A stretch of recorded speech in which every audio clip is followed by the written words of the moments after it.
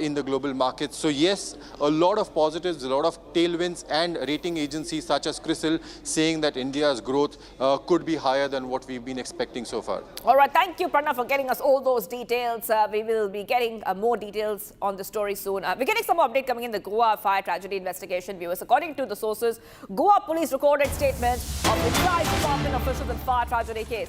The big update coming in, viewer statements of Panchayat body are also being examined. Substantive details have come out during the investigation. The Magisterial Inquiry Committee has questioned the original landowner Pradeep Amankar.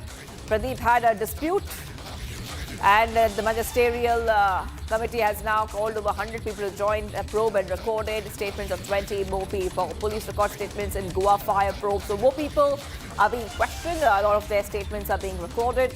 Excise officials are also being questioned in the Goa fire tragedy. So we're getting these updates coming in, viewers. Back-to-back updates coming in Republic TV. Simultaneously, effort is on to deport the Luthra brothers from Thailand. So we see the CBI has reached Thailand already. Also, the Luthra brothers' lawyers are in Thailand. All right, Swarali is joining us. Swarali, looks like more questioning is taking place and statements are being recorded. If you could help our viewers understand what the latest is. Yes, that's true. As we all know that a magisterial probe had been ordered by the CM of Goa, Pramod Sawant, and now that is taking place. It is in the process, and now we get to know that statements are recorded from the excise department and fire department. Now we are getting to know that substantial details are coming out from the investigation. And let me also tell you, the previous landowner Pradeep Amankar was also inquired during the magisterial probe. Also, the committee has called for 100 people for the inquiry during this entire process of investigation and recorded statements of around more than 20 people. That's the recent update we are getting in right now, and we are also getting this information that important inputs have been given by this investigation done by the Goa police and the magisterial committee. On the other hand, wherein we know that the legal team has landed in Thailand to expedite the process of deportation of Luthra brothers, who are the major perpetrators of Goa fire tragedy. And there's a constant effort by Goa administration and police to get them back. And now in a major success and major update, we get to know that the process will be expedited. On the other hand, legal team has also met Luthra brother, and meeting went on for 30 minutes. And at any point in time, we could get the update that exactly on which day, when will they be brought back to India. But the thing is that firstly they'll be brought back to Delhi, and then they'll be flown to the state of Goa. Back to you. Yes, and before, we were also tracking other updates coming in, Swarali. Earlier today, we were speaking about the Luthra brothers being deported. Everything is being done for them to be deported back to India. And we know that, in fact, the passport was suspended. So they have to take a certificate from the Indian embassy in Thailand. The lawyers are there. The CBI is there. So when will that take place? When can we expect the deportation of the Luthra brothers?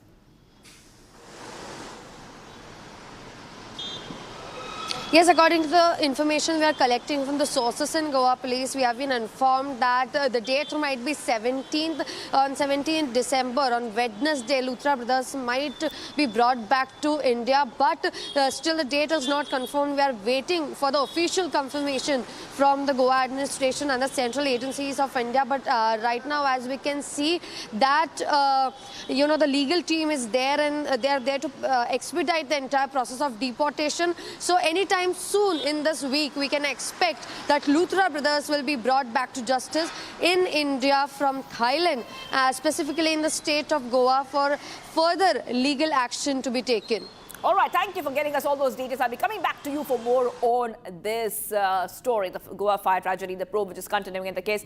Okay, let's move ahead, viewers. Tamil Nadu inside sources from BJP reveal that they will have their plan to contest 50 assembly constituencies. Now, in a meeting last night with Amit Shah, we see that Nayanar Nagendran told the media that nothing political was discussed. It was reported that the state president submitted the list of 50 constituencies from Tamil Nadu, in which the BJP see themselves as a very strong suit. Now, identifying 65 winnable seats, 50 for the BJP and the other 15 for the NDA leaders. Without the ADMK in place, the BJP in the state has drawn up a list. Well, Amit Shah was set to visit Tamil Nadu to meet the party office bearers. His arrival has been postponed to end of the month, following which PM Modi to arrive in the second week of January for a political campaign. So big update coming in, inside scoop on Tamil Nadu elections. Sharda joining us live. Sharda, take our viewers through what we can expect. You know, Tamil Nadu elections are not too far away. So we see that all the parties are planning. It's a race for Tamil Nadu now. And now, of course, the next focus would be the seat sharing. We're getting some information coming in about the seat sharing formula. Sharda. Well, with just 5 months away for the elections to actually happen in the state of Tamil Nadu, multiple parties have opened up spaces for people to post in their requests and also post in whether they want to stand as an MLA or not. The requests or the opening forms have also been given by the Congress, BJP and the AIADMK. Now, yesterday after the BJP state president Nainar Nagendran met Home Minister Amit Shah in Delhi, it has come to the notice that the BJP has planned for taking 50 seats off from the NDA alliance. Also, the seat sharing process will be them talking to the AIADMK. Out of the 234, 50 seats should be taken by the BJP is what the state president Nainar Nagendran has approached Amit Shah with. It is said that the BJP has done a clarification on the seats that are stronger if the BJP stands there, especially if the NDA alliance stands on that particular area, that they see there's a victory for that particular constituency. And now with the 50 seats that the NDA has opted, it also includes the western part of Tamil Nadu the most when compared to the south and the north. Also, one of the important points that the BJP is keeping is the NDA alliance seats, the extra 15 seats out of the 65 that the NDA will for sure win in. It also looks at the other parties that the NDA has alliance with, which also includes the JMMK and other minority parties, including the TMC, that is part of the NDA alliance without the AIADMK. Yes. And, you know, Sharada, you know, we have to also talk about what the key issues are. We have seen the AIADMK and the BJP repeatedly say that the DMK has lost support of the people. And there have been many instances which the AIADMK and the DMK have highlighted. How will that really play out? Because we see that the AIADMK and the BJP are very confident of taking Tamil Nadu when it comes to the vote share. Well, the NDA alliance, the main formation happened in May after Amit Shah made his visit to Tamil Nadu, and following which there's been constant talks between the AIADMK and BJP leaders. We can see Nainar Nagendran and the AIADMK Party General Secretary Edapadi K. Palaniswamy having conversations every once in a while, and that the AIADMK and BJP constantly thinks about dethroning the DMK from power, and they see they see themselves as a strong political opponent for the DMK, and to make a mega alliance to make sure that the 2026 elections is in the hands of NDA and make sure that though the DMK alliance is strong as of now, over time, even yesterday the AIADMK General Secretary in the party meet revealed that there are more parties that to come and join the NDA alliance, and that this alliance really gets stronger. And keeping in mind the BJP and the AIADMK in 2021 when the elections happened had a strong opposition like the DMK to fight on when they were in power, and now with of the 20 seats they contested, 4 seats were won by the BJP, and now BJP seems to have become more stronger in the state of Tamil Nadu after their alliance again with the AIADMK post the 2024 Lok Sabha elections. So now with the AIADMK BJP in hand together, they seem like a stronger opposition for the DMK, and they are very confident that they'll be winning the 2026 elections.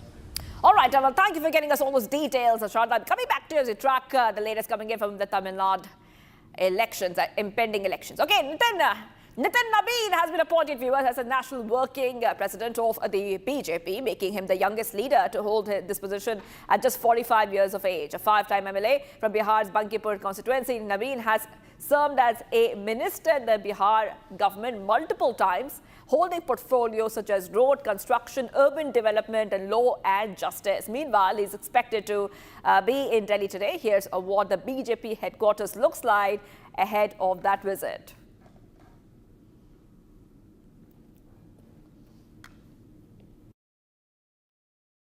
14 December 2025 BJP के लिए, BJP के कार्यकर्ताओं के लिए एक बड़ा दिन रहा है, क्योंकि बीजेपी को अपना नया नवीन अध्यक्ष जो है वो मिल चुका है। बात हम कर रहे हैं बीजेपी के नए अध्यक्ष नितिन नबीन की, और इस वक्त बीजेपी हेड ऑफिस में मौजूद है। बिहार से आपको बता दें कि नितिन नबीन है, पटना के रहने वाले हैं, और यहाँ पर इस वक्त जो तस्वीरें हैं वो बिहार टच ही दे रही है। बता दें यहाँ पर मखाना खीर जो है वो मनाई जा रही है। कुछ समय पहले आपको याद होगा जब बिहार में एनडीए की रिकॉर्ड तोड़ जीत हुई थी, तब भी ये मखाना खीर जो है वो मनाई गई थी। बिहार में कहा जाता है, मिथिलांचल में अगर हम बात करें तो कुछ बस दिल्ली के बिहार के लोगों की शुभकामना है। बिहार के मेरे क्षेत्र के लोगों ने मुझे इतना आशीर्वाद दिया, बिहार ने इतना आशीर्वाद दिया। आज उन बिहार के लोगों के आशीर्वाद के बल पर मैं आज पार्टी के लिए बड़ा चलिए तो ये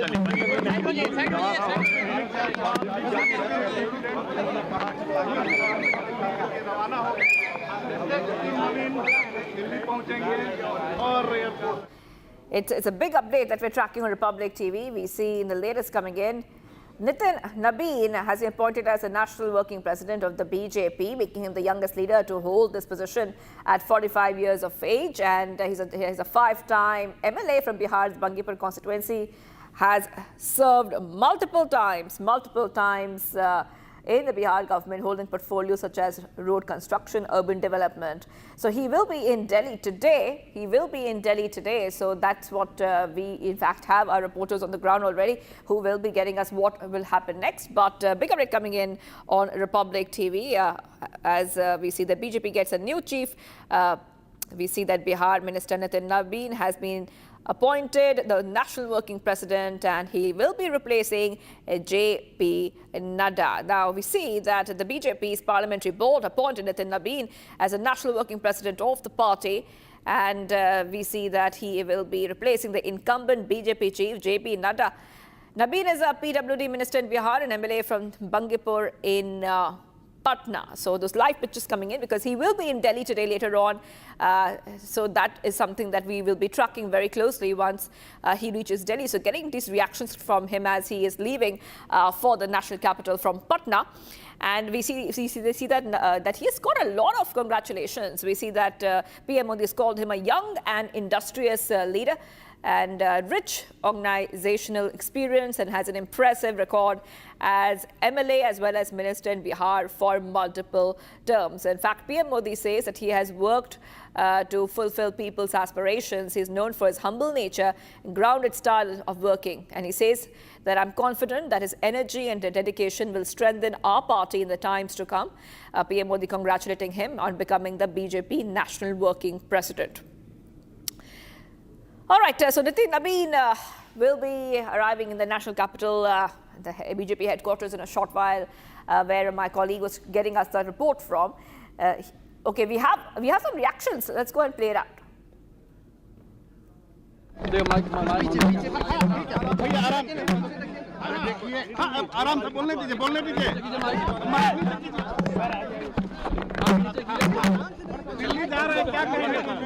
बस दिल्ली के बिहार के लोगों की शुभकामना है। बिहार के मेरे क्षेत्र के लोगों ने मुझे इतना आशीर्वाद दिया, बिहार ने इतना आशीर्वाद दिया। आज उन बिहार के लोगों के आशीर्वाद के बल पर मैं आज पार्टी के लिए बड़ा चलिए तो ये All right, shifting our focus to some international news where we have live shots coming in from Sydney's Bondi beach after two gunmen shot dead. At least 15 people were wounded, at least 40 during a Jewish holiday celebration on Sunday. Very unfortunate incident. Getting those live pictures coming in from Sydney's Bondi beach.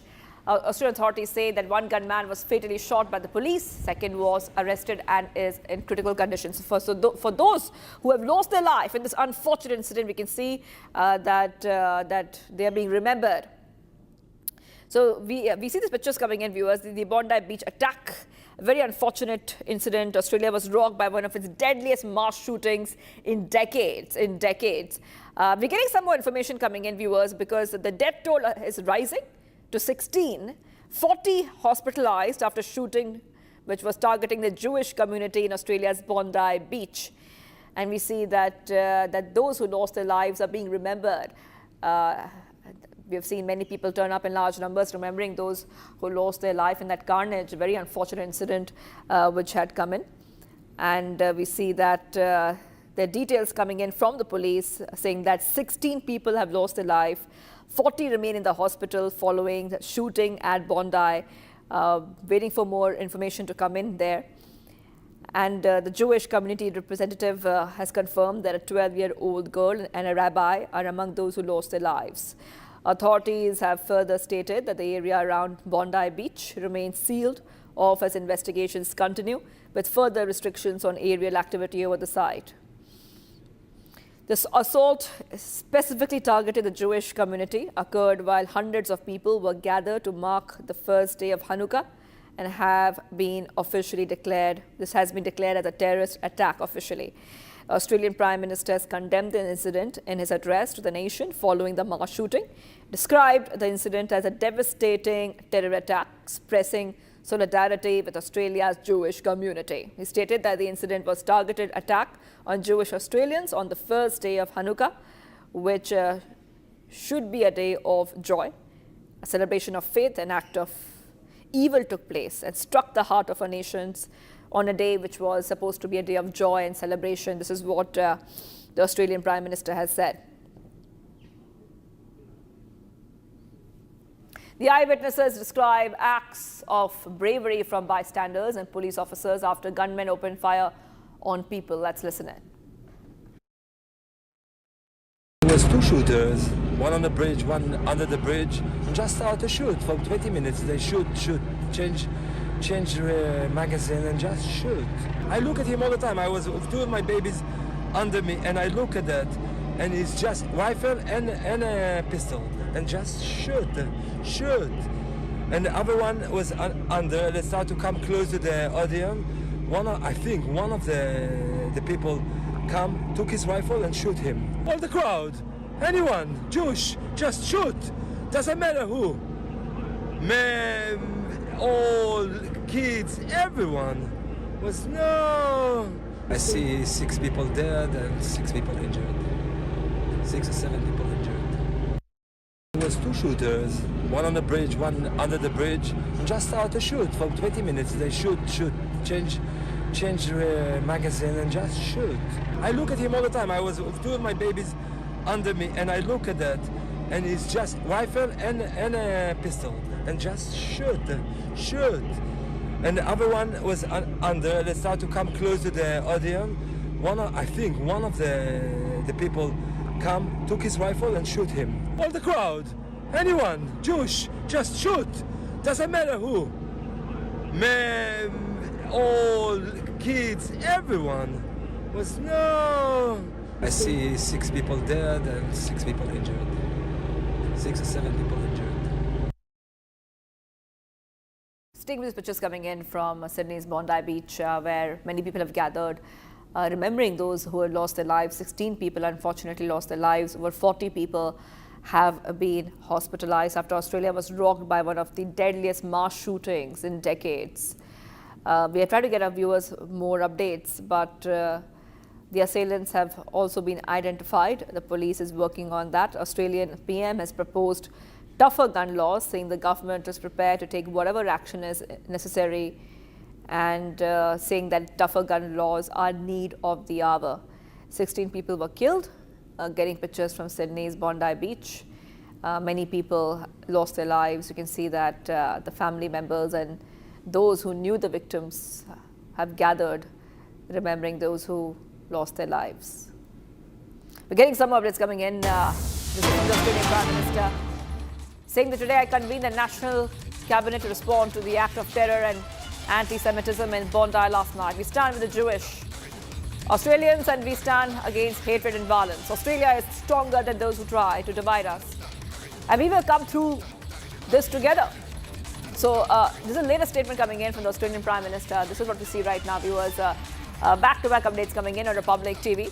And also, like we told our viewers, that the Australian Prime Minister has proposed tougher gun laws post that incident. So the latest statement coming in from the Australian Prime Minister, saying the government is prepared to take whatever action is necessary for tougher gun laws and calling this attack an act of terror. So that's very important to highlight that this incident, which took place in Sydney's Bondi Beach, is being called as an act of terror.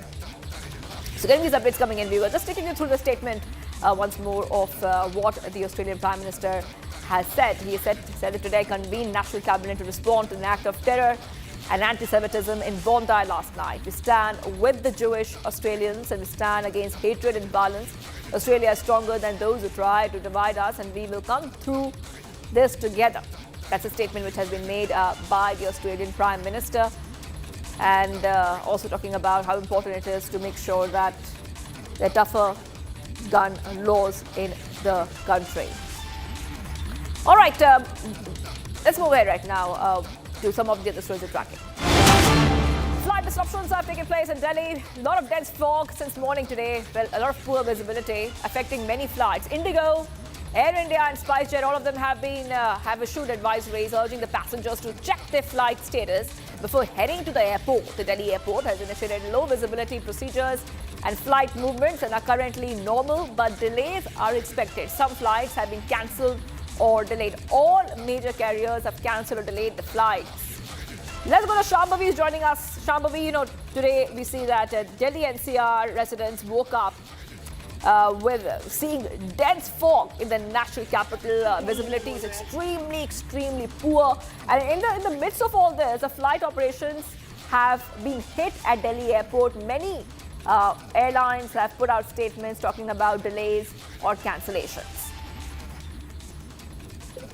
But see, this all started with IndiGo releasing a statement regarding the flight disruptions due to the dense fog and the poor visibility in Delhi, and then it was followed by the Air India and SpiceJet again issuing their own advisories. And they're basically, all these airlines are basically asking the passengers to check, make sure that they check their flight status before leaving their homes, because there's a chance that the flights would be delayed given the bad weather conditions and the dense fog. And as of now, there's no such unexpected movements. Every function, the operations are normal as usual. But because of the dense fog and the low visibility issue, the flights are expected to be cancelled or delayed. Yes, and in the midst of all this, of course, at this whenever the flights get cancelled or delayed, the passengers would like to know what's the next step, whether they can be rebooked, whether the flights will be refunded. So at this time, are the passengers getting the appropriate help from the staff of these airlines, Shambhavi? See, with all the airlines, they have said that they have the dedicated teams making sure that passengers do not have any issue with the cancellations or delays, that all their concerns are being addressed by the concerned authorities, by the concerned teams of all these airlines. And as of now, there hasn't been any unexpected disruption as of yet, but again, just delays, usual delays in the flight time because of the dense fog. Right. Okay. Also, let's take a view through how many flights have been cancelled so far, Shambhavi. So from the latest coming in that we are seeing, that around 75 plus flights have been disrupted. Over 20 Air India flights have been cancelled. IndiGo flights have also been hit. Indo operations have been hit. Airline has issued advisory on the disruption. So help our viewers understand, what exactly is happening in terms of the flight operations and when will they resume normally? Is there any statement on that yet? See, when we see the operations of whether it's Air India or whether it's IndiGo, both of these airlines have been facing some or the other snag since last few months at least. Be it with Air India, since the unfortunate flight crash, the issue has been that each of their flights has been having some kind of technical snag or something else. And when just 10 to 12 days ago, IndiGo had this entire IndiGo crisis where hundreds and hundreds of flights were cancelled and thousands of passengers were affected by it. So the things are not looking very good for at least both these airlines, be it Air India and IndiGo, who covers around 92% of the total market, the domestic market. But again, things will definitely improve as and when the weather conditions get a little better. All right, thank you for getting us all those details. I will be coming back to you for more. Taking a short break, viewers. Australia is reeling from a deadly terror attack at Sydney's Bondi Beach, where police say a father-son duo of Pakistani origin opened fire on the crowd.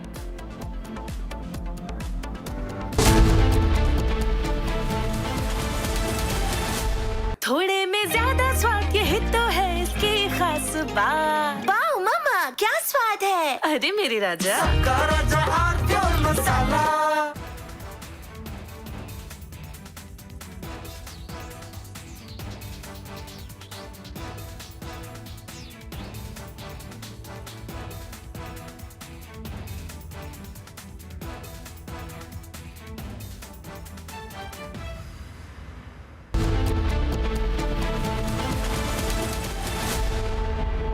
थोड़े में ज्यादा स्वाद ये तो है इसकी खास बात। वाओ मामा, क्या स्वाद है? अरे मेरी राजा, राजा और pure masala.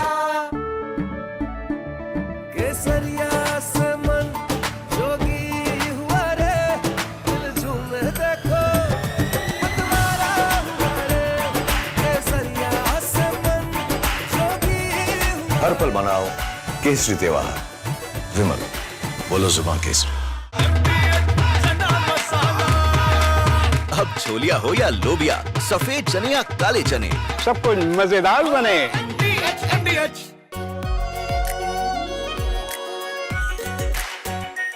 R pure shahi paneer masala, delicious, healthy every day. From Asia's largest news headquarters, setting the agenda for Bharat.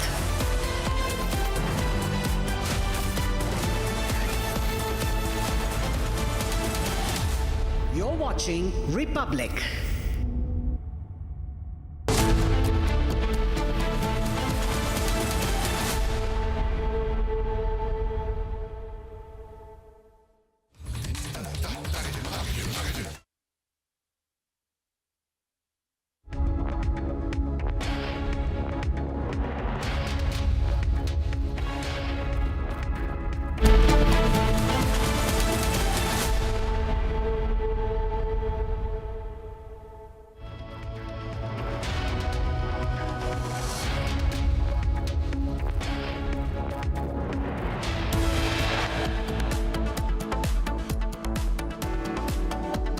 Congress party workers chant death to PM slogans at the official Congress rally held in the national capital. Issue reaches Parliament.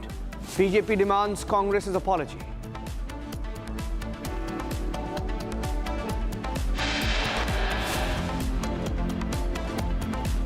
The Luthra brothers likely to be brought back to Delhi in a few days from now.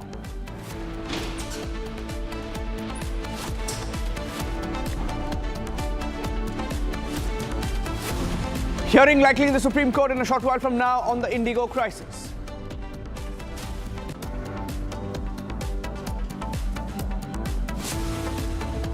NIA charge sheet to be filed on the Pahalgam terror attack of April 2025.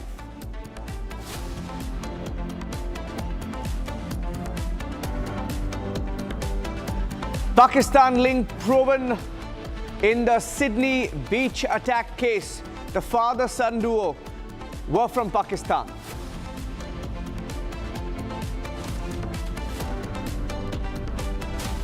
Delhi AQI levels hit almost 500.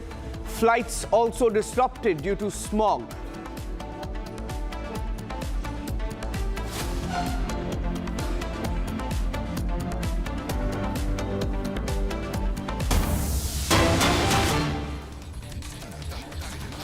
Getting in some breaking news right now of the Pakistan link that is emerging to the Australia terror attack at Sydney's Bondi beach. In fact, the attack was carried out by the father-son duo, and as the investigators look further into the details, the police has gone on record in Australia to confirm that the father-son duo were from Pakistan. The son, 24 years old, was already under the scanner, and in the pictures that were shown and that were recorded and shared widely on social media, it appears that the attacker was Naveed Akram and his father, Naveed Akram was 24 years old, and Naveed Akram belonged to Pakistan, spent time in Pakistan is what we are hearing.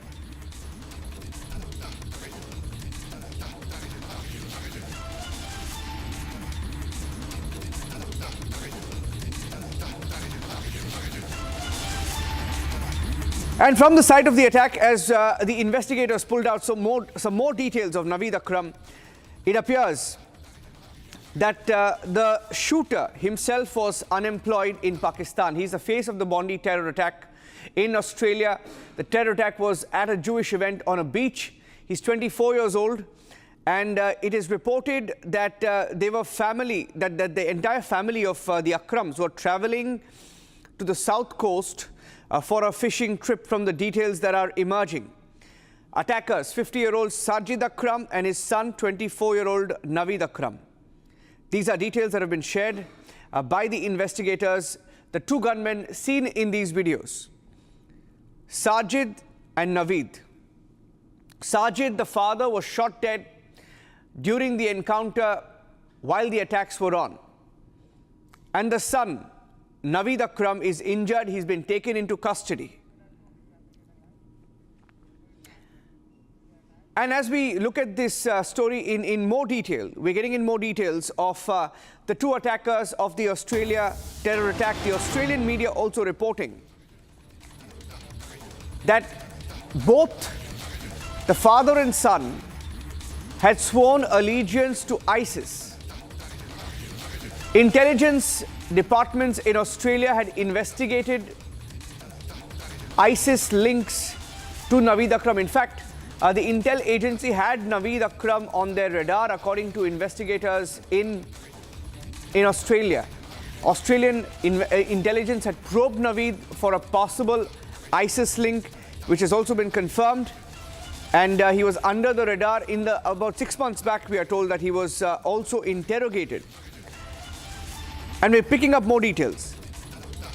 Sandeep Fogart is joining us live from Australia. Sandeep Fogart is an Indian who's based in Australia, has been following the story very closely. Sandeep, what do we know about Sajid Akram and Naveed Akram from the details that are available? Sandeep. So Sajid Akram and Naveed Akram, so the father and son duo, they were involved in this attack. And police had confirmed that without people thinking that they had a mental situation. So police have confirmed they were absolutely fine. There was no issue with their mental health. So just to rule out that thing. Now, his son, who is critical but in stable condition at the moment. So he was scrutinized for his link with the ISIS. He was under the radar, but as soon as they found that there was no more investigation going on, so they decided Sunday, which was the first day of the Hanukkah event, to take that decision, and they took those licensed arms. So they had 6 guns, all the licensed arm guns, because his father was the member of one of the gun clubs, so he had those for nearly 10 years. But police also clarified that it hasn't been found out that those guns or any other material which was supplied from any terrorist group at this stage, they're still investigating. So at their Camp C home, so which is about half an hour away from the Bondi beach, where all the terror attack happened. So they went there in a car, that car also is in custody, and they found some explosive which has been disarmed. I gave the headlines. Headlines are on the group. Yeah, it has been neutralized already, and they're still working on it. So at this stage, these are the information what police have shared, and they have also mentioned that they will be questioning once that the son, the other person who is still in the hospital, to get the more information if he has any ISIS link, which they already had a conversation with, like did they get any intel or any information, or somebody was helping them, somebody was funding them. So all these part of the investigation, they need to follow up once they find that person is in condition to talk. Yes. From the information that is available publicly, and we are hearing, Sandeep, that they had pledged their allegiance to Islamic State, and either the father or son or both had spent some time in Pakistan as well. So what are you hearing about the Pakistan link as is being reported, confirmed by officials there in Australia? The investigation, definitely there was some news about that they've been to Pakistan, so which could be his father's relatives living there, but the son was born here in Australia.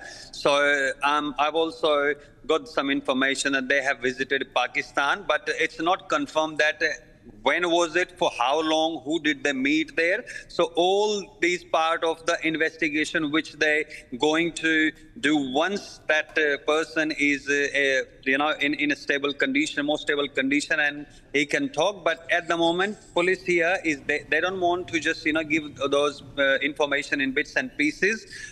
So they thoroughly investigating. They have already raided their house at night, and they still seal their house to get more information. But at this stage, they have confirmed that there was. At the start, they were saying that there is a third person also who they are looking for, but at this stage, they have mentioned that they're not looking for any other person involvement in this incident, and their focus is totally on that person. They're going to investigate further once he's in more stable condition. Okay. Now, this is a problem, and there is a graphic that we have. If we can put out what we just showed. One of the official documents that was perhaps recovered from one of the attackers, Naveed Akram. If you can put that out. That's a driver's license. Driver's license of Naveed Akram from the media in Australia, giving out his address as well. I don't think there's any need to blur that out, because the police was at his home knocking on his doors, and they've raided the residence last night.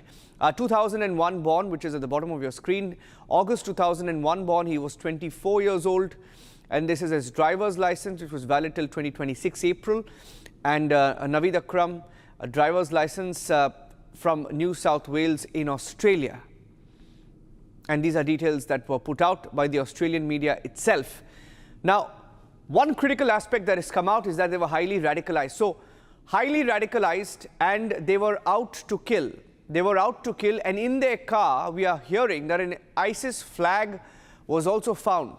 An ISIS flag was found in the car of the father-son terror duo. Can you confirm that?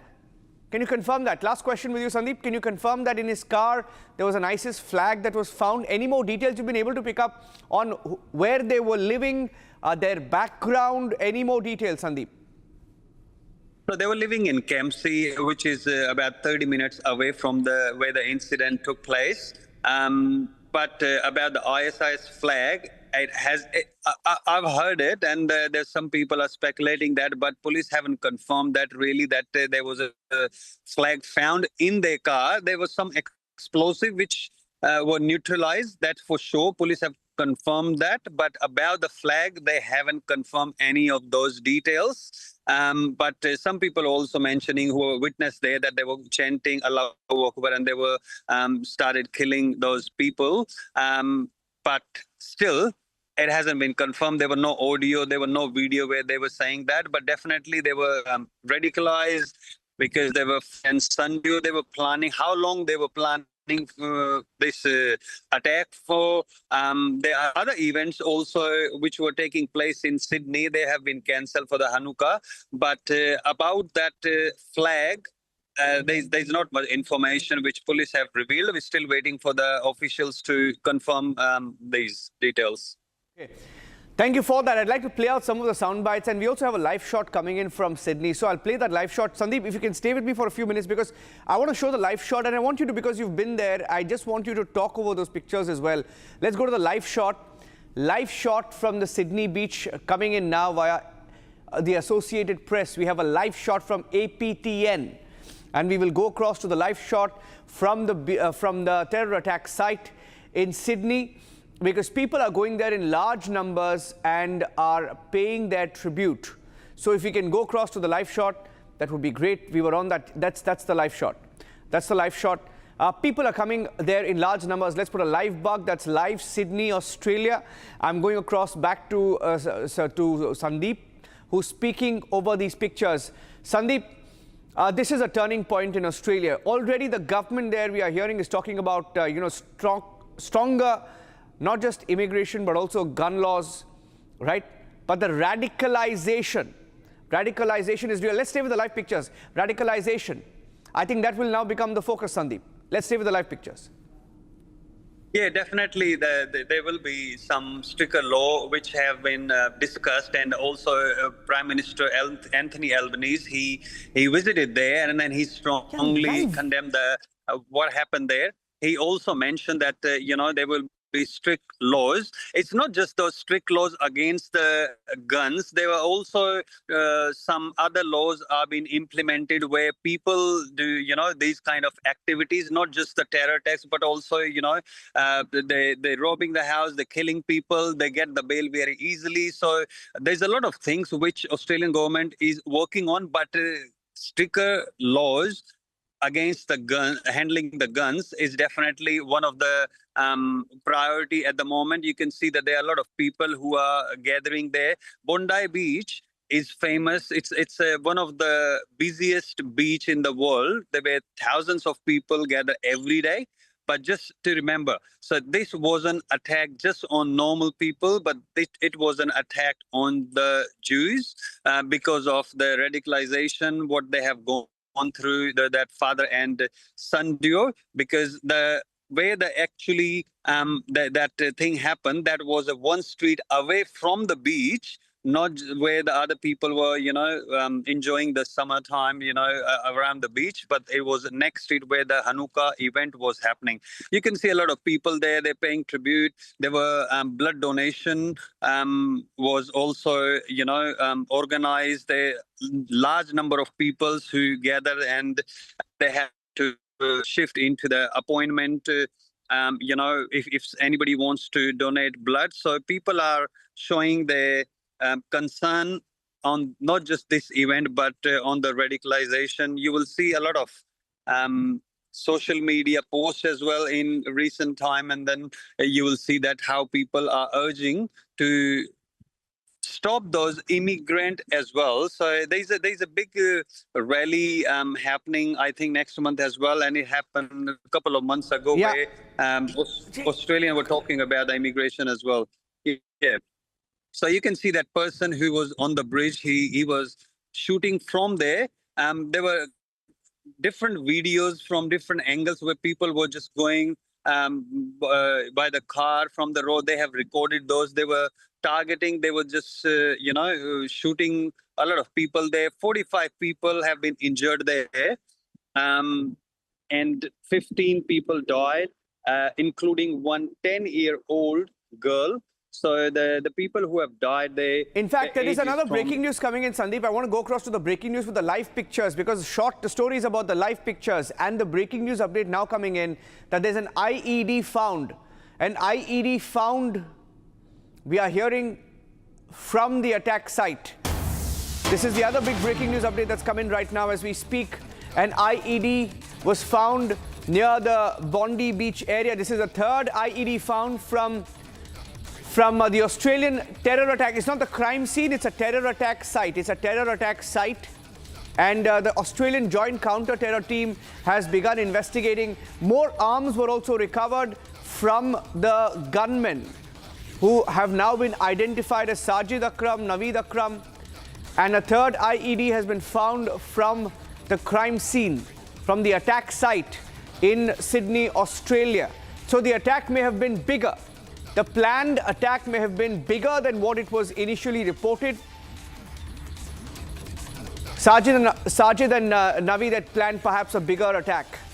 Now that's what we are able to make out from these details. Right. Sandeep, any more details you've been able to pick up? How well prepared were they? Were there just two of them? Were there more? What have you been able to pick up about their antecedents or the last few hours and on how they planned it? I think what police discovered that they were suspecting another person. They were looking for. They have raided few few houses, thinking that there could be more people there. But in their last press conference, they have confirmed that they are not looking for an additional person, and they were only father and son duo. They were involved, but definitely there's IEDs been found. They have already confirmed last night that they're suspecting more explosive to be planted near the site where that incident happened, where the terrorist attack happened. So they already knew it, and then the area was sealed for long, so many hours, like as soon as the incident happened, and it's still being sealed, and it's still looking for more explosive, because they were planning for, I think, for months. So as I confirmed that they were being scrutinized for ISIS link, his son Naved. So I think they were planning, and I think the information what I am getting, so there could be some more people who were helping them, because they can't have those IED and other materials just by themselves. Even though that father had the 6-gun license, which includes shotgun and the other gun, but I think gathering that IED and taking into the place, it's not a two-people job. So police is definitely investigating with other agencies. Border Force agencies is being involved, getting the help from the FBI as well. Like Kash Patel already confirmed yesterday that it was targeted attack to Jews. So multiple, not just Australian agency, but also getting help from the FBI, because Australia is a part of Five Eye. So getting the information, trying to find more links if it was connected to a very bigger plan.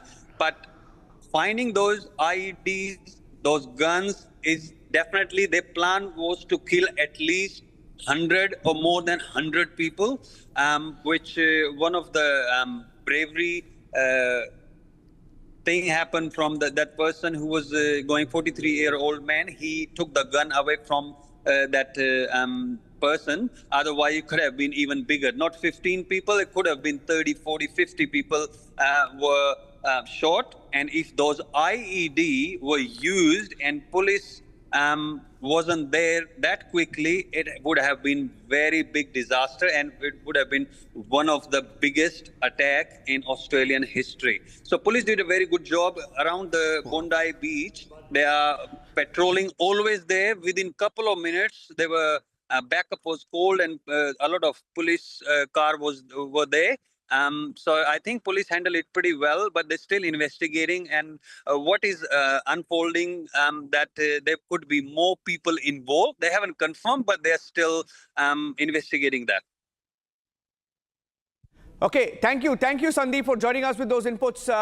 Those are live shots, by the way, coming in. That just to give our viewers a sense of what is happening there. It's a little after 5 p.m. there in Australia, and many people, you just saw a shot at the attack site. It's now turned into a tribute site where thousands of Australians are going there to just simply pay their tribute. Those pictures from last evening showing how intense the situation was as the father-son duo went on a firing spree, killing whoever they saw in their line of sight. They just kept opening fire.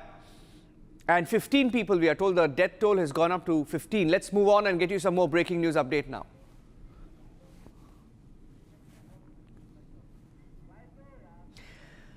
And flight disruptions continue in the national capital. This is after the IndiGo crisis. The fog in the national capital, rather over the national capital, has disrupted flight operations of several carriers, not just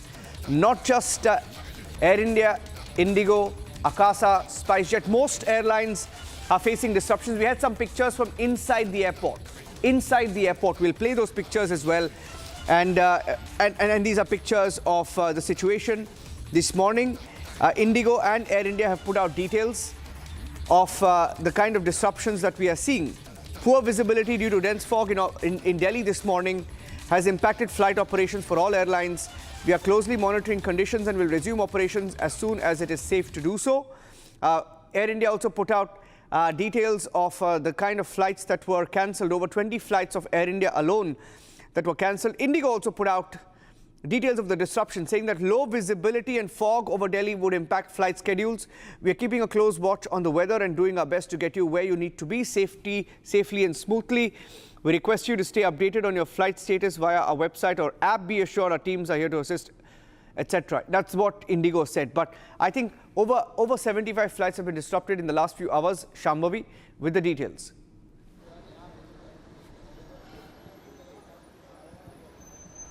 Right, and this started with IndiGo releasing a statement regarding how they've been asking the passengers to be a little patient and also make sure that they travel with some extra time.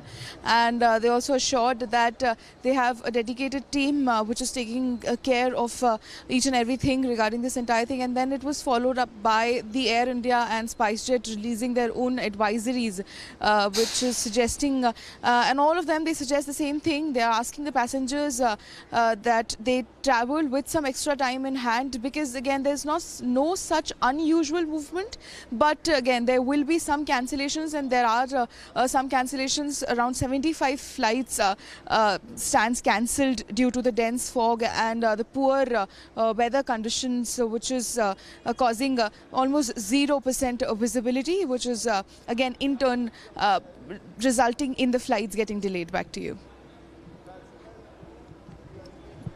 Speaking in Parliament, we'll quickly cut across live as he speaks on the disruption. Cutting across live for an update from the minister. Expand करने की बहुत ज़रूरत है.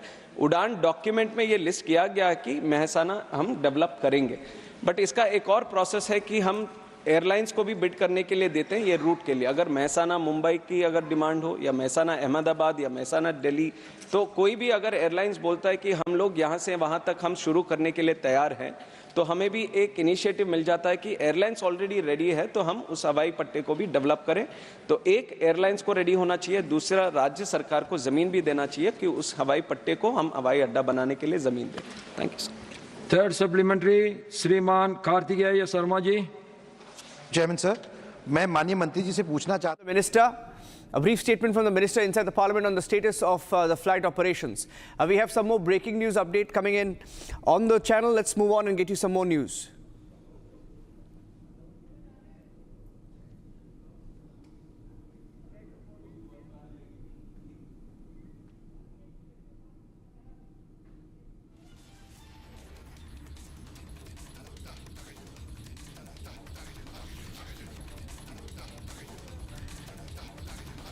And the other big story, ladies and gentlemen, as we stay on the pictures from Delhi, we will get you the latest input. That's the video that came in from the Delhi airport this morning as flight operations continued to get disrupted. This morning, the reason was dense fog.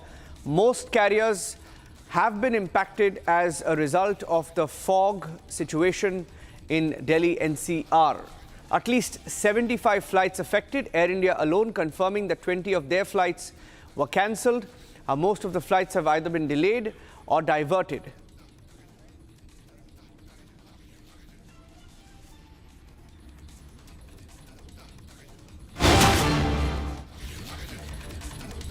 And the Congress party has responded to the death to Prime Minister chants that were heard during the official Congress rally on the weekend.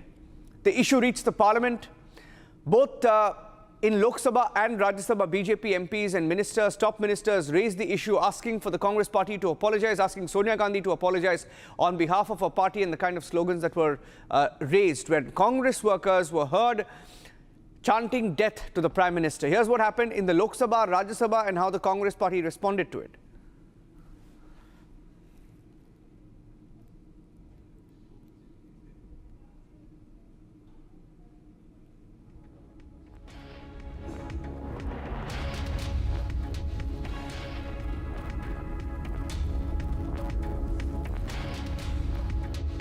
हम लोग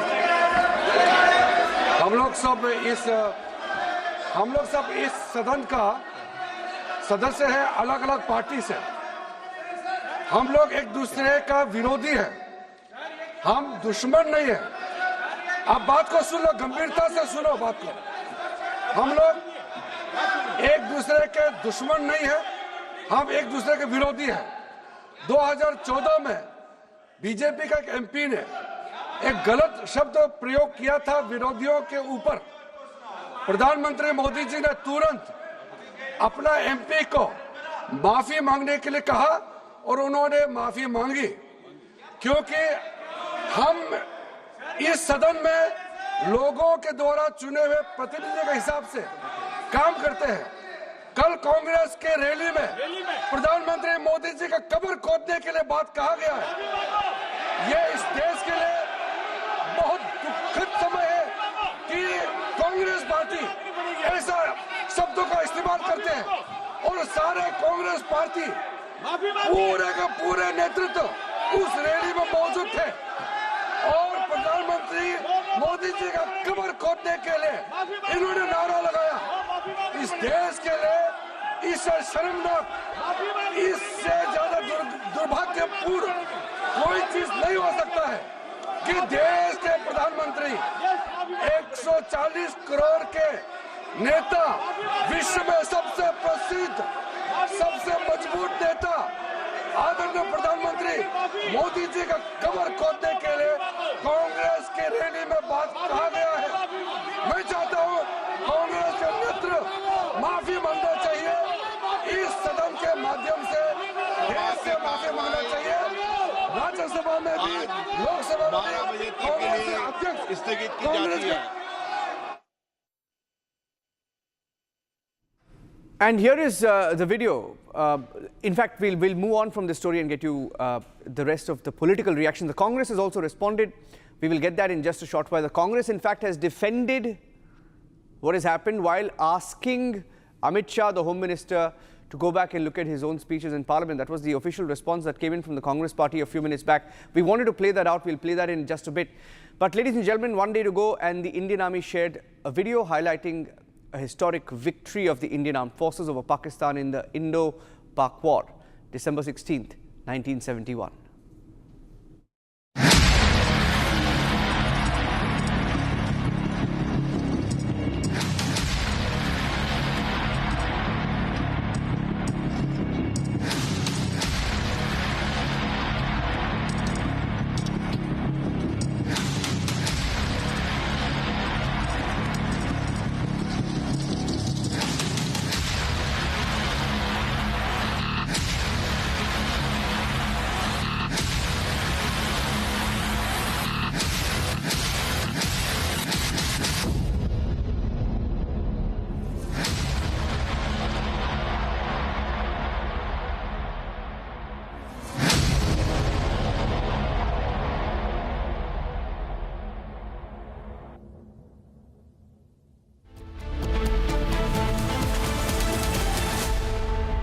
थोड़े में ज्यादा स्वाद, यही तो है इसकी खास बात। वाओ मामा, क्या स्वाद है। अरे मेरे राजा, Amity has been ranked amongst the top 3% universities globally, a testimony to Amity's globally benchmarked quality. दादी के हाथों का जादू और खुशबू से महकता घर, माँ की मुस्कुराहट और खाने की सुगंध। MDH गरम मसाला, क्योंकि हर रिश्ता है स्वाद से जुड़ा।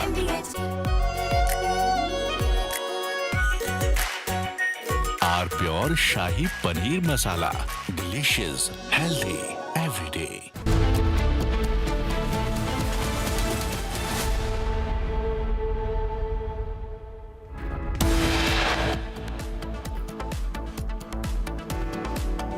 After death threat issued to Prime Minister Modi in a Congress rally, BJP demands an unconditional apology from the Congress. Saurabh Luthra and Gaurav Luthra legal teams land in Thailand. Luthra is to be deported to India soon.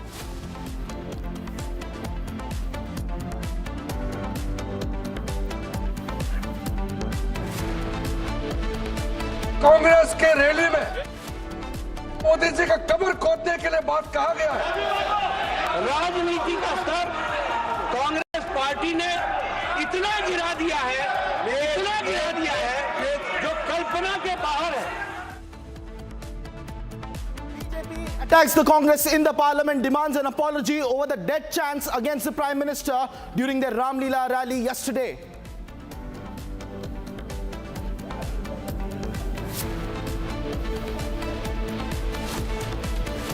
BJP says Sonia Gandhi must apologize unconditionally on behalf of the Congress.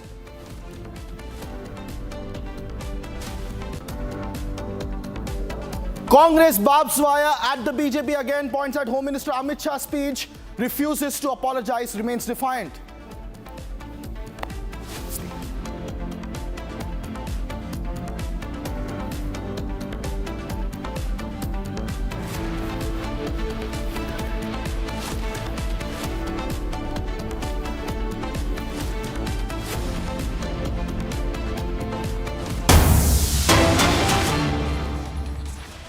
And ladies and gentlemen, we are getting a fresh breaking news update coming in as we speak. Congress is now defending the death threat chants raised against the Prime Minister during their rally. The BJP has accused the Congress party and its workers of issuing death threats to the Prime Minister during their rally at Ramlila Maidan yesterday and today. Now, the BJP has been demanding an unconditional apology. In the interim, there has been a face-off in the Parliament with Union Minister Kiran Rijiju taking on the Grand Old Party for their discourse and the language used against the Prime Minister. But the Congress now remains defiant with its MP Manikam Tagore defending the chants against the Prime Minister.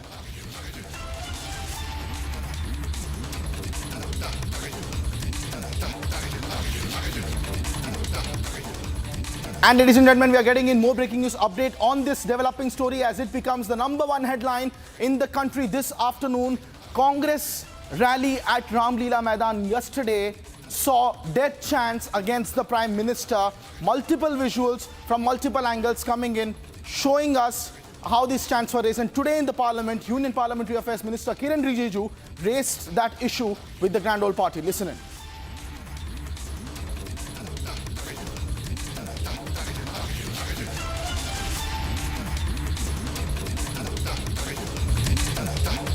Language use कर नाम बताइए ना, बिना नाम जनाब का आज ये पूछना सही है क्या? किसका माफी मांगना चाहिए? अमित शाह का माफी मांगना चाहिए, हमें माफी मांगना चाहिए? अमित शाह पार्लियामेंट का मंदिर बोलते हैं, वो आके माफी नहीं मांगता है। और वोट चोरी गद्दी चोर रैली इतना बड़ा सक्सेस हो गया, इसलिए समझ नहीं पा रहे वो क्या रहा है इस देश में, इसलिए आके पार्लियामेंट डिस्टर्ब करने लगे। कौन अब्यूसिव लैंग्वेज यूज कर नाम बताइए ना, बिना नाम जनाब का आज ये पूछना सही है क्या? किसका माफी मांगना चाहिए? अमित शाह का माफी मांगना चाहिए, हमें माफी मांगना चाहिए? अमित शाह पार्लियामेंट का मंदिर बोलते हैं, वो आके माफी नहीं मांगता है। और वोट चोरी गद्दी चोर रैली इतना बड़ा सक्सेस हो गया, इसलिए समझ नहीं पा रहे वो क्या रहा है इस देश में, इसलिए आके पार्लियामेंट डिस्टर्ब करने लगे। This is totally a baseless drama they are created today. I think it is because of the biggest successful conducted rally. Delhi never seen this type of enthusiasm, this type of participation for a Congress rally within these 10-15 years. It may be provoked them, but what they are blaming, I asked Kiran Rijiju, any Congress leader spoke about it. They are telling some people in the rally, they are telling all these things. These are baseless. We don't know. Lakhs of people are participating in the rally. It is not our customs to blame, use dirty language, unacceptable language against any political leader, even though they are our political enemies. Our party's policy is not like that.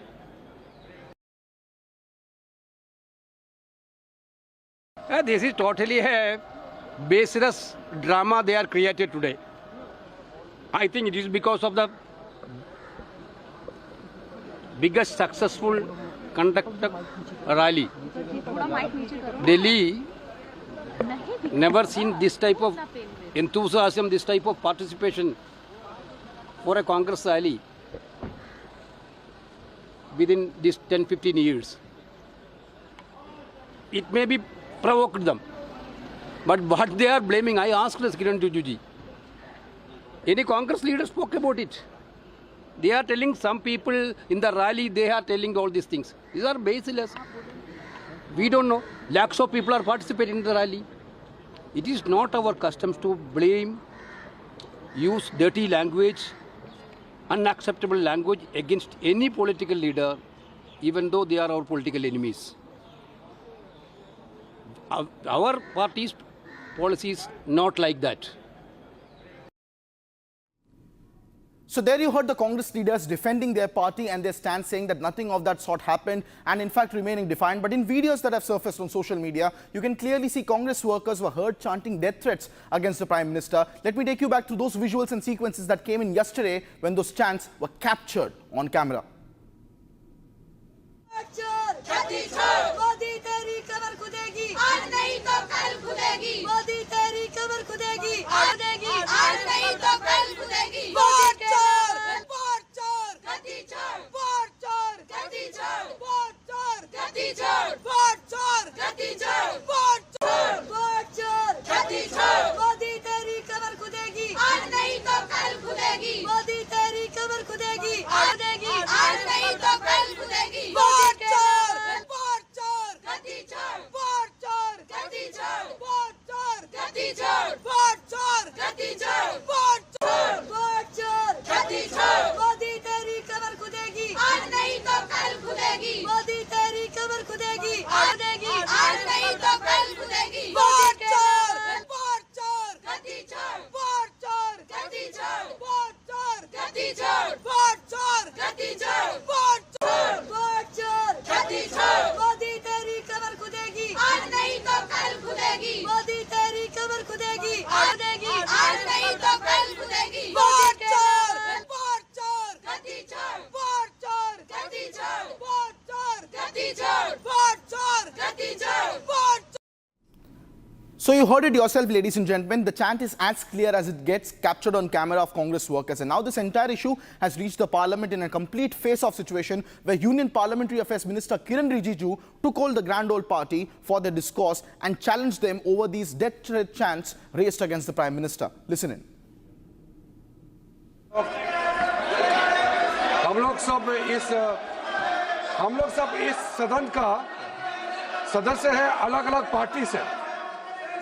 हम लोग एक दूसरे का विरोधी है, हम दुश्मन नहीं है। आप बात को सुन लो, गंभीरता से सुनो बात को। हम लोग एक दूसरे के दुश्मन नहीं है, हम एक दूसरे के विरोधी हैं। 2014 में बीजेपी का एक एमपी ने एक गलत शब्द प्रयोग किया था विरोधियों के ऊपर। प्रधानमंत्री मोदी जी ने तुरंत अपना एमपी को माफी मांगने के लिए कहा और उन्होंने माफी मांगी, क्योंकि हम इस सदन में लोगों के द्वारा चुने हुए प्रतिनिधि के हिसाब से काम करते हैं। कल कांग्रेस के रैली में प्रधानमंत्री मोदी जी का कब्र खोदने के लिए बात कहा गया है।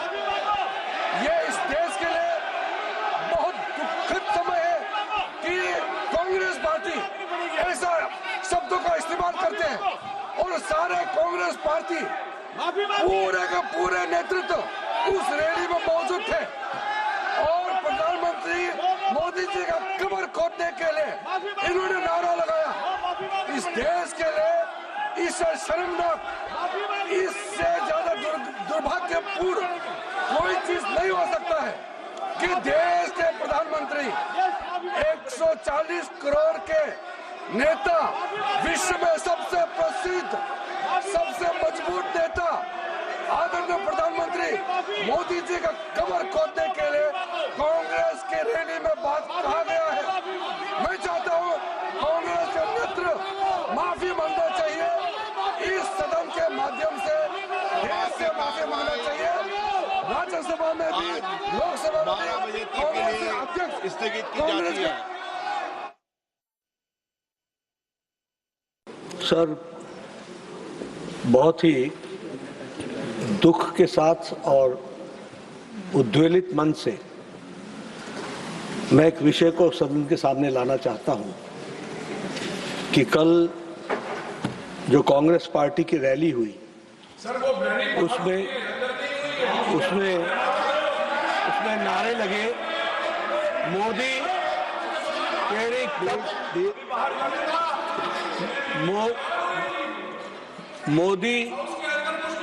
मोदी तेरी कब्र खुदेगी, आज नहीं तो कल खुदेगी। ये इस तरीके के नारे की बात रिकॉर्ड पे जा रही है, प्लीज ये तरीके के नारे कांग्रेस पार्टी के सोच और मानसिकता को दर्शाता है। ये नामदारों के झंझलाहट को स्पष्ट इंगित करता है और साथ में इस तरीके की बात कहना एक प्रधानमंत्री जी के खिलाफ और मृत्यु की कामना करना यह अपने आप में बहुत ही निंदनीय है।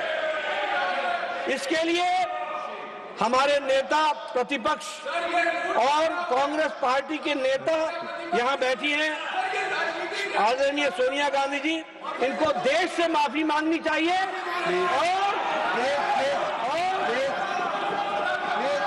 देश से माफी मांगनी चाहिए और ये नामदारों की झंझलाहट है, इसको समझना चाहिए। और मैं ये भी कहना चाहूंगा कि राजनीति का स्तर कांग्रेस पार्टी ने इतना गिरा दिया है जो कल्पना के बाहर है। इसलिए इसकी मैं घोर निंदा भी करता हूं और मैं श्रीमती सोनिया गांधी जी से Well, that is what happened in the Parliament today, ladies and gentlemen. At the same time, during the Supreme Court hearing, the IndiGo matter came up. In fact, a petitioner approached the Supreme Court with a public interest litigation. However, he was told to approach the Delhi High Court, as the Delhi High Court is already listening to a PIL filed in the entire matter. And the Supreme Court said that the petitioner is welcome to come back to the Supreme Court if their demands and redressal is not met by the Delhi High Court proceeding that is going on there, observing that the issue is already seized off by the Delhi High Court. And a bench led by Chief Justice of India, Surya, requested the petitioner that the High Court will allow the PIL petitioner to join the proceedings related to the IndiGo crisis pending before it. All the issues raised by the petitioner are pending consideration before the Delhi High Court, said the Supreme Court. They also said that the petitioner has expressed that he will join the proceedings before the High Court, and we request the Delhi High Court to allow the petitioner to join. So now the entire crisis once again reaches the Supreme Court of India, and the Supreme Court has asked the petitioner to take the PIL and join, in fact, the PIL that was ongoing already in the Delhi High Court. My colleague Shambhavi joins us live on the broadcast with more details on the story. Shambhavi, the IndiGo crisis continues, and now more petitions are reaching the Supreme Court, but the Honorable Supreme Court has asked this latest petitioner to go to the High Court, where already a PIL has been filed and the High Court has been hearing the matter. What's the latest? Well, what was expected, Shrita, that has happened, because then again, on the same matter, on this entire matter of IndiGo crisis, two petitions were filed at the same time. One was filed in the Supreme Court and one was filed in the Delhi High Court. The Supreme Court said that refused to list the matter for urgent hearing and said that they will come back to it, given that the government is already taking care of the matter at hand. But when the other petition was filed in the Delhi High Court listed it for just 2 days later, and also slammed the central government as well as DGCA for lack of action, and also for letting things get out of hand to a point that something so on such a huge scale happened. And now, when the matter was listed in the Supreme Court has asked the petitioner to go and join the petition, the list of petitions in which is already being heard by the Delhi High Court, and has said that even the High Courts are constitutional courts, and they're sure that you will get a remedy there. If you do not get relief, you are more than welcome to come and file a petition before us. Back to you. Thank you very much, Shambhavi, for bringing us those details, ladies and gentlemen. That's the latest coming in on the IndiGo saga, which reached the Supreme Court, but the Supreme Court has asked the PIL petitioner to go and approach the Delhi High Court, where the proceedings are presently underway. Bringing you more breaking news detail now coming in from the state of Maharashtra, where the Mumbai police have made a major breakthrough in their fight against narcotics. A synthetic drug factory worth staggering rupees 150 to 200 crore has been now busted, and that the police has calling it one of the biggest operations against the narcotics of its kind. Here's a quick report on that massive narco terror crackdown by the Mumbai police.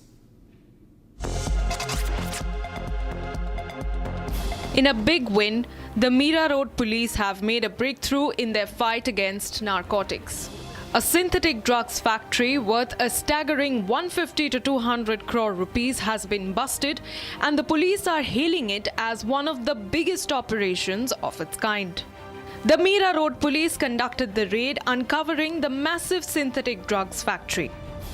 This operation is being touted as a significant blow to the narcotics trade in the region. This is not an isolated incident. as just 2 days ago, the Mumbai police busted a similar drug factory in Satara, seizing drugs worth 115 crore rupees. The Maharashtra police are leaving no stone unturned in their efforts to curb the narcotics trade in the state. With these latest busts, it's clear that they are making significant progress. Just 24 hours ago, the Mumbai crime branch busted an illegal drug manufacturing unit, seizing 7.5 kilograms of drugs.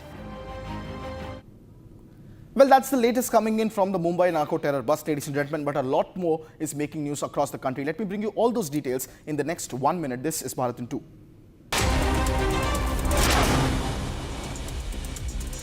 New Delhi was blanketed by a dense fog this morning, reducing the visibility across the national capital. Data from the Centre Pollution Control Board showed that the air quality index in Delhi was around 456 at 6 a.m., marking the season's second worst reading. 4 air quality monitoring stations in Delhi recorded the maximum measurable pollution level of 500 on Sunday.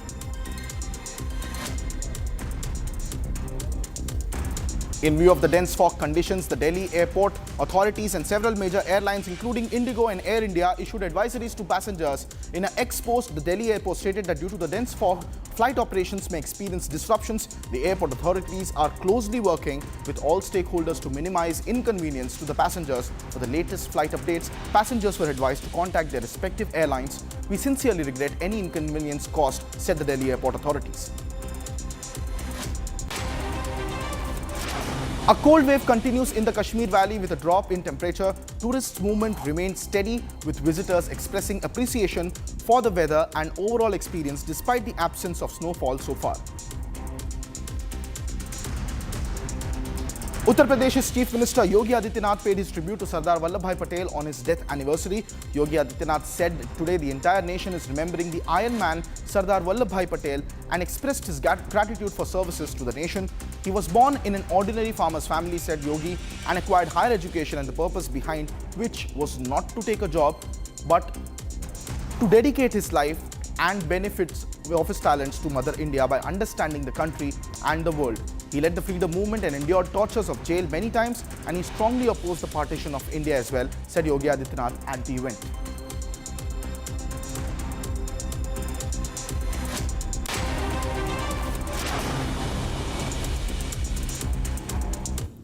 In the interim, ladies and gentlemen, more information is coming in on the Yes Bank case. The Yes Bank co-founder Rana Kapoor is being questioned by the Enforcement Directorate at its headquarters in Delhi in connection with Anil Ambani case. Officials are now interrogating the Yes Bank co-founder Rana Kapoor in the massive thousands of crores worth of Anil Ambani scam which has been on the Enforcement Directorate's radar. This is the first time now that the Yes Bank authorities are also now being questioned in the ED case. This comes just 1 week after Anil Ambani's son was also named in one of the complaints by the Enforcement Directorate on this case. My senior colleague Shavan Sen joins us live on the broadcast with more details on this story. Shavan, what's the latest now that Rana Kapoor is also being questioned by the Enforcement Directorate? Well, this all stems from the initial FIR that was registered by the Central Bureau of Investigation in the alleged bank fraud scam. The allegation that has been leveled against Anil Ambani and linked companies is that during the period of 2017 and 2019, the first tranche of loan actually came in from Yes Bank. Along with that, there are several other banks, a consortium of banks that had given loan to Anil Ambani linked companies. And in fact, it turns out that over a period of time, it became a non-performing asset. And the reason why Rana Kapoor is essentially being questioned by the Enforcement Directorate is because the agency suspects that there was a quid pro quo.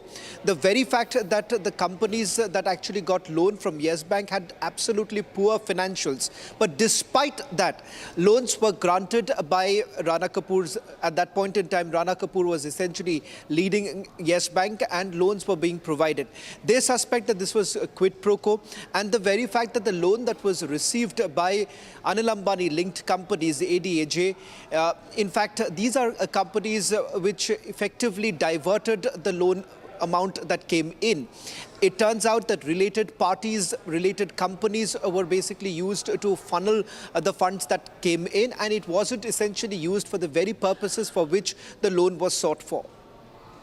Thank you so much, Shravan, for bringing us those details. Also tell us about the significance now, as the Anil Ambani case has also seen in the recent weeks and months, multiple attachments of properties as well, and now that Rana Kapoor is also being questioned. These are fast-moving developments in the case. Can we expect any arrests on the horizon in the interim?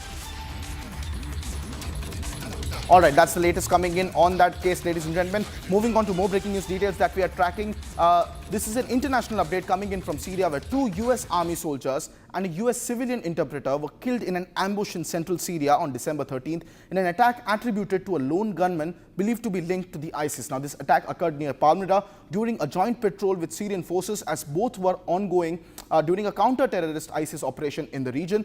3 other American soldiers and several Syrian security personnel were also wounded in this. The gunman was killed at the scene by the partner forces. Watch this detailed report on what exactly is ongoing in Syria between the ISIS and the US forces. Thank you very much. Always a pleasure to be with you on Republic. Now, we all know that America was responsible for the downfall of Bashar al-Assad, the previous president, legitimately elected. He overstayed his welcome, there's no doubt about that. But he was legitimate, he was legal. And then this joker who led the movement against the Syrian regime, and he was himself an Al-Qaeda and an IS member. This joker then was installed as president, and Donald Trump went to him and said, buddy, you look so smart in a suit. You're no longer a terrorist. Now you're my darling. You're such a good-looking guy.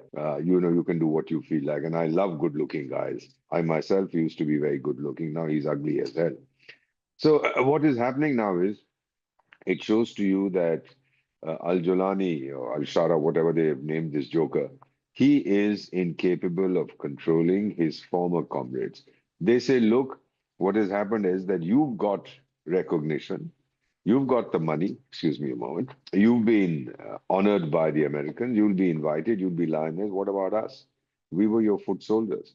We've been ignored. We are being slaughtered. We are involved in fighting remnants of the previous regime. We are dying while you're sitting in the palace, traveling across the world and being lionized and feted. So that was the first thing. Now, Trump has vowed retaliation. Retaliation against whom?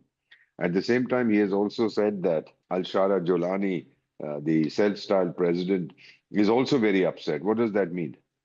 He doesn't have the strength to do anything. So Trump is trying to say it's not Jolani's fault.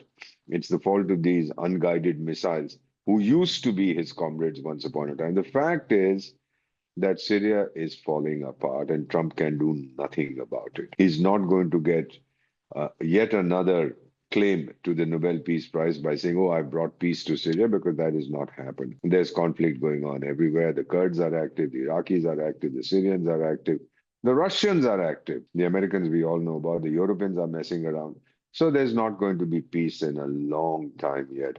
Al-Qaeda hasn't been destroyed. ISIS or IS has not been decimated. They are still there. Trump can do what he wants. Who is he going to bomb in Syria? He doesn't even know that. If he had known, if his intelligence was good, these fellows would not have died. So simply by sucking up to the turned Democrat, he's not going to get very much. My own feeling is that President Trump is going to scream and yell and shout. He's not going to be able to do anything except bomb the areas where these 2 soldiers were killed. And of course, he's described them as great American patriots, etc. And what on earth are they doing in Syria? Get the hell out of that. If that happens, you won't lose soldiers.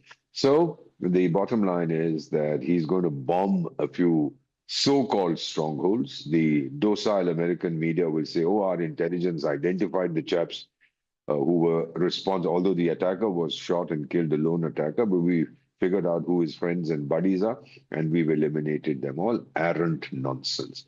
If their intelligence was so good, they could have prevented the massacre that took place.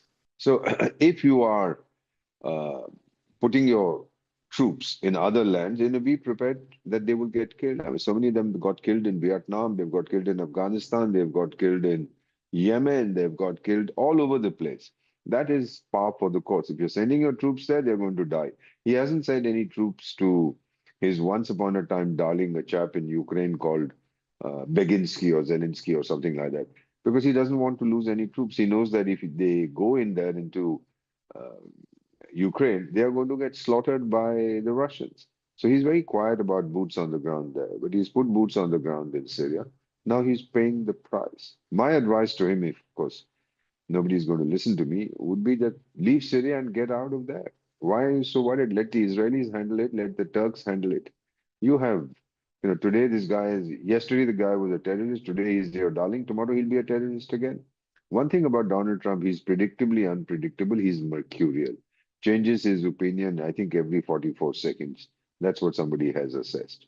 So let's see what is going to happen, but there will be no retaliation. Who is he going to retaliate against? An unknown enemy? I don't know. I think he will just bomb some areas and then claim that he has killed all the IS characters. But yes, he will dump this character. He'll find somebody else. Just as in Jihadistan, my feeling is that he's going to dump that Pinjrewali Munni Bai, a so-called fool marshal. And then he'll find somebody else. To be Trump's, as somebody had once said, to be Trump's enemy is dangerous. To be his friend is fatal.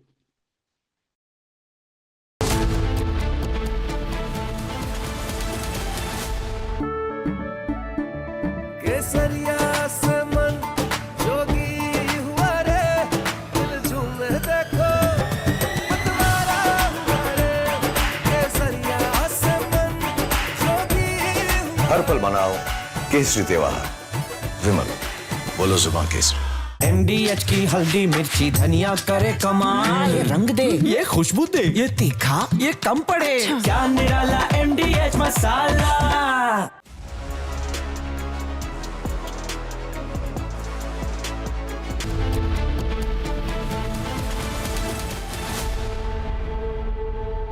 दादी के हाथों का जादू और खुशबू से महकता घर, माँ की मुस्कुराहट और खाने की सुगंध। MDH गरम मसाला, क्योंकि हर रिश्ता है स्वाद से जुड़ा।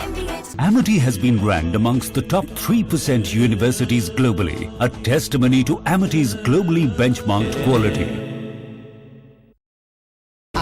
प्योर सूजी पास्ता उबालो मिलाओ और खाओ 8 मिनट में तैयार क्या टेस्ट है सबका राजा R masala From Asia's largest news headquarters, setting the agenda for Bharat.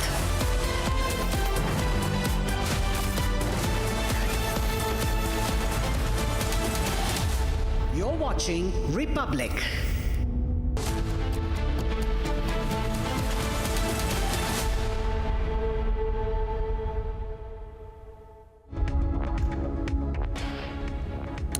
All right, viewers, very good afternoon. We are live and breaking. I'm Shivangi Shukla getting you the latest coming in. There's a Pakistan link which has emerged in the carnage which we saw take place at the Bondi beach in Sydney, Australia. We're getting you all those updates coming in, but the headlines first. Let's get started.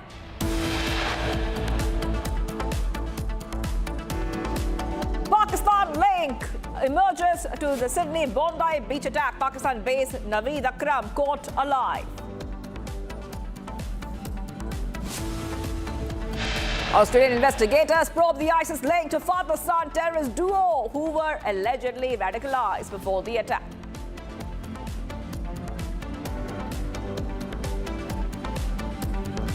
Uproar over the death threats to Prime Minister during Congress workers' rally in Delhi.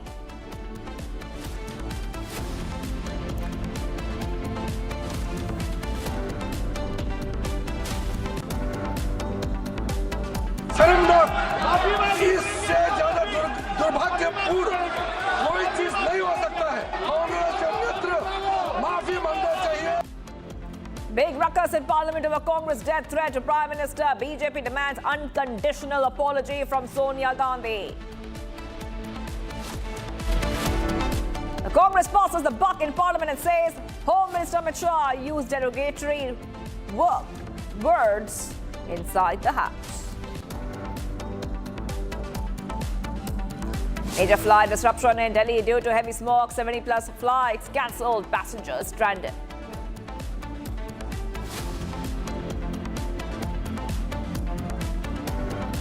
Getting you some big updates coming in, viewers. According to a highly placed source, a Goa police team is right now scheduled to fly to Delhi this evening itself and stay overnight, as the Luthra brothers expected to be deported from Thailand, arriving in the national capital tomorrow evening. So tomorrow evening is when we're expecting the Luthra brothers to be arriving.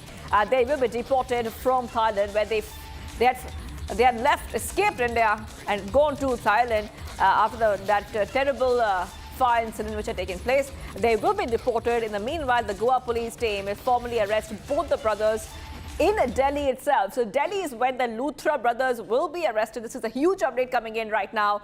Once they arrive, Luthra brothers arrive in Delhi, we see that they will be arrested upon their arrival, after which further legal procedure will follow in this case. So this is what we see right now, viewers. Back-to-back updates coming in on Republic TV, getting on these updates as the CBI, remembers, already at in Thailand.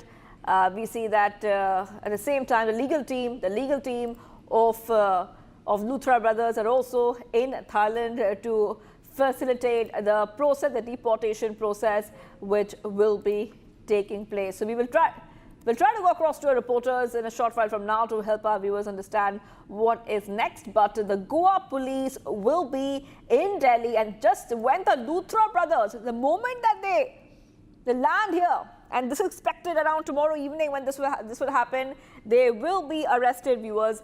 They had fled from Goa after the nightclub fire, and they had gone to Thailand. Now they will be arrested the moment that they touch down in the national capital. Surali is joining us. Surali, this was a very, very unfortunate fire incident which had taken place. Now, the focus, of course, would be on the Luthra brothers. And we understand, according to the latest coming in, that the Goa police team is arriving, and the moment the Luthra brothers touch down on Indian soil, the national capital, they will be arrested. So what can we expect, and when will this happen? Yes, that's true. A major breakthrough information we are getting in right now is that Luthra brothers will be brought back tomorrow to India in Delhi, and Goa police team will be leaving for Delhi today itself. And as soon as they touch the Indian soil, they'll be arrested by the Goa administration and Goa police. That's what we are getting in. Now, we all know that there was a meeting that happened between the legal team and Luthra brothers for 30 minutes. And on the other hand, legal team is there to expedite the entire process of deportation, and we were expecting this information anytime soon. And now this is a very major breakthrough update we are getting in, that tomorrow major alleged perpetrators of Goa fire tragedy will be brought back to India, and as soon as they land, they'll be arrested by the Goa police and brought back to the state of Goa. So we were earlier informing you that on the 17th December they'll be brought back to Goa. So the information seems to be very correct.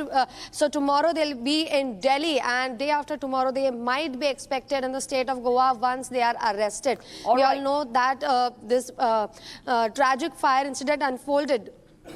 Yes, okay. Thank you, Surali, for getting us all those details. I'll be coming back to you for more on this story. We're getting some more breaking updates coming in. Let's go straight across to what is happening. That this is the Australia terror attack. A joint counter-terrorism team has launched an investigation, viewers, after recovering 3 firearms and 2 improvised explosive devices. Now, with forensic examinations now underway, remember that the investigation has been launched. The Australian Prime Minister has called this a terror attack. Now, as per the probe, the authorities are searching the homes of Naveed and Sajid, the prime accused in the Bondi beach attack case. 2 of the recovered firearms were found at Naveed's residence, while further inquiries and searches are ongoing to determine the full scope of this case. 16 people lost their lives in that mass shooting which had taken place, viewers. And now we see that a joint operation has now been launched, a counterterrorism team. Okay, we're being joined right now by Jitharth J. Bhardwaj, the Australia Today editor, who is joining us. Thank you for joining us, Mr. Bhardwaj. Now, of course, it's a very, very shocking incident which had taken place, and it's making headlines all over the world. Now, of course, it's been called a terror attack. That we know for sure. However, now the counter-terrorism team is taking action in this case. If you could help our viewers understand what can we expect next, because we also know that the Australian PM has spoken about gun culture and how the gun culture in Australia has to be more regulated.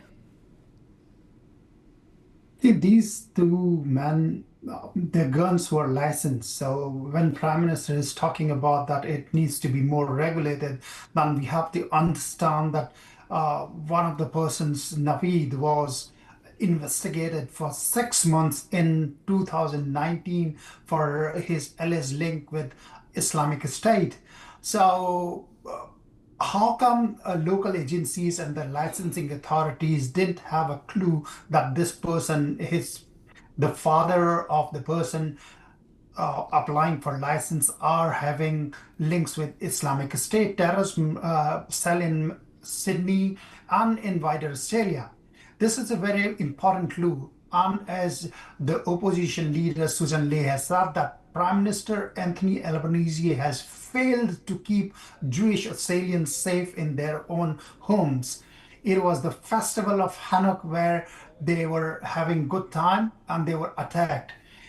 This should not be the reality of Australia. That's how it is coming through, and Prime Minister and the Albanese government itself is under pressure to justify their actions. So as of now, we are told that Prime Minister has asked all the states and territory to consider the proposals of the federal government to look into potential restrictions for the gun imports, the kind of gun they were used in this case. And furthermore, who can own the gun? It will be more tighter unless and until you are in the farmland, or unless and until you are an active member of a shooting club, you won't be able to own the gun. This is what we are given to understand. But the safety and security of minorities like Jew community in Australia, for last 2.5 years, since October 7, this has been called time and again that anti-Semitism has increased in Australia. Jewish community leaders have been pleading to government that something has to be done. Their synagogues were being firebombed in Melbourne and Sydney. Their homes were attacked. Their kids were on the streets attacked. This has to be stopped, and there has to be the action from political leadership. And that's where when Israeli Prime Minister calls on that Australia has failed to save the Jewish Australian, I think it is resonating here. Mr. Bhardwaj, we'll talk a little bit more about the ISIS link. ISIS link, Pakistan link, which has come out connected to the perpetrators. But I'm getting some more breaking news coming in about some arms and ammunition. We're talking about arms and ammunition which were recovered from the terrorist Naveed's residence. So more arms and ammunition have been recovered from Naveed's residence, from the perpetrators, the terrorist Naveed's residence. Mr. Bhardwaj, the investigators are probing this attack. So the key links emerging to Pakistan, evidence pointing to these terrorists, these attackers, being inspired from the ISIS, the Islamic State flags recovered from the vehicles tied to the perpetrators, and not just that. Now arms and ammunition being recovered from terrorist Naveed's residence, Mr. Bhardwaj. I can confirm you that the arms which have been recovered from his residence and the look where they did this terror attack, they are all licensed. 6 guns were there. All 6 guns are accounted for now from his home and from the location of the attack. There is no other gun which was recovered. A police commissioner, New South Wales police commissioner, has confirmed to us that all the 6 guns which were licensed to his father are the ones which were used in this attack. So I think he had, yesterday he had full rights to have those guns, but to use those guns for a terror attack, this is what is the question being raised from all quarters right now. And of course, there were 2 flags in the cars of these father and son at the Bondi beach, ISIS flags. 2 separate flags were there, which were recovered by police. And one flag was in the car where IED was explosive was placed for probably to detonate after the attack, which was foiled by police and EFP officers there. All right, Mr. Bharadwaj, I really wanted to hold on for a second there because, you know, a bystander, we're getting some more visuals and some updates coming in. A bystander tackled and wrestled a gun from one of the two gunmen during the Bondi Beach mass shooting in which at least 16 people were killed. It was reported that the man was a 43-year-old fruit shop owner. The video of the scene shows the gunman standing on a footpath between a grassy area and a parking lot, holding a long-barreled weapon and firing into the distance. So the bystander, who is crouching behind a parked car, rushes towards the alleged gunman as he fires. He leaps onto him and wrestles the gun from his hand. So bystander overpowers the terrorist. Now we see these are the pictures that we are seeing on Republic TV, where you see that there was an attempt for this bystander which has overpowered the terrorist. He tries to take away the weapons from the terrorist. We are putting out these pictures which are coming in for you. All right.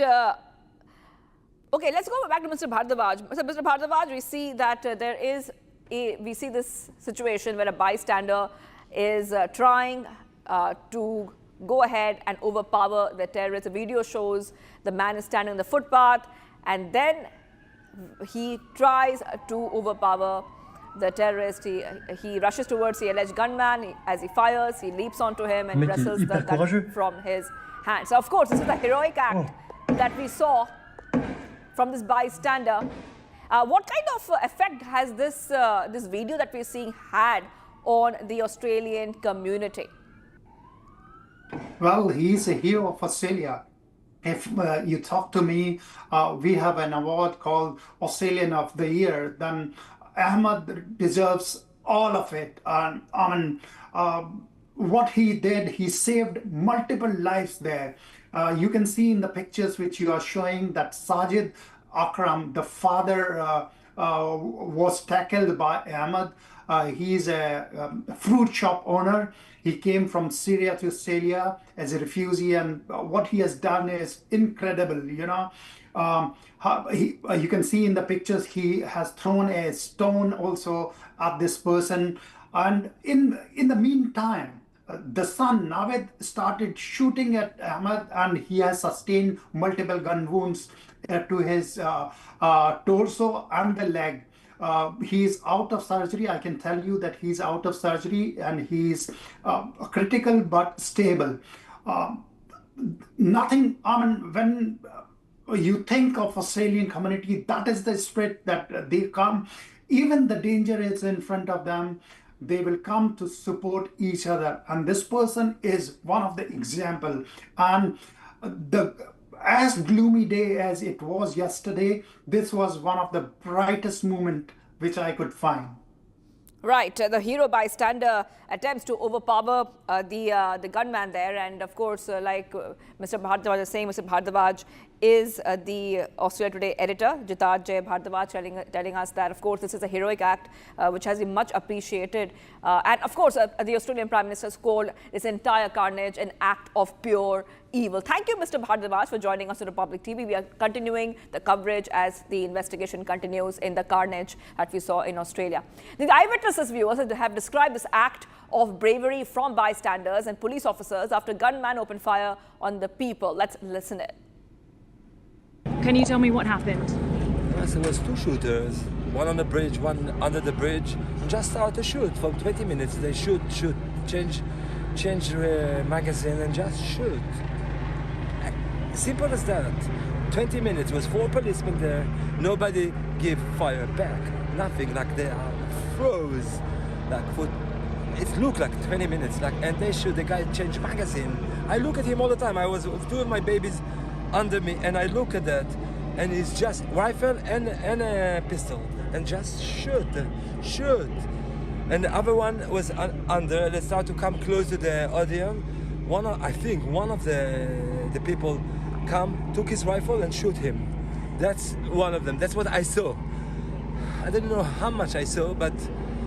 Who were they targeting? Oh, all the crowd. Anyone, Jewish, just shoot. Doesn't matter who. Men, all, kids, everyone. Was no... Did they say anything? I couldn't hear, like the shooting was so loud that we couldn't hear if they say. I was too far. Like he was on the bridge, I was near the tent, so... But I saw, I look at him, I look what he shot, I look at his rifle, he aimed, he really like take his time. He should take his time. And 4 policemen there didn't give fire back. I don't understand why. Why? What was going through your mind? I think like I'm Israeli, like I'm familiar with this situation, but like it's terrible in the middle of Bondi. It's terrible, terrible. What was tonight supposed to be about? Hanukkah events, Jewish Hanukkah events. Like we do it every year. Sunday, first day of Hanukkah, we do it here.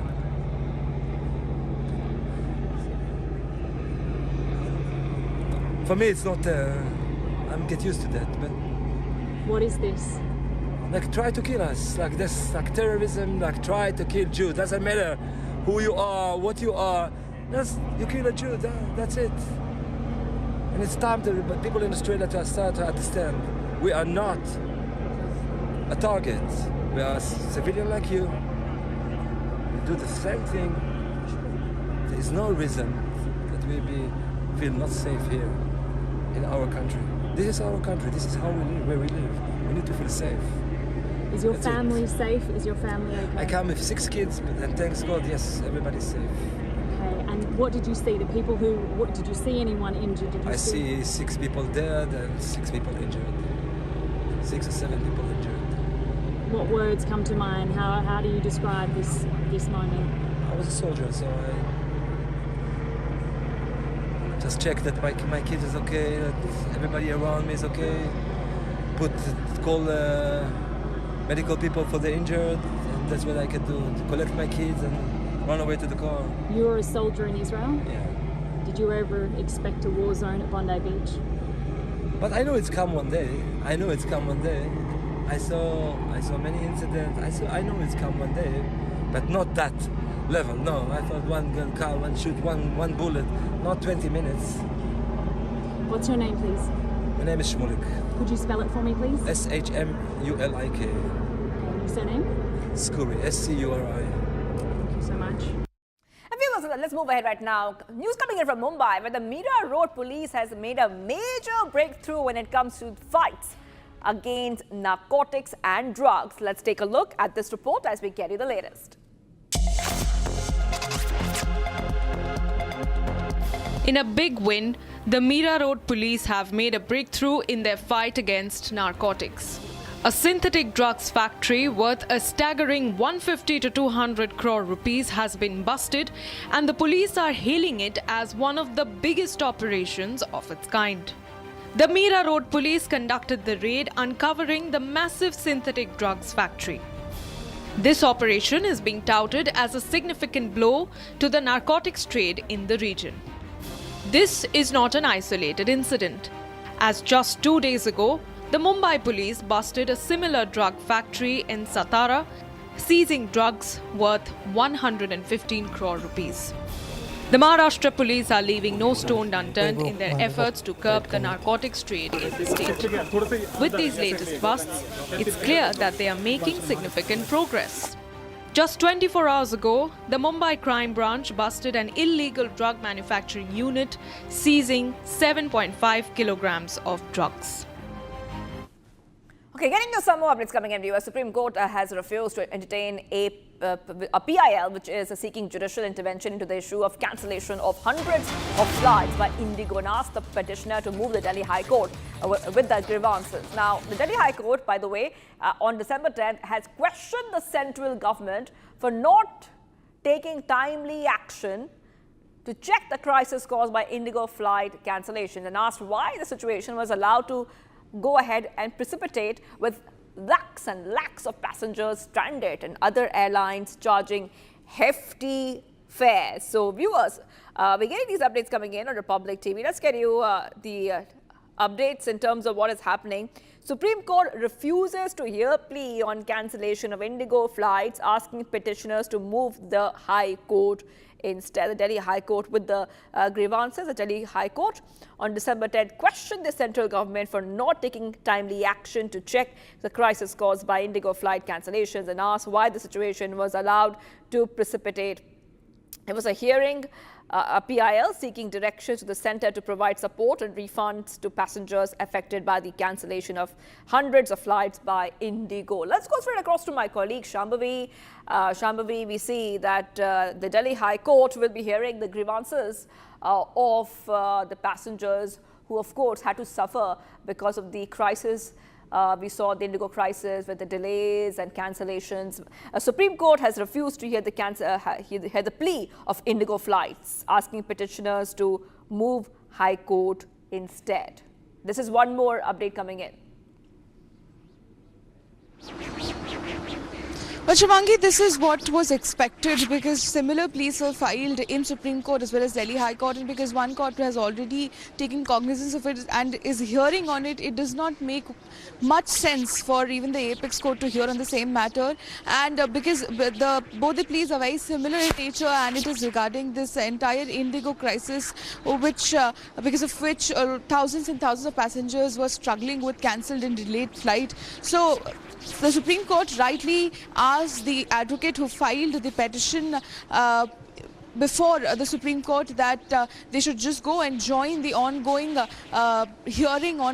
petition which is being considered before the Delhi High Court, because Delhi High Court is already considering the matter. And in the last hearing, Delhi High Court even slammed the government as well as DGCA for failing to take appropriate action and letting things get out of hand, that something like this on such a large scale happened. Back to you, Shivangi.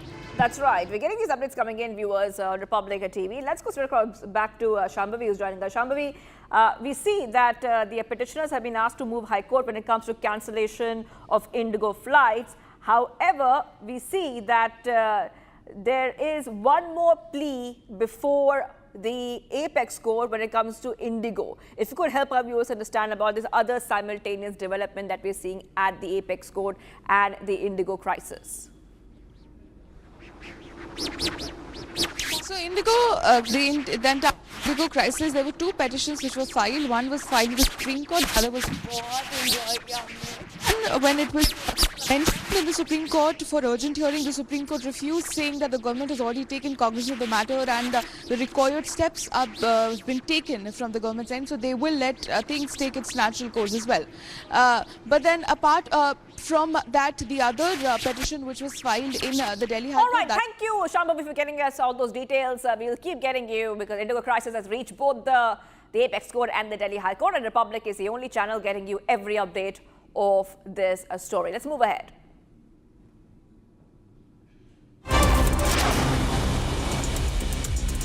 All right, dense fog continues to grip North India severely, reducing visibility. About 6 vehicles collided in Hapur in UP due to thick fog and reduced visibility, leaving many injured. Further details awaited. National capital continues to choke as air quality index slips to severe for many areas in Delhi. AQI of many areas nearly 500 this morning, causing difficulty in breathing for many residents.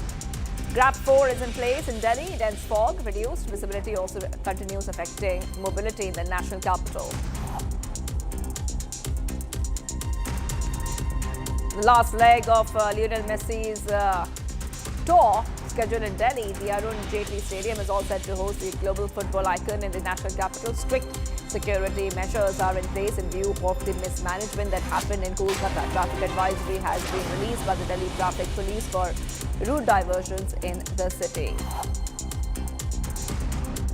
इसके द्वारा divergence दिए गए हैं सभी heavy vehicles और buses का राजघाट चौक से, Delhi gate चौक से, ITO चौक से, राउंड अबाउट झंडेवाला से, अजमेरी गेट चौक से और मिंटो रोड पे चढ़ने के रंजीत सिंह फ्लाईओवर लेने से पहले 12 खंबा रोड से, इन सभी जगहों से हैवी बसेस और ट्रक को कमर्शियल व्हीकल्स को डाइवर्ट किया गया है.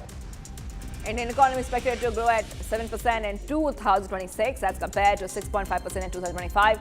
Crisil raises its projection for India's GDP after robust economic growth was registered in the first half of the fiscal year. Domestic consumption is likely to drive growth along with GST rationalization and income tax relief.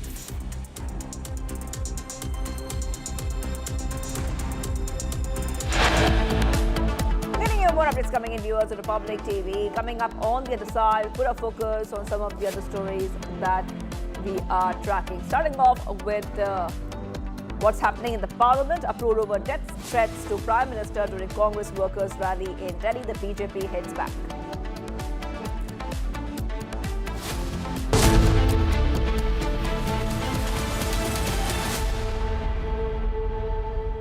थोड़े में ज्यादा स्वाद ये ही तो है इसकी खास बात। वाओ मामा क्या स्वाद है? अरे मेरी राजा राजा और प्योर मसाला। Please stop. झुमका तेरा झुमका तेरा झुमका। नॉट देयर, मेरा काउंटर टॉप टूट जाएगा। तेरा झुमका।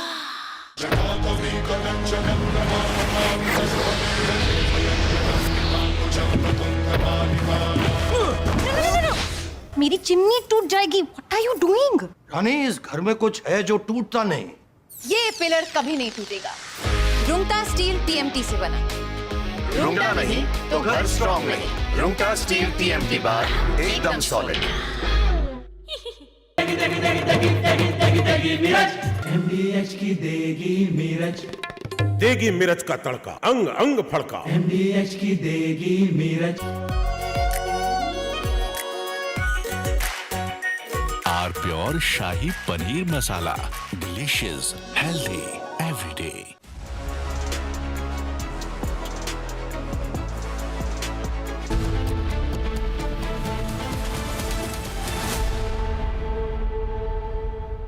MDH की हल्दी मिर्ची धनिया करे कमाल। ये रंग दे, ये खुशबू दे, ये तीखा, ये कम पड़े। क्या निराला MDH masala. Amity has been ranked amongst the top 3% universities globally, a testimony to Amity's globally benchmarked quality. थोड़े में ज्यादा स्वाद ये ही तो है इसकी खास बात। वाओ मामा क्या स्वाद है? अरे मेरी राजा राजा और प्योर मसाला।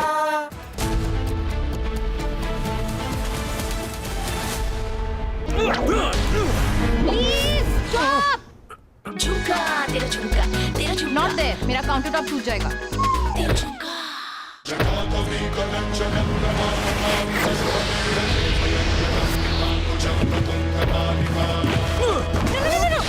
मेरी चिमनी टूट जाएगी। What are you doing?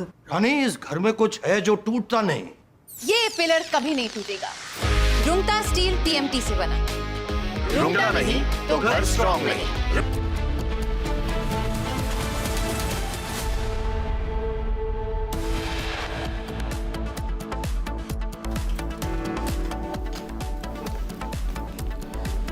Pakistan link emerges to Sydney Bondi beach attack. Park-based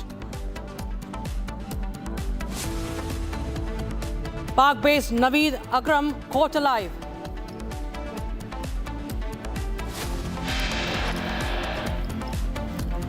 Australian investigators probe the ISIS link to father-son terrorist duo who were allegedly radicalized before the attack.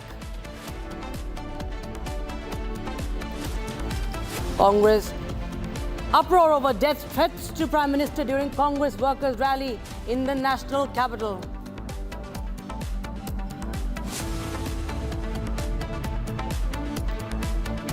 Ruckus in Parliament over Congress death threat to Prime Minister. BJP demand unconditional apology from Sonia Gandhi.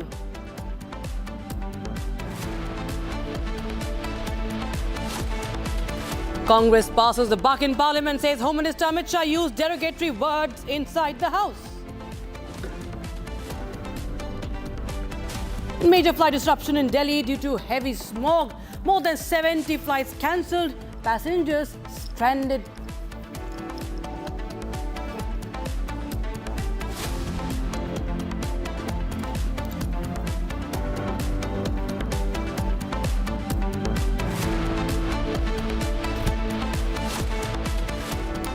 Very warm welcome watching live and breaking. I'm Rakshita Mishra with you. Congress MP Priyanka Gandhi Vadra has now defended the slogans raised against Prime Minister Narendra Modi. The death threats that were raised against that were in fact hurled at Prime Minister Narendra Modi during the Congress rally in the national capital. Now, Priyanka Gandhi Vadra says that the media should instead question why a union parliamentary minister was disturbing the proceedings in the House. So this is the justification she is giving for death threats for the Prime Minister, to the Prime Minister. There's uproar in the Parliament, and now there is a demand for apology. Let's take a listen in first to what justification Priyanka Gandhi Vadra has given.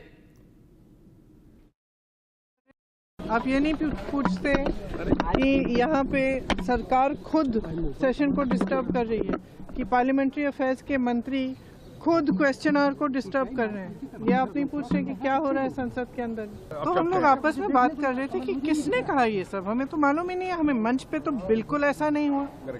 फिर पता चला कि public में किसी ने interview दिया, public में कोई कह रहा है, कोई कार्यकर्ता है या कौन है, किसी को मालूम भी नहीं है कौन है, उनको खुद नहीं मालूम कौन है।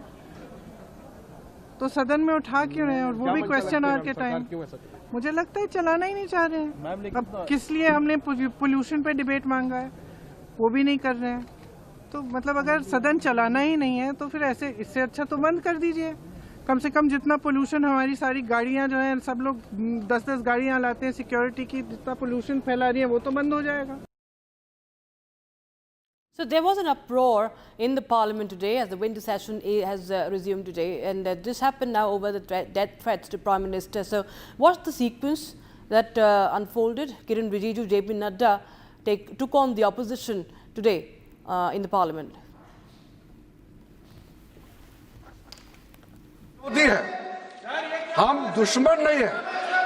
आप बात को सुनो, गंभीरता से सुनो बात को। हम लोग एक दूसरे के दुश्मन नहीं है, हम एक दूसरे के विरोधी हैं। 2014 में बीजेपी का एक एमपी ने एक गलत शब्द प्रयोग किया था विरोधियों के ऊपर। प्रधानमंत्री मोदी जी ने तुरंत अपना एमपी को माफी मांगने के लिए कहा और उन्होंने माफी मांगी, क्योंकि हम इस सदन में लोगों के द्वारा चुने हुए प्रतिनिधियों के हिसाब से काम करते हैं। कल कांग्रेस के रैली में प्रधानमंत्री मोदी जी का कब्र खोदने के लिए बात कहा गया है। ये इस देश के लिए बहुत दुखद समय है कि कांग्रेस पार्टी ऐसा शब्दों का इस्तेमाल करते हैं, और सारे कांग्रेस पार्टी पूरे का पूरे नेतृत्व उस रैली में मौजूद थे और प्रधानमंत्री मोदी जी का कब्र खोदने के लिए इन्होंने नारा लगाया इस देश के लिए। Now, in video that surfaced on social media, Congress workers were seen or heard, in fact, chanting death threats. Here's that full sequence on camera. बहुत ही दुख के साथ और उद्वेलित मन से मैं एक विषय को सदन के सामने लाना चाहता हूं कि कल जो कांग्रेस पार्टी की रैली हुई उसमें नारे लगे, मोदी तेरी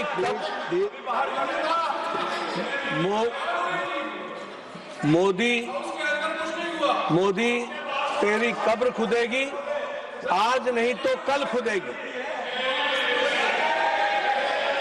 ये इस तरीके के नारे, ये बात रिकॉर्ड पे जा रही है प्लीज, ये तरीके के नारे कांग्रेस पार्टी के सोच और मानसिकता को दर्शाता है। ये नामदारों के झंझलाहट को स्पष्ट इंगित करता है, और साथ में इस तरीके की बात कहना एक प्रधानमंत्री जी के खिलाफ और मृत्यु की कामना करना, यह अपने आप में बहुत ही निंदनीय है। इसके लिए हमारे नेता प्रतिपक्ष और कांग्रेस पार्टी के नेता यहाँ बैठी हैं, आदरणीय सोनिया गांधी जी, इनको देश से माफी मांगनी चाहिए और देश से माफी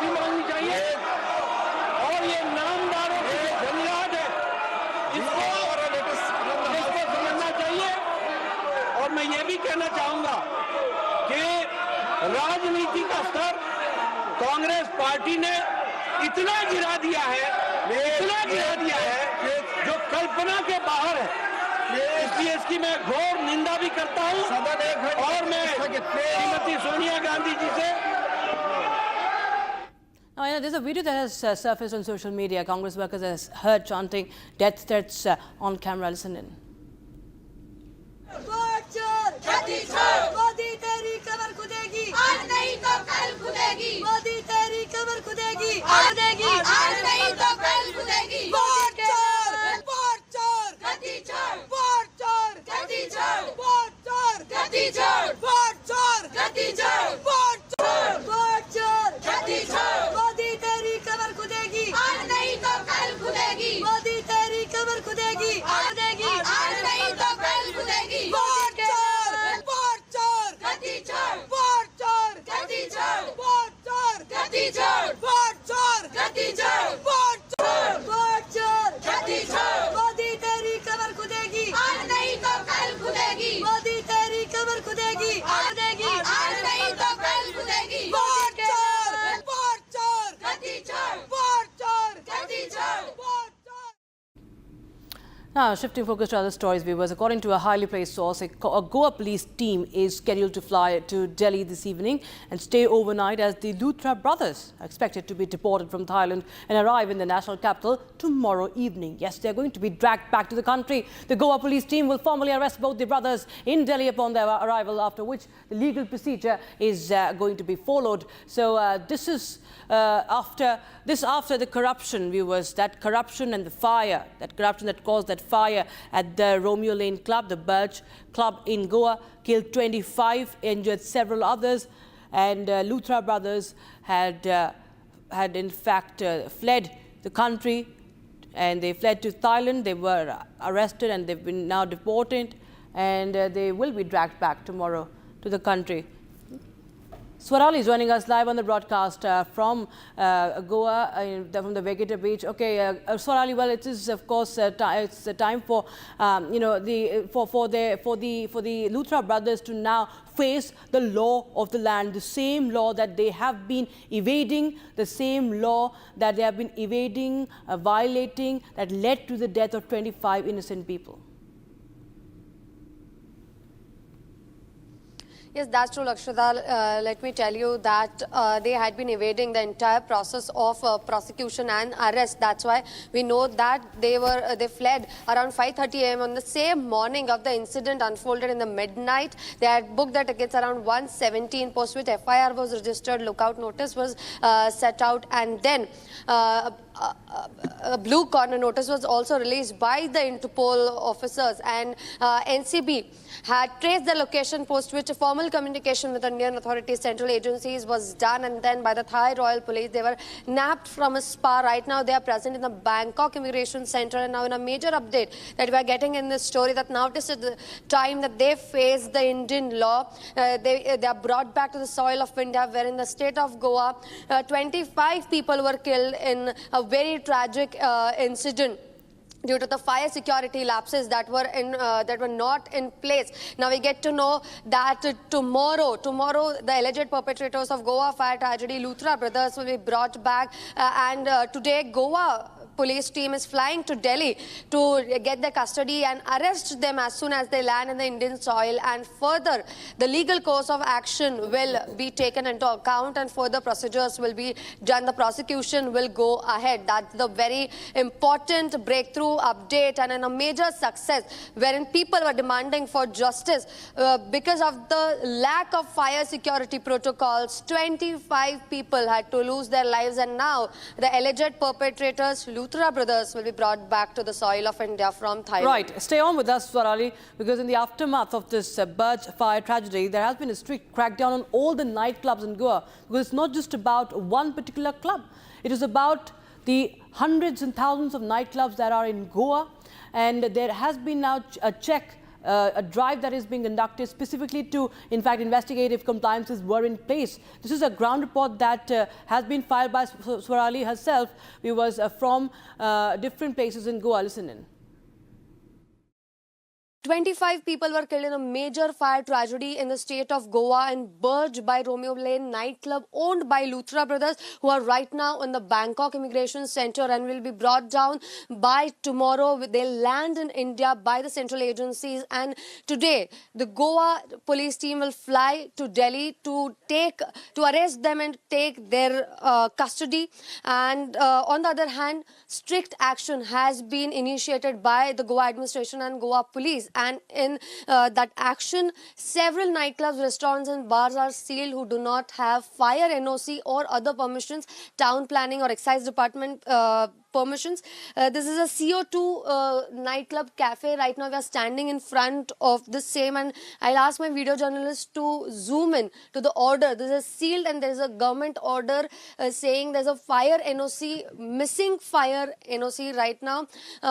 We can read those lines: absence, non-functional fire fighting equipment, inadequate or blocked emergency exits, non-compliance with basic fire prevention and life safety measures. So we can see strict action has been taken on several such nightclubs, restaurants and bars in Goa.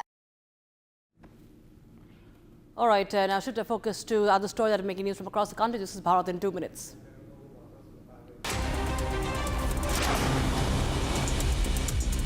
A dense fog continues to grip North India, severely reducing visibility. About 6 vehicles collided in Hapur of Uttar Pradesh due to thick fog and reduced visibility, leaving several injured.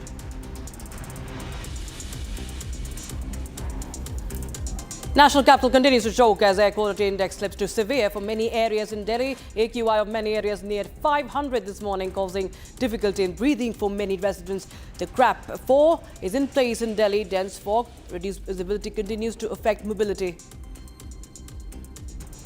The last leg of Lionel Messi's gold tour scheduled in Delhi. The Arun Jaitley Stadium is all set to host the global football icon in the national capital today. Strict security measures are in place in view of the mismanagement that happened in Kolkata. Traffic advisory released by the Delhi Traffic Police for route diversions in the city. इसके द्वारा divergence दिए गए हैं सभी heavy vehicles और buses का राजघाट चौक से, Delhi gate चौक से, ITO चौक से, राउंड अबाउट झंडेवाला से, अजमेरी गेट चौक से और मिंटो रोड पे चढ़ने के रंजीत सिंह फ्लाईओवर लेने से पहले 12 खंबा रोड से, इन सभी जगहों से हैवी बसेस और ट्रक को कमर्शियल व्हीकल्स को डाइवर्ट किया गया है. Indian economy is expected to grow at 7% in 2026 as compared to 6.5% in 2025. Now, Crisil raised its projections for India's GDP after robust economic growth was registered in the first half of the fiscal year. Domestic consumption is likely to drive growth along with the GST rationalization and income tax relief.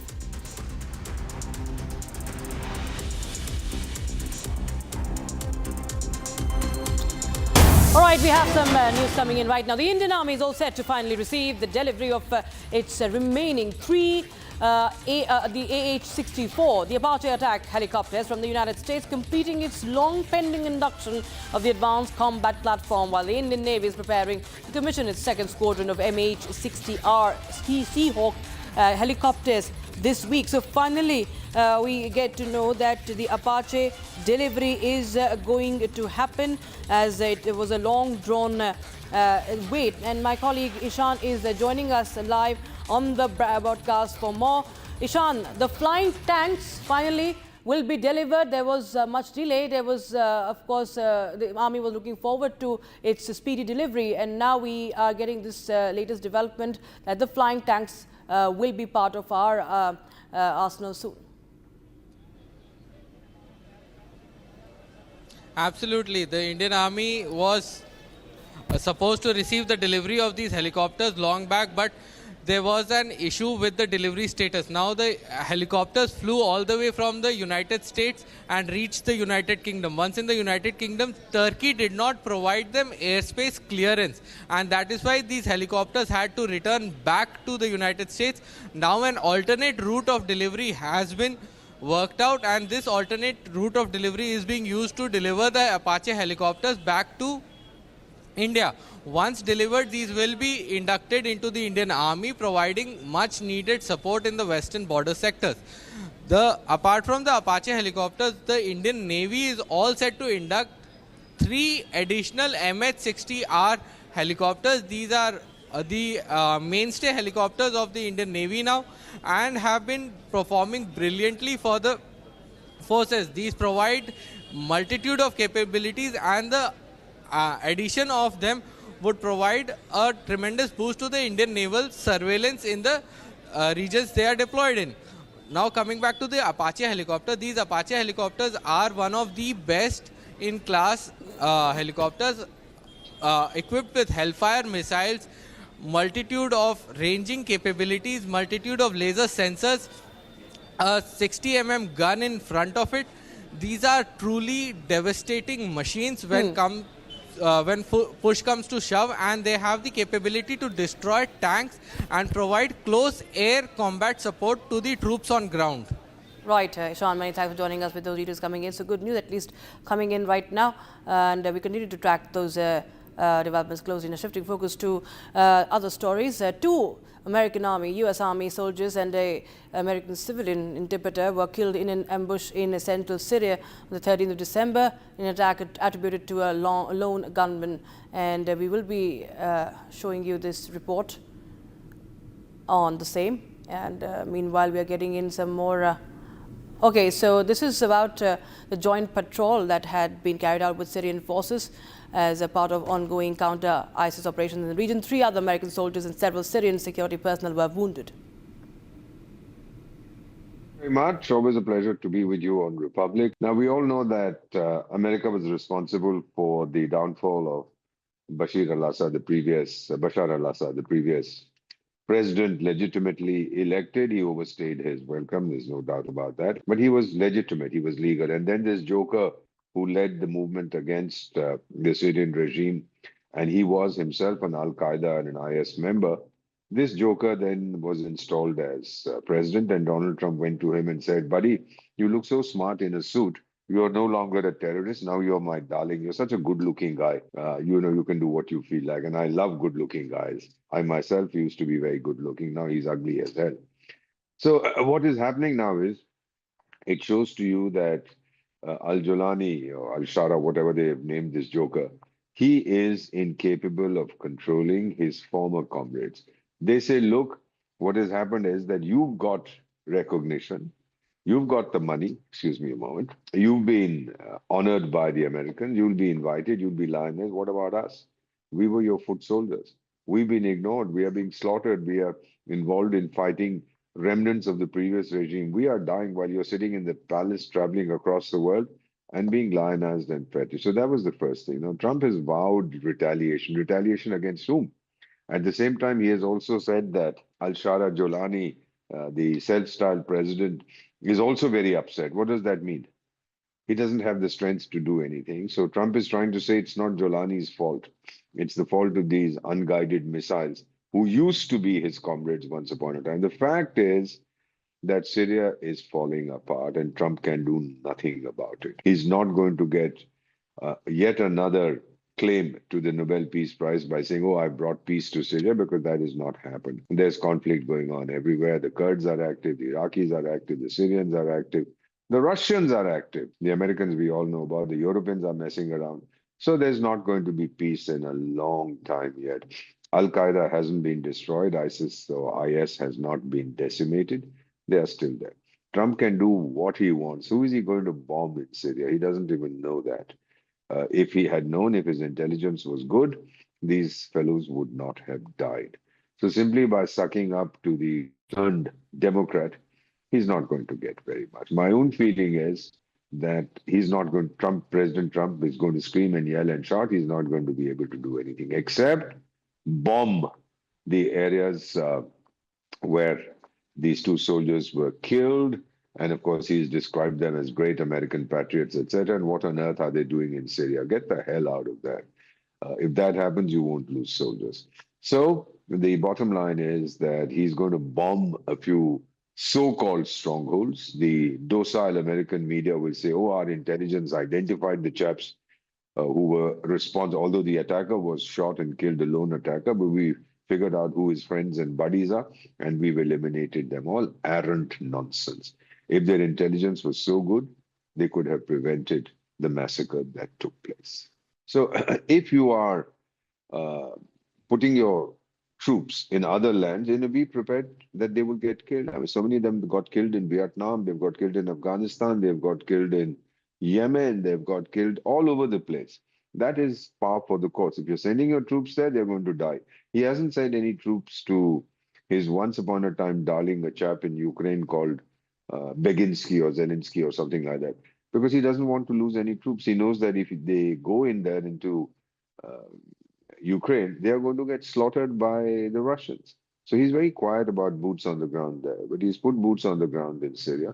Now he's paying the price. My advice to him, if of course nobody's going to listen to me, would be that leave Syria and get out of there. Why are you so worried? Let the Israelis handle it, let the Turks handle it. You have, today this guy is, yesterday the guy was a terrorist, today he's your darling, tomorrow he'll be a terrorist again. One thing about Donald Trump, he's predictably unpredictable, he's mercurial. Changes his opinion, I think, every 44 seconds. That's what somebody has assessed. So let's see what is going to happen, but there will be no retaliation. Who is he going to retaliate against? An unknown enemy? I don't know. I think he will just bomb some areas and then claim that he has killed all the IS characters. But yes, he will dump this character. He'll find somebody else, just as in Jihadistan. My feeling is that he's going to dump that Pinjrewali Munni Bai, a so-called fool marshal, and then he'll find somebody else. To be Trump's, as somebody had once said, to be Trump's enemy is dangerous. To be his friend is fatal. And India is commemorating Vijay Diwas on 16 December, marking the historic victory over Pakistan in the 1971 war. And that led to the liberation of Bangladesh. With 1 day remaining, tributes are being paid from all across the country to our armed forces, honoring their courage, their valor, their sacrifice, the strategic brilliance of the Indian armed forces, the Indian Army, the Navy and the Air Force, whose decisive action resulted in Pakistan's surrender on the 16th of December 1971, a milestone moment in India's military history.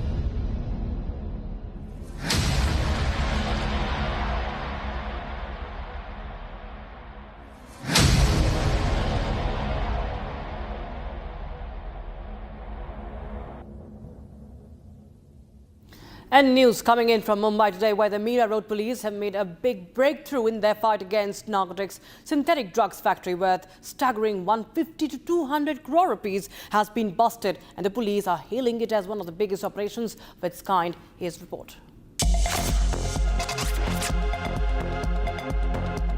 In a big win, the Mira Road police have made a breakthrough in their fight against narcotics. A synthetic drugs factory worth a staggering 150 to 200 crore rupees has been busted, and the police are hailing it as one of the biggest operations of its kind. The Mira Road police conducted the raid, uncovering the massive synthetic drugs factory. This operation is being touted as a significant blow to the narcotics trade in the region. This is not an isolated incident, as just 2 days ago, the Mumbai police busted a similar drug factory in Satara, seizing drugs worth 115 crore rupees. The Maharashtra police are leaving no stone unturned in their efforts to curb the narcotics trade in the state. With these latest busts, it's clear that they are making significant progress. Just 24 hours ago, the Mumbai crime branch busted an illegal drug manufacturing unit, seizing 7.5 kilograms of drugs. And we step into a very, very short break, viewers, but on the other side we get you the latest details on the Bondi attack, the links emerging from Pakistan, of course, the links to the terrorists, the gunmen, and this is about Pakistan-based Naveed Akram, who has been caught alive. Details at 2 p.m.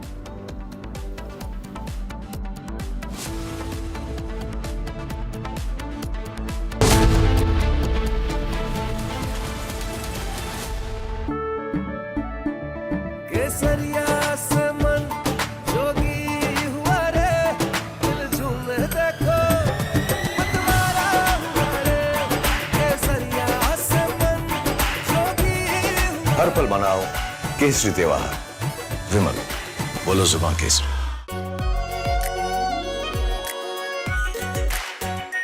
Are pure shahi paneer masala delicious healthy everyday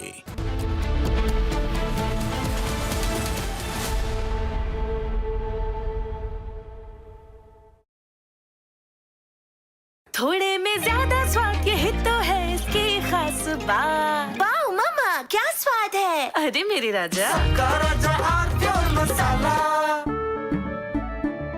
केसरिया से मन जोगी हुआ रे दिल झूम देखो मतवारा हुआ रे केसरिया से मन जोगी हर पल मनाओ केसरी त्योहार विमल बोलो जुबान केसरी आधे बाउल दही में 4 चम्मच MDH चटनी पुदीना मसाला डाला, स्टर करो, पुदीना चटनी तैयार। MDH चटनी पुदीना मसाला। आर प्योर सूजी पास्ता उबालो मिलाओ और खाओ 8 मिनट में तैयार। क्या टेस्ट है सबका राजा R pure masala.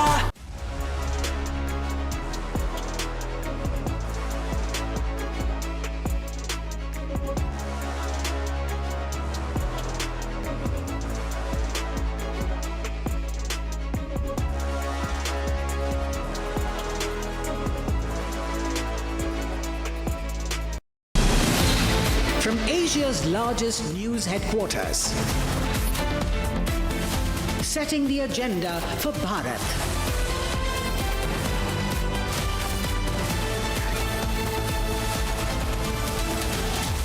You're watching Republic.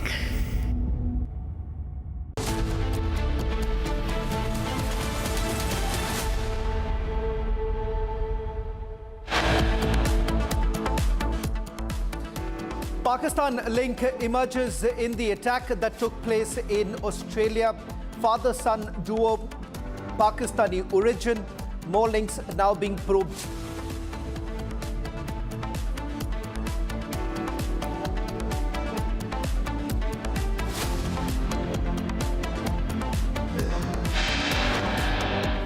Australian investigators probe ISIS linked to father-son terrorist duo who were allegedly radicalized before the attack.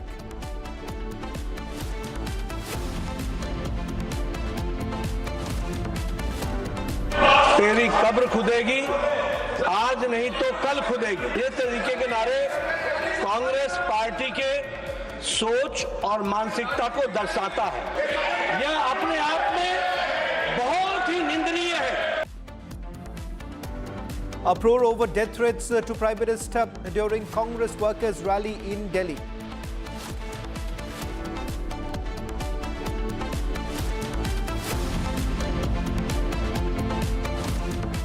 शर्मनाक, इससे ज्यादा दुर्भाग्यपूर्ण कोई चीज नहीं हो सकता है। कांग्रेस के मित्र माफी मांगना चाहिए।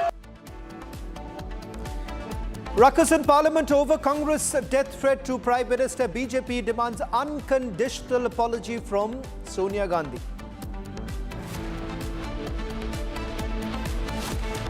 Congress passes the buck in Parliament, says Home Minister Amit Shah used derogatory words inside the House.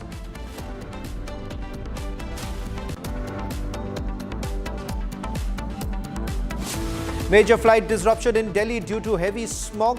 70+ flights cancelled, passengers stranded.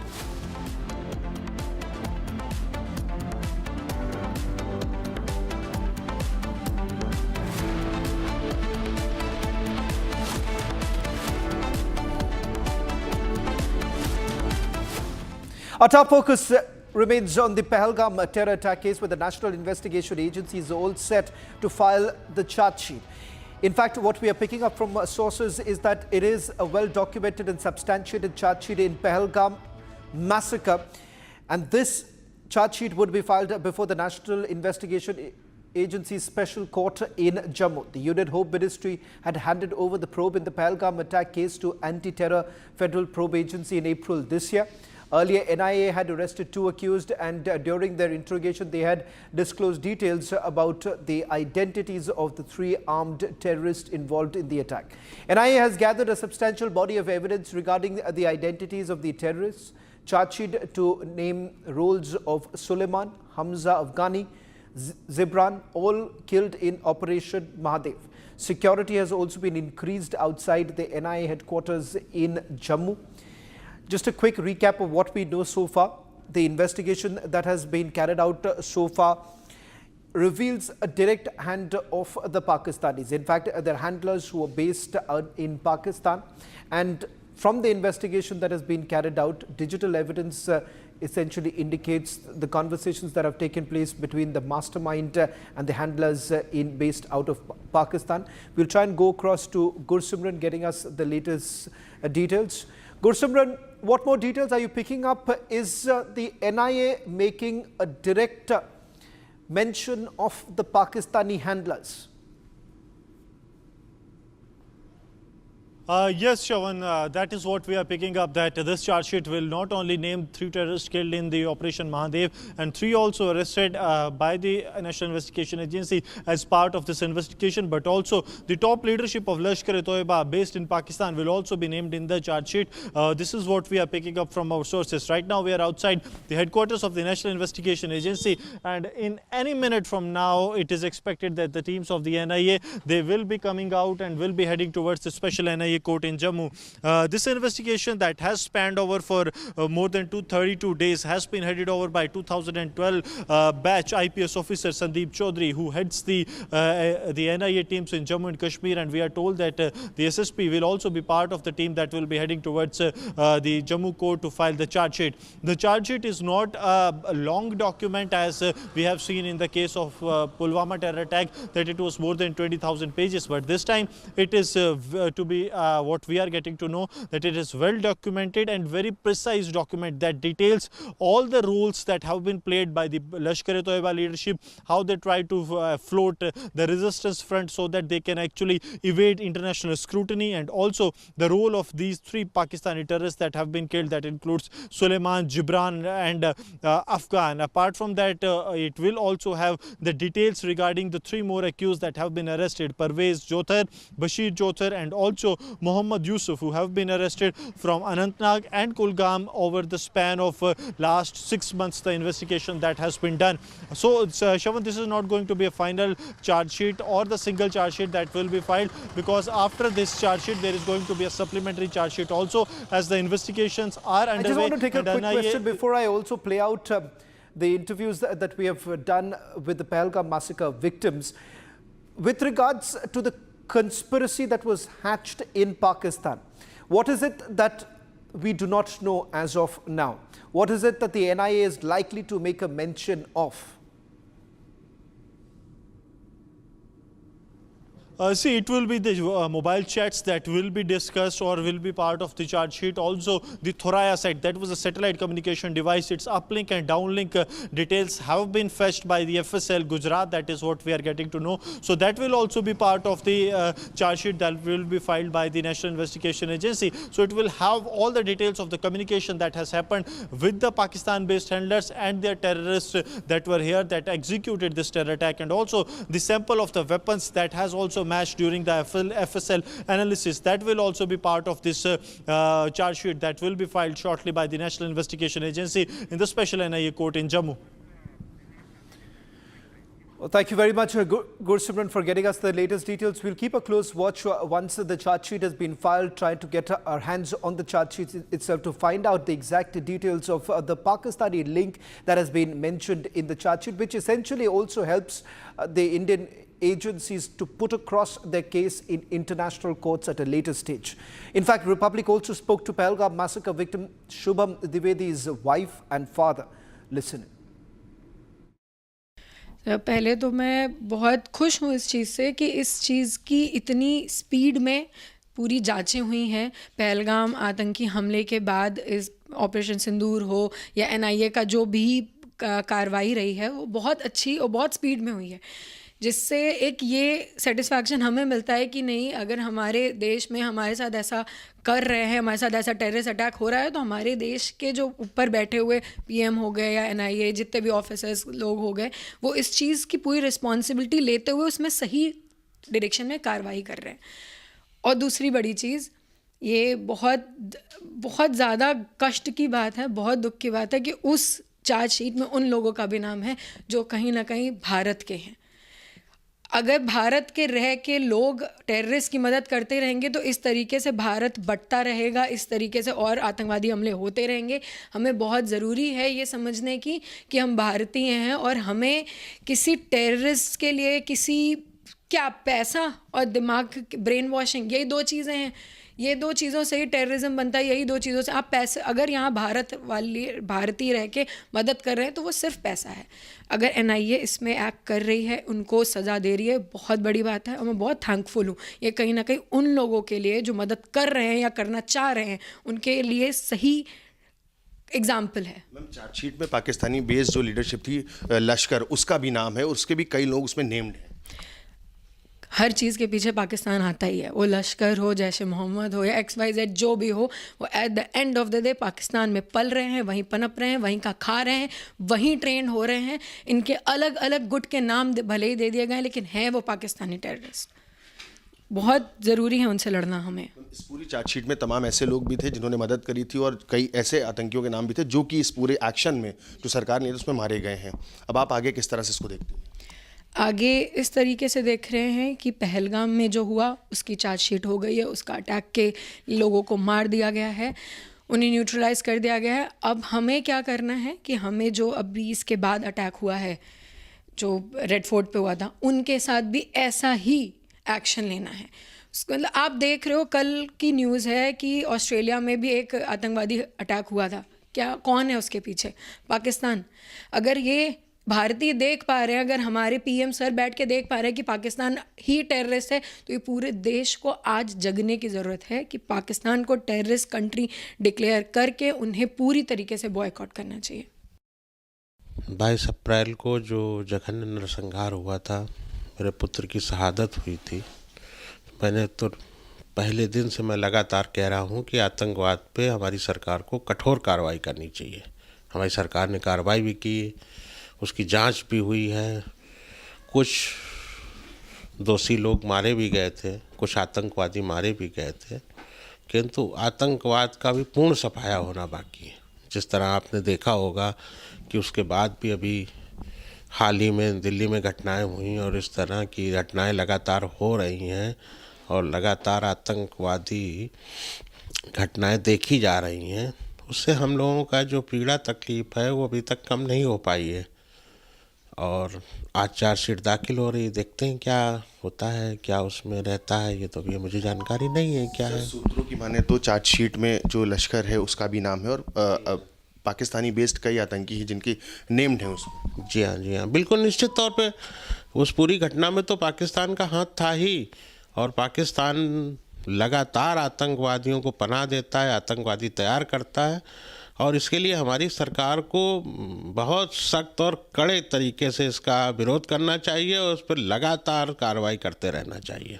Sir, Pahalgam हमले में जो आतंकी मारे गए थे, जिसमें सुलेमान, हमजा, कई ऐसे, उनको भी नेम्ड किया गया है इस पूरे उसमें, और कई ऐसे आतंकी हैं जो कि अभी भी एक्टिव हैं पाकिस्तान में, उनका भी नाम है। जी हाँ, अभी पाकिस्तान में आतंकवादी एक्टिव है। मुझे समाचार पत्र के माध्यमों से, आप लोगों के चैनल के माध्यम से ऐसी सूचनाएं मिलती रहती हैं कि पाकिस्तान अभी अपनी आतंकवादी हरकतों से कोई मानने वाला दिख नहीं रहा है, ना ही उसने कोई इस तरह की हरकतें बंद की हैं। इसलिए हमारी सरकार को, हमारे देश के, पूरे देश के 140 करोड़ जनता को आतंकवाद के खिलाफ बिल्कुल खड़े रहना चाहिए और हमने तो ये संकल्प लिया है कि हम मरते दम तक आतंकवाद का विरोध करते रहेंगे।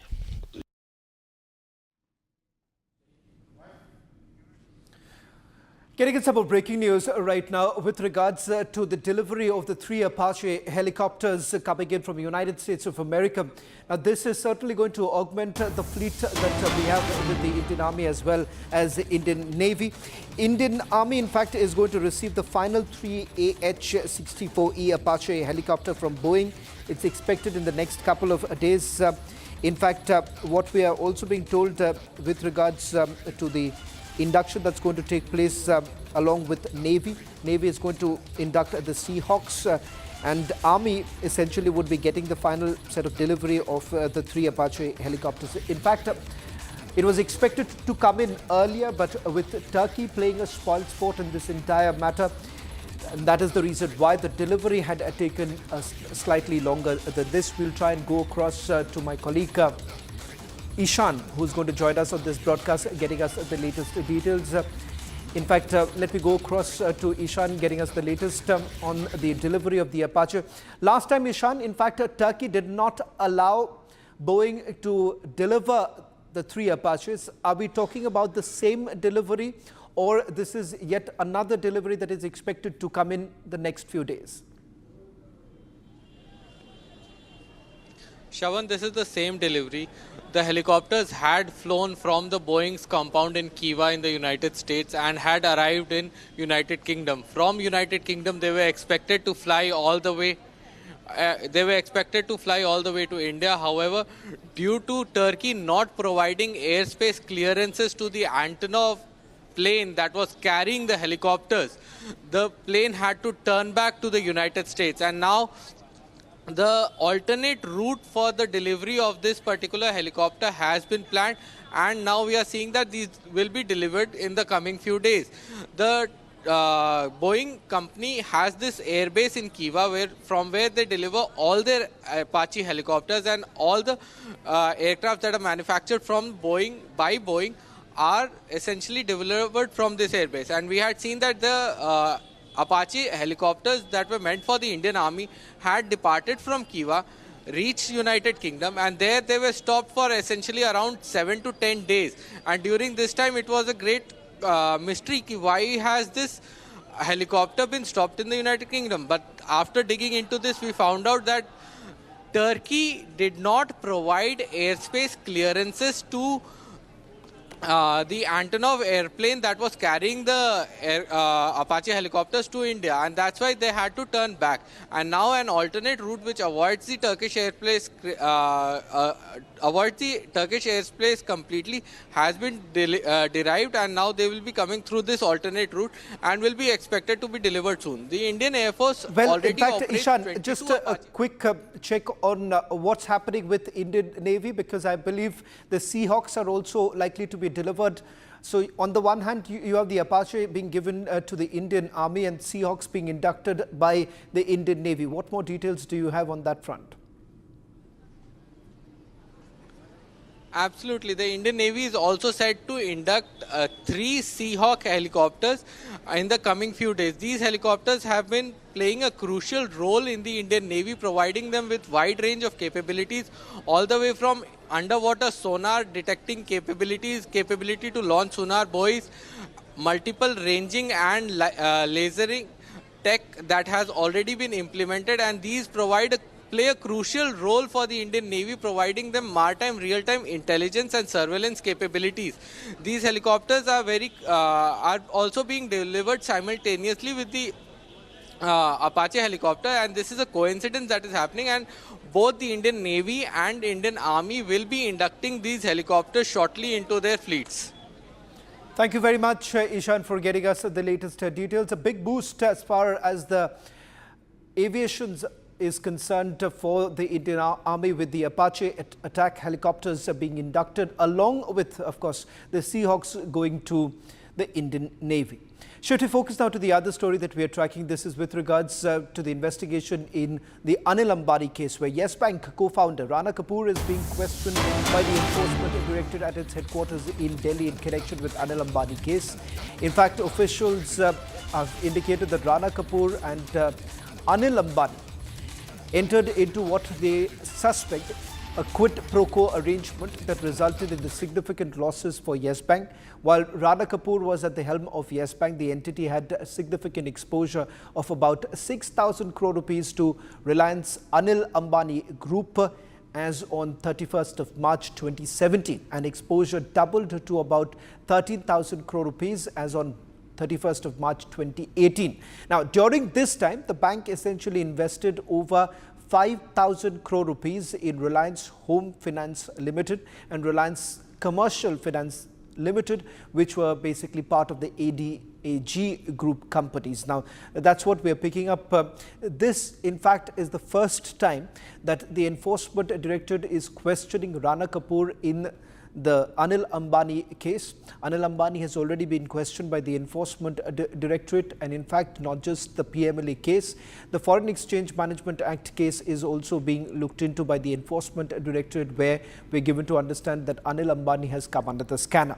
Just about a few days ago, the Central Bureau of Investigation also stepped in, filing two fresh cases. In one case, Jay Ambani has also been named in the charge sheet. He's been named as accused number 2 in the FIR that has been registered by the Central Bureau of Investigation. So the case has also now picked up with regards to the investigation that has been carried out.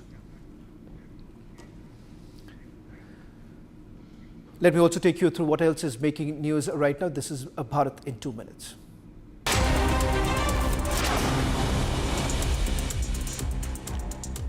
Dense fog continues to grip North India, severely reducing visibility. About 6 vehicles collided in Hapur in Uttar Pradesh due to thick fog and reduced visibility, leaving many injured. Further details are awaited in this entire matter.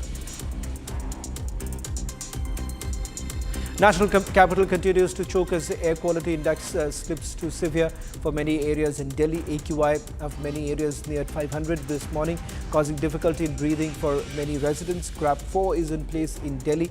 Dense fog and reduced visibility also continue affecting mobility in the national capital.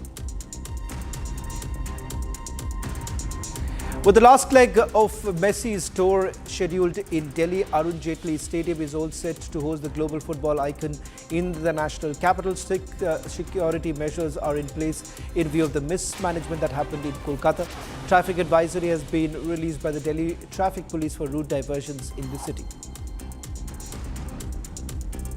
इसके द्वारा divergence दिए गए हैं सभी heavy vehicles और buses का राजघाट चौक से, Delhi gate चौक से, ITO चौक से, राउंड अबाउट झंडेवाला से, अजमेरी गेट चौक से और मिंटो रोड पे चढ़ने के रंजीत सिंह फ्लाईओवर लेने से पहले बादा खंबा रोड से, इन सभी जगहों से हैवी बसेस और ट्रक को कमर्शियल व्हीकल्स को डाइवर्ट किया गया है. Indian economy is expected to grow at 7% in 2026 as compared to 6.5% in 2025. Crisil raised its projections for India's GDP after robust economic growth was registered in the first half of the fiscal year. Domestic consumption is likely to drive growth along with GST rationalization and income tax relief.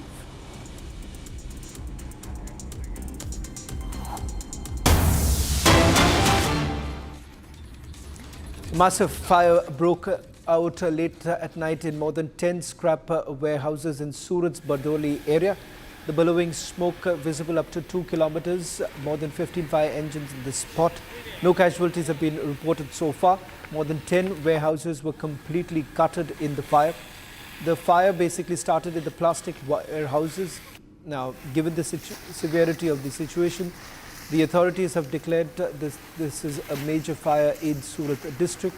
Now, in fact, more than 15 fire engines are at the spot trying to control the fire that broke out late last night, and it still continues. This is the latest condition right now that you see on your screens right now, with the fire still being yet to be doused completely by the fire engines that have been brought in. So far, there are no casualties is what we are being told. In fact, the first place where the fire broke out was a plastic warehouse, and it immediately spread to the other places. In fact, the other warehouses, as of now, from official count that is essentially coming in, we are being told that about 10 warehouses where the fire has broken out. A confirmation coming in from sources that there are no casualties that have been reported so far. 15 fire engines are at the spot trying to douse the fire. This happens to be an industrial area where the fire actually broke out. The reason for the origin of the fire is not known at this point in time, but investigations are also being carried out because this started late last night and thereafter it still continues at this stage is what we are picking up right now.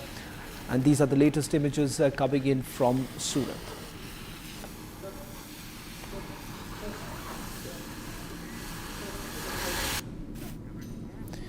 Well, in fact, the Mumbai police made a major breakthrough in their fight against narcotics. A synthetic drugs factory worth a staggering amount of about 150 crore rupees were already seized by the police. In fact, this happens to be one of the biggest operations to have been carried out by the anti-narcotics team.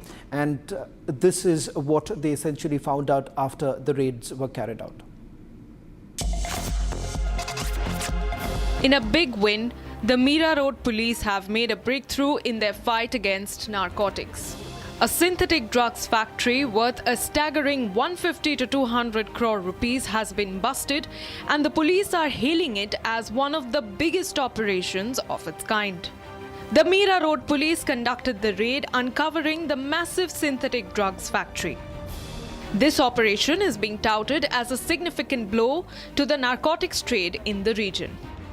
This is not an isolated incident, as just 2 days ago, the Mumbai police busted a similar drug factory in Satara, seizing drugs worth 115 crore rupees. The Maharashtra police are leaving no stone unturned in their efforts to curb the narcotics trade in the state. With these latest busts, it's clear that they are making significant progress. Just 24 hours ago, the Mumbai crime branch busted an illegal drug manufacturing unit, seizing 7.5 kilograms of drugs.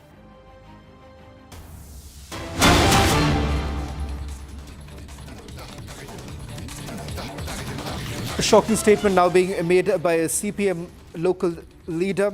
In fact, Saidali Majid, who won the Tenala award in the polls, the recently concluded polls, ended up making a statement saying that even in my family there are women who were brought to his family with marriage not to sleep with others.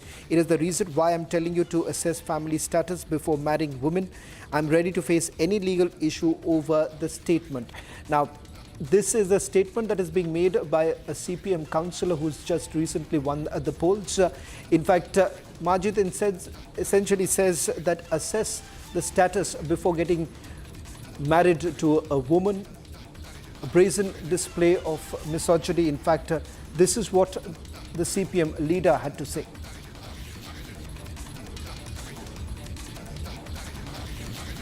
In fact, let me go across to Shankar, who's joining us on this broadcast, and then we'll try and see if we can play out that caught on camera, the Kerala leader, CPM leader.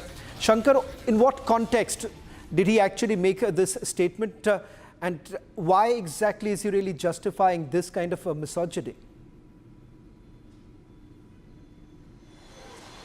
After the local body debacle, the state CPM party is facing another setback. This time with the statement shared by its leader.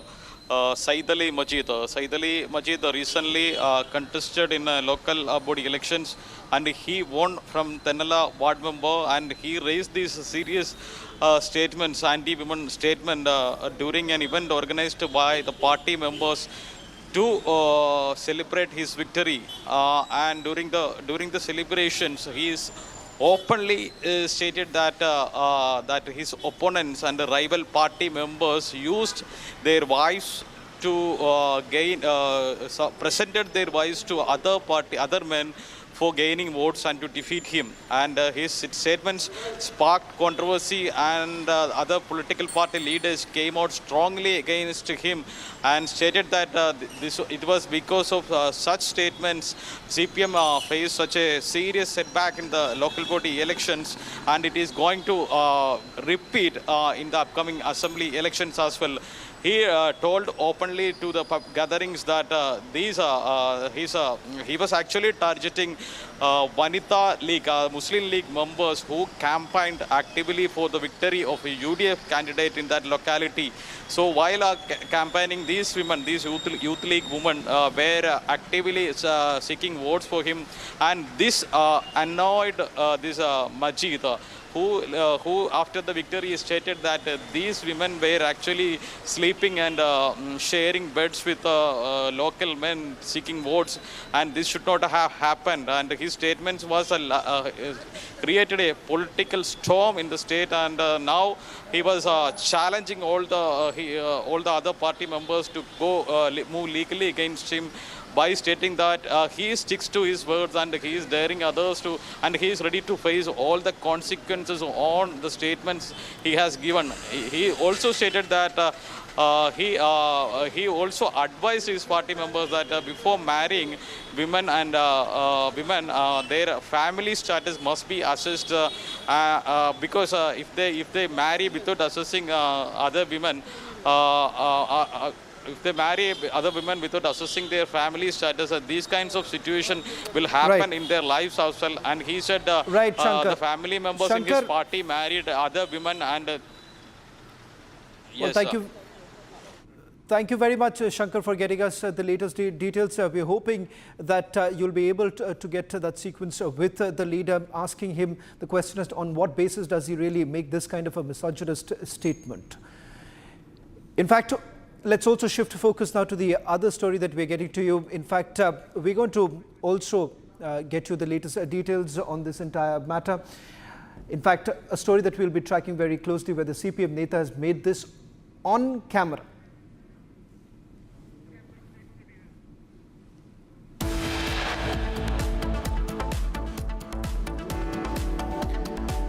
Congress chants death to PM. BJP demands unconditional apology.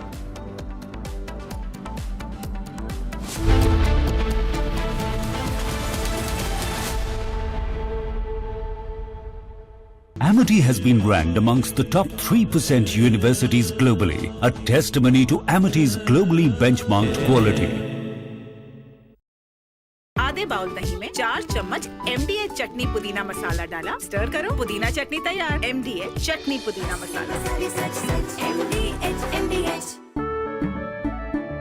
केसरिया से मन जोगी हुआ रे, दिल झूमे देखो मतवारा हुआ रे, केसरिया से मन जोगी। हर पल मनाओ केसरी त्योहार, विमल बोलो जुबान केसरी। आर प्योर सूजी पास्ता, उबालो, मिलाओ और खाओ, 8 मिनट में तैयार। क्या टेस्ट है सबका राजा R pure masala.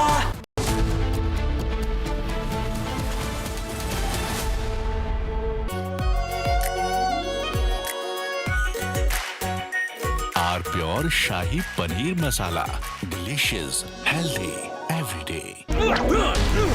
Please stop. झुमका, तेरा झुमका, तेरा झुमका। नॉट देयर, मेरा काउंटर टॉप टूट जाएगा। तेरा झुमका।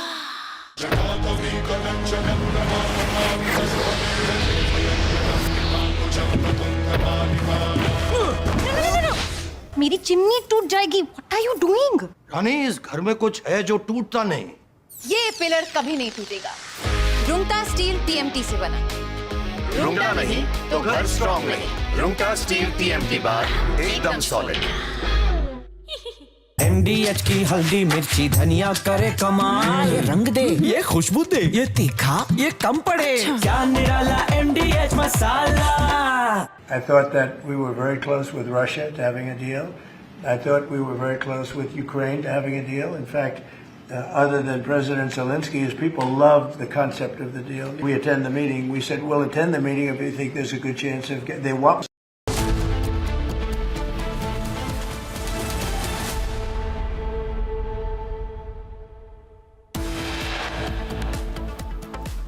And here are the headlines that we're tracking at 2:30 p.m. this Monday afternoon. Pakistan link emerges to Sydney Bondi Beach attack case. Pakistan-based Naveen Akram caught alive.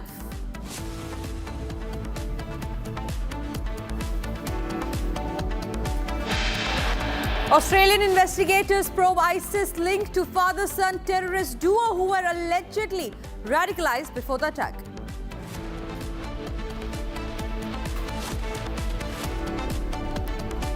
तेरी कब्र खुदेगी, आज नहीं तो कल खुदेगी। ये तरीके के नारे कांग्रेस पार्टी के सोच और मानसिकता को दर्शाता है। यह अपने आप में बहुत ही निंदनीय है। And there is a massive uproar over death threats to the Prime Minister during Congress workers' rally in the national capital. BJP has now asked for an unconditional apology. इससे शर्मनाक, इससे ज्यादा दुर्भाग्यपूर्ण कोई चीज नहीं हो सकता है। कांग्रेस के नेतृत्व माफी मांगना चाहिए। Ruckus in Parliament over Kong death threat to Prime Minister. BJP demands apology from Sonia Gandhi.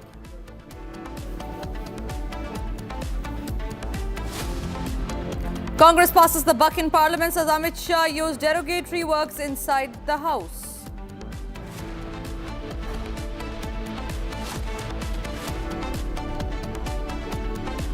Major flight disruption in Delhi due to heavy smog. 70+ flights cancelled. Passengers stranded.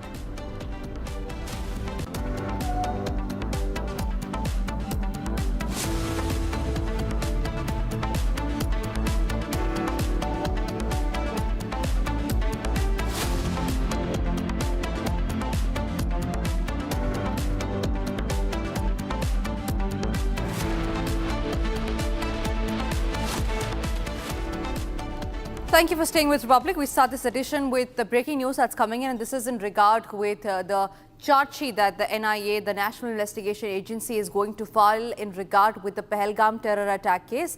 We learned that the charge sheet today was submitted in the court, and this was related to the Pahalgam attack case. Now, after the developments have taken place, we learned that the charge sheet has already been submitted. The National Investigation Agency is all set to file, in fact, it has already filed a well-documented and substantiated charge sheet in the Pahalgam massacre before the special NIA court. The Union Home Ministry had handed over the probe in the Pahalgam attack case to Anti-Terror Federal Probe Agency in April this year. Earlier, the National Investigation Agency had arrested 2 accused during their interrogation. They had disclosed details about the identities of 3 armed terrorists involved in the attack. Now, the NIA has gathered a substantial body of evidence regarding the identities of the terrorist charge sheet to name the roles of Suleiman, Hamza Afghani, Gibran, all killed in Operation Mahadev. Security now has been beefed up outside the NIA headquarters in Jammu. Gursimran is joining us live from Jammu on that note. Gursimran, talk to us about, since you are there in Jammu, NIA is all set to file the charge sheet. In fact, there are reports that says that they have already filed the charge sheet. But take us through the main details of the charge sheet. On what substantial evidence have they mentioned inside? See, right now the NIA teams have already entered the Jammu NIA court premises. These are the visuals that you are seeing. This team is headed by the SSP rank officer of the National Investigation Agency. SSP, it's Sandeep Chaudhary who is heading the team of the National Investigation Agency, and now the teams are going towards the designated NIA courts.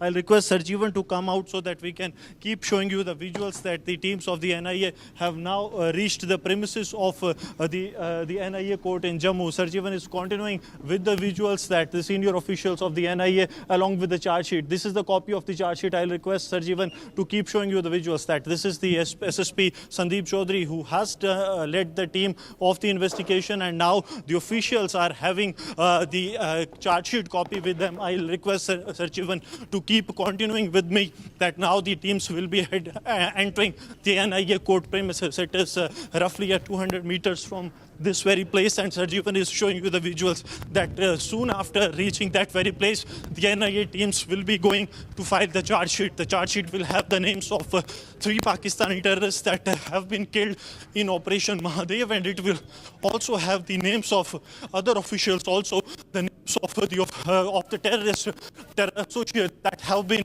now killed. And I'll request Sarjeevan to keep showing you the visuals, and Ashu is showing you the visuals from the other side as well, that the NIA teams have arrived here, and this is actually the copy of the charge sheet that will be presented before the court. It was very clear from the very first moment that it is going to be a very crisp and limited charge sheet.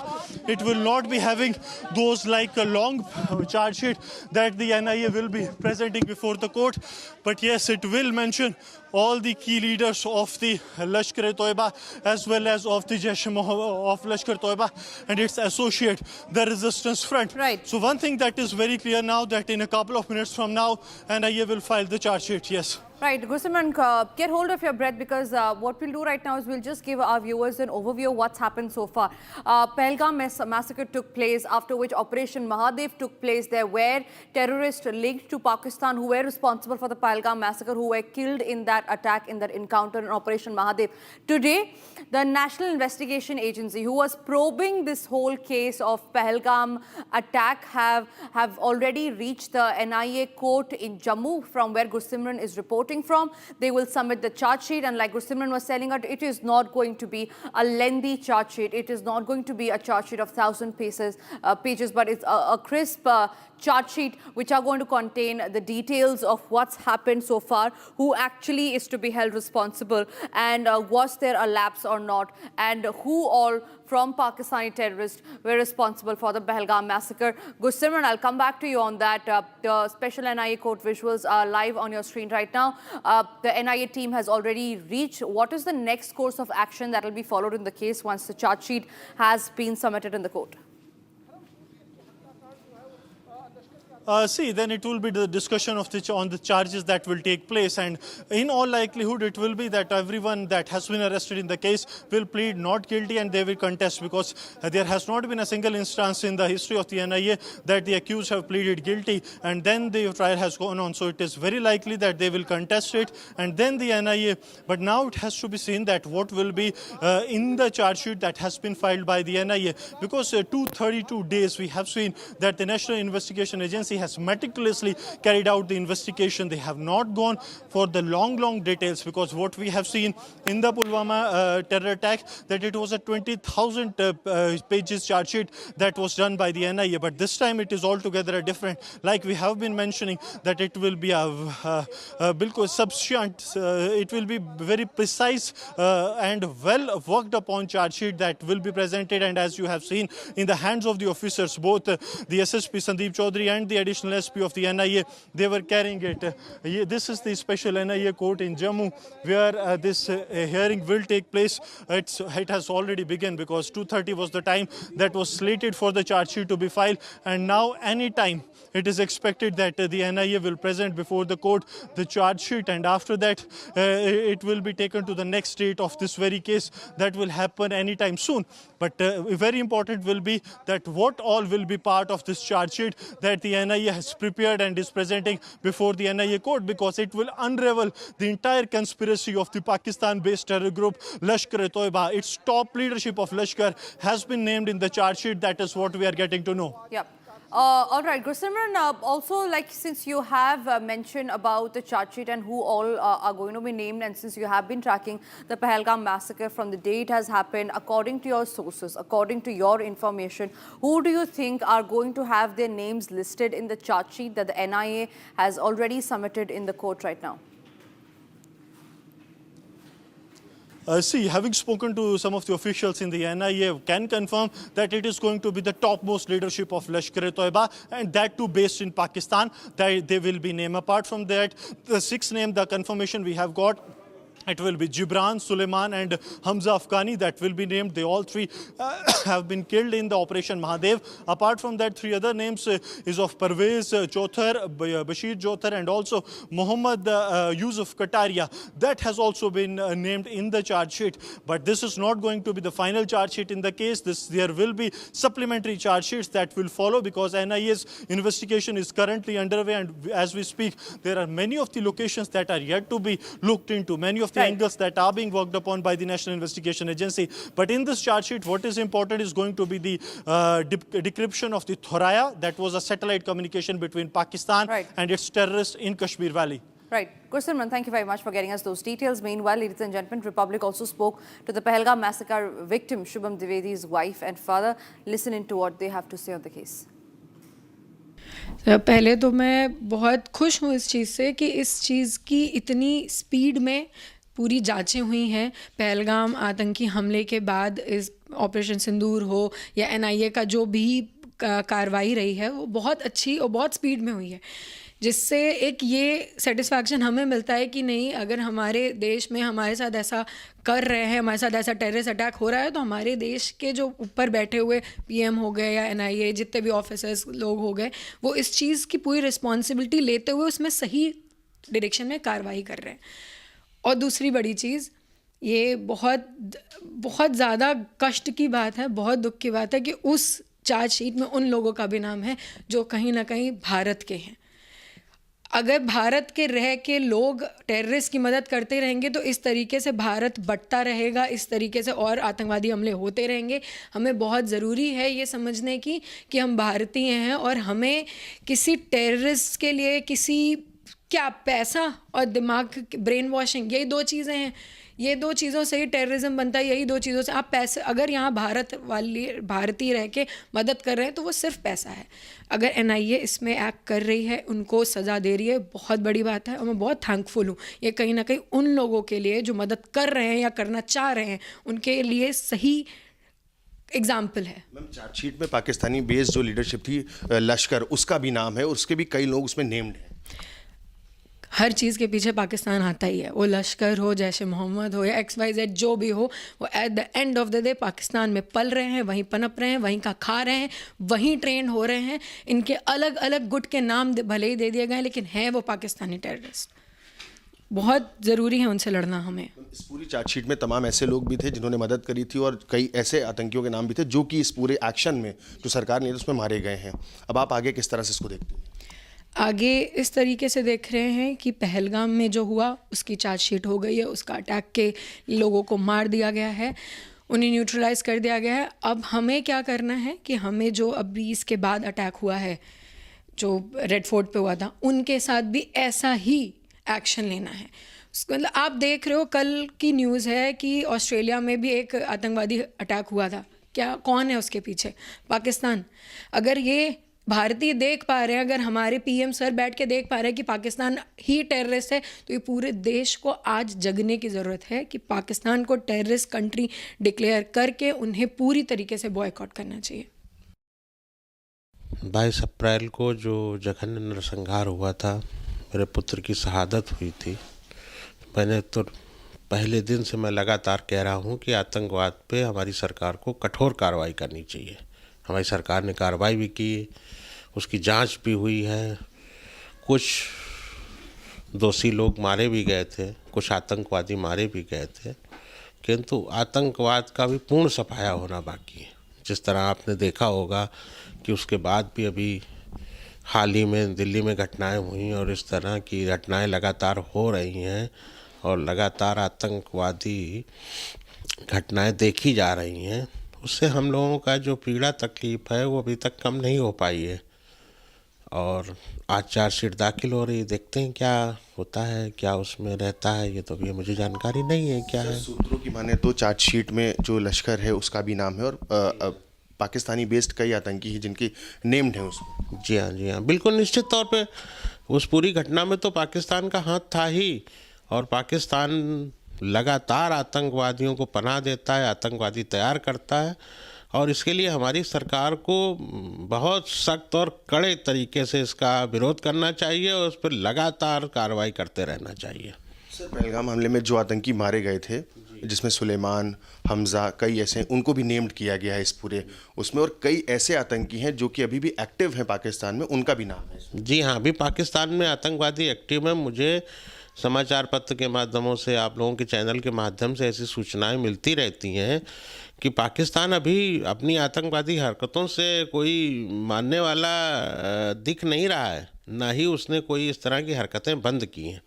इसलिए हमारी सरकार को, हमारे देश के, पूरे देश के 140 करोड़ जनता को आतंकवाद के खिलाफ बिल्कुल खड़े रहना चाहिए, और हमने तो ये संकल्प लिया है कि हम मरते दम तक आतंकवाद का विरोध करते रहेंगे।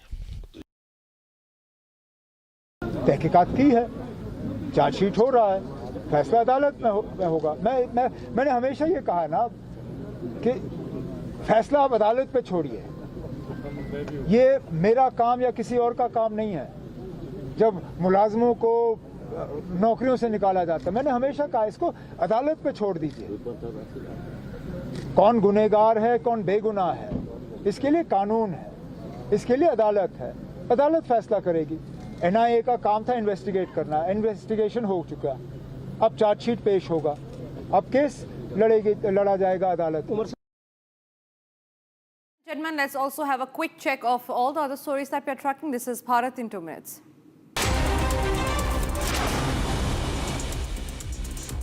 Dense fog continued to grip North India, severely reducing visibility. About 6 vehicles collided in Hapur in Uttar Pradesh due to thick fog and reduced visibility, leaving many injured. Further details in the case are now awaited.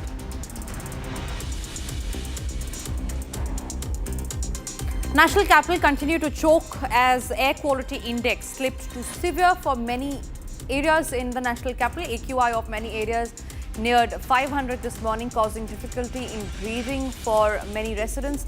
GRAP 4 is in place in the national capital. Dense fog and reduced visibility has also been continuing, affecting mobility in the national capital. With the last leg of Messi's GOAT tour scheduled in Delhi, the Arjun Jaitley Stadium is all set to host the global football icon in the national capital. Strict scrutiny measures are in place of the overview, in keeping in mind how the mismanagement that happened in Kolkata. Traffic advisory has been released by the Delhi Traffic Police for more route diversion in the city. वाला divergence दिए गए हैं सभी heavy vehicles और buses का। राजघाट चौक से, Delhi gate चौक से, ITO चौक से, राउंड अबाउट झंडेवाला से, अजमेरी गेट चौक से और मिंटो रोड पे चढ़ने के रंजीत सिंह फ्लाईओवर लेने से पहले बादा खंबा रोड से, इन सभी जगहों से हैवी बसेस और ट्रक को, कमर्शियल व्हीकल्स को डाइवर्ट किया गया है। Indian economy is expected to grow at 7% in 2026 as compared to 6.5% in 2025. Crisil raised its projection for India's GDP after robust economic growth was registered in the first half of the fiscal year. Domestic consumption is likely to drive growth along with GST, rationalization and income tax relief.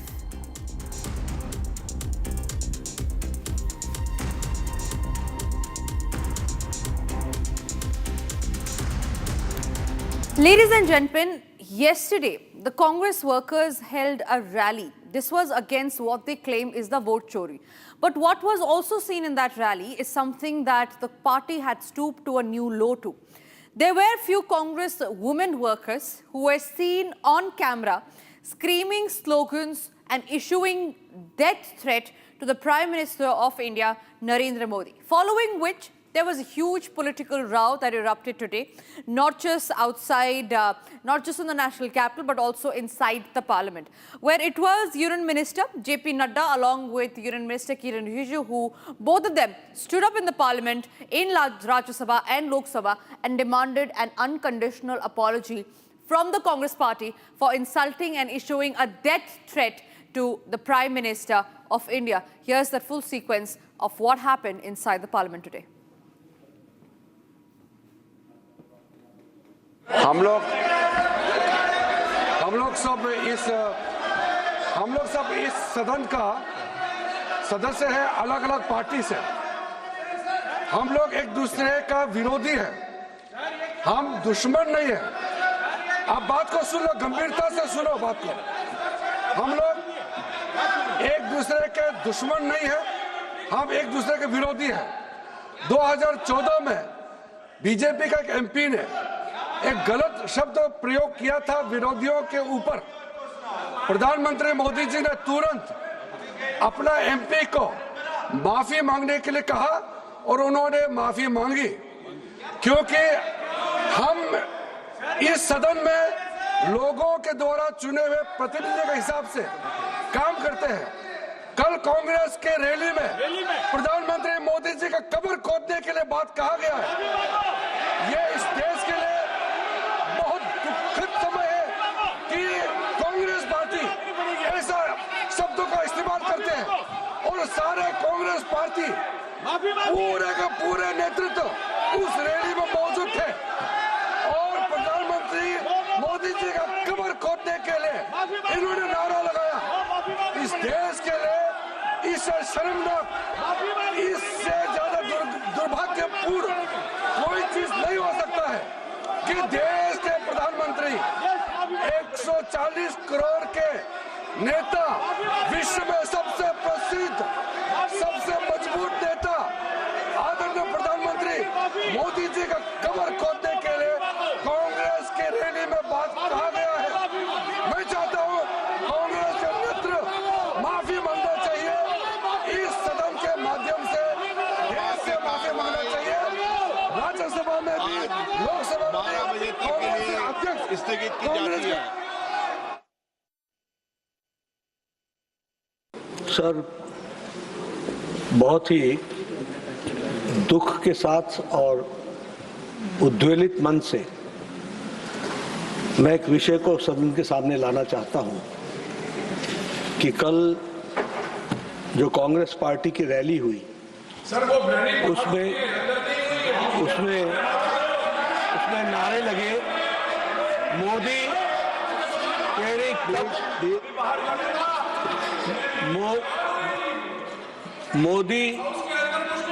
Modi तेरी कब्र खुदेगी, आज नहीं तो कल खुदेगी।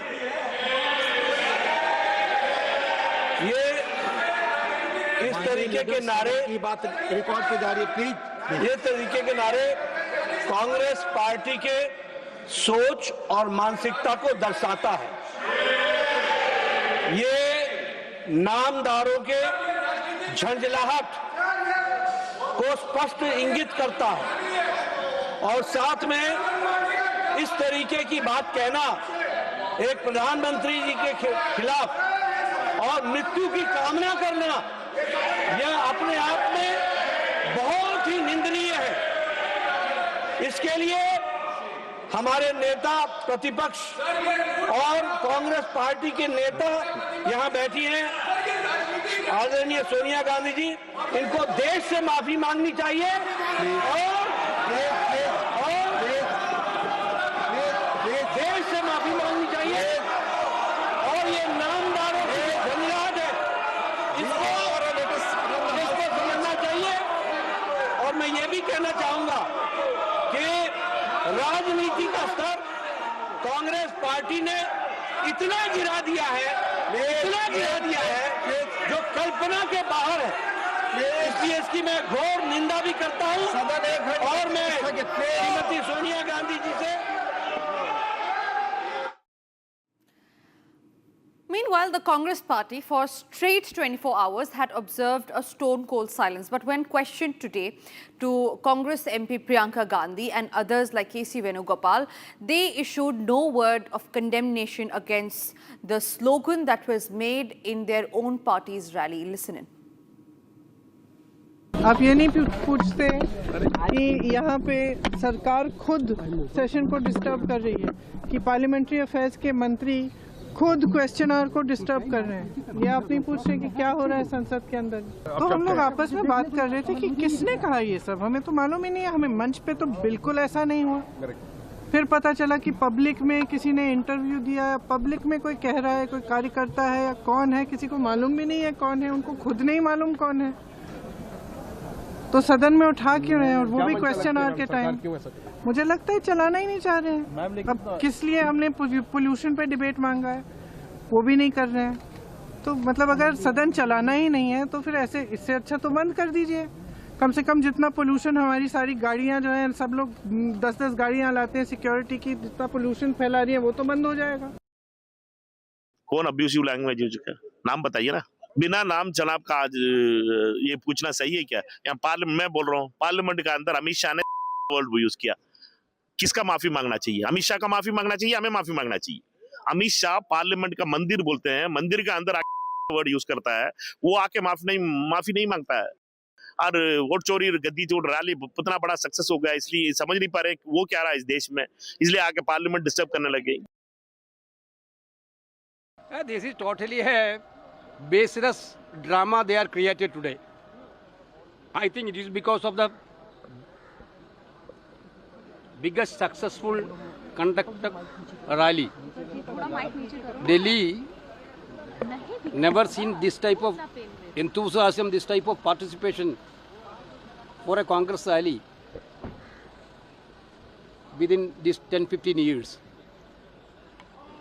It may be provoked them, but what they are blaming, I asked Kiran Rijiju, any Congress leader spoke about it.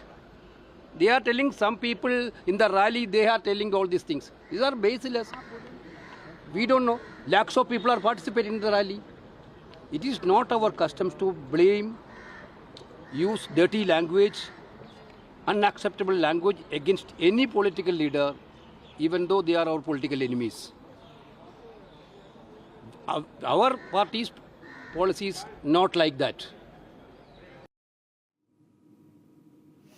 In videos that have now surfaced on social media, Congress workers were heard chanting death threats. Here's that full sequence on that that led to the huge political controversy.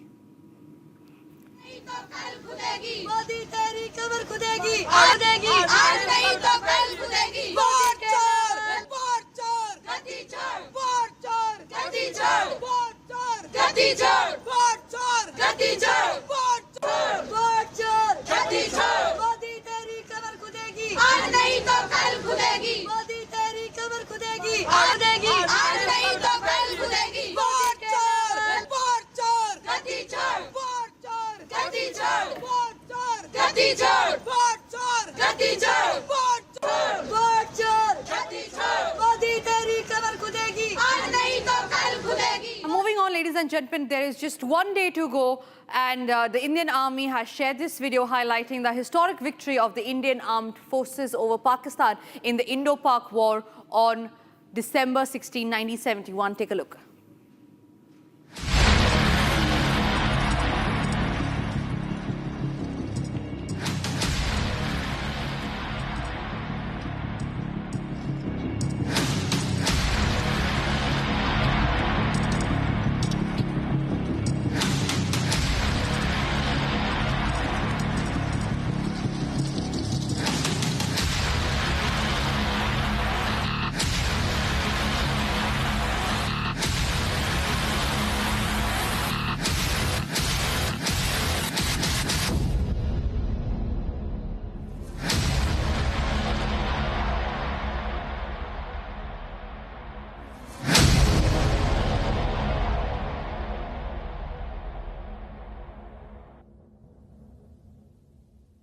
With that, ladies and gentlemen, it's time for us to now slip into a short break. But after the break, we'll get you all the details of the flight disruptions that took place in the national capital due to dense fog, along with air pollution, which is in the severe category today.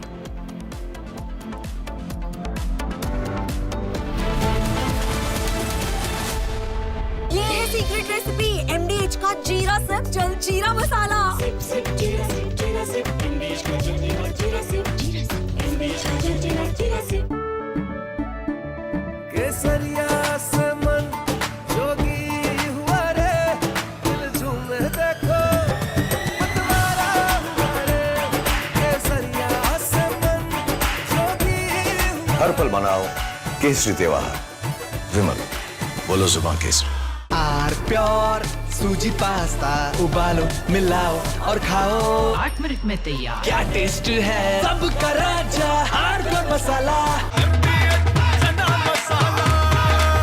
अब छोलिया हो या लोबिया, सफेद चने या काले चने, सब कुछ मजेदार बने। NDH.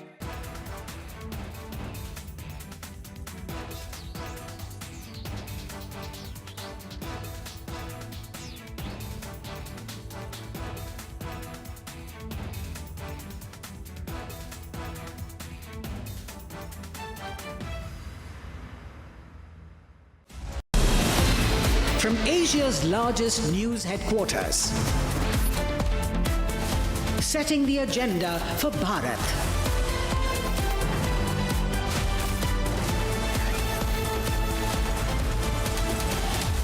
You're watching Republic.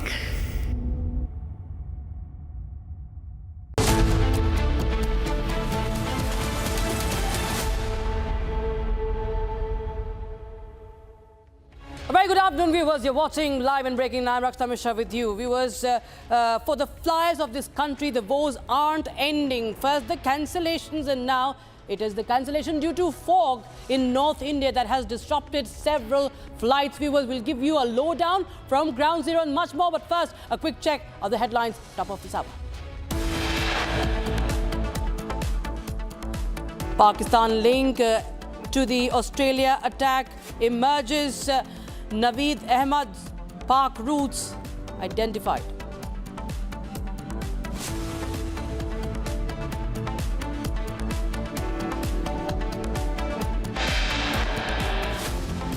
Australian investigators probe ISIS linked to father-son terrorist duo who were allegedly radicalized before the attack.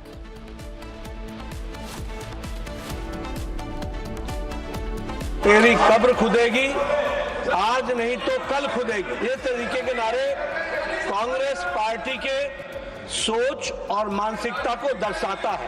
यह अपने आप में बहुत ही निंदनीय है।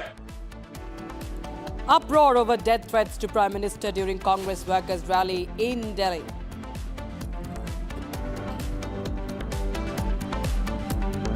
कांग्रेस पार्टी के नेता यहाँ बैठी हैं, आदरणीय सोनिया गांधी जी, इनको देश से माफी मांगनी चाहिए। Ruckus in Parliament over Congress death threat to Prime Minister. BJP demands unconditional apology from Sonia Gandhi.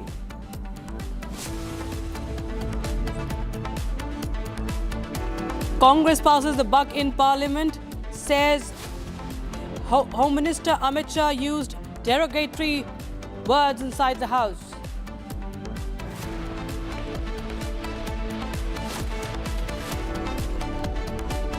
And major flight disruption in Delhi due to heavy smog. More than 70 flights cancelled, passengers stranded.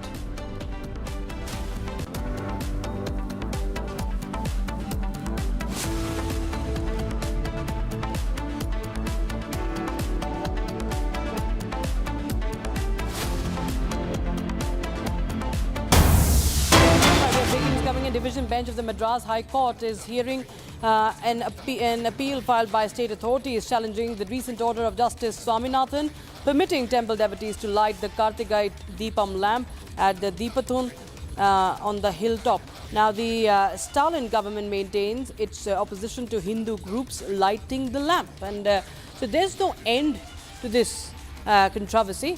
And now the Deepam Rao hearing is underway in the Madras High Court as Sharda is joining us live on the broadcast. For more, Sharda, tell us more details. What are you picking up from the court? We understand that the hearing is underway.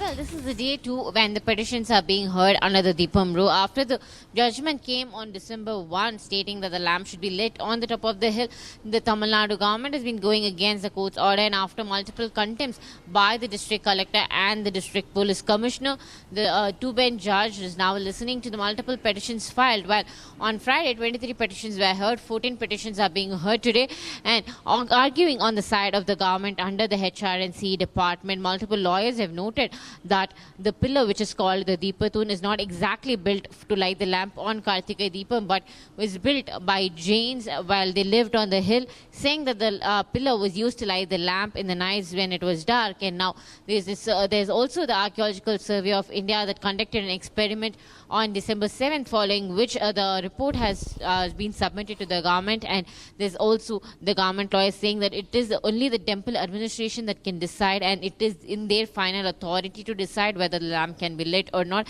Lawyers continue to argue that the judge or the Madras High Court cannot decide what the temple administration should do, and pointing out to the past orders that came in 1994, 2004, and also the latest Supreme Court in 2024 saying that they have already mentioned that the final decision lies in the hands of the temple administration, and the Madura bench of the Madras High Court cannot defy these rules, Rakshita.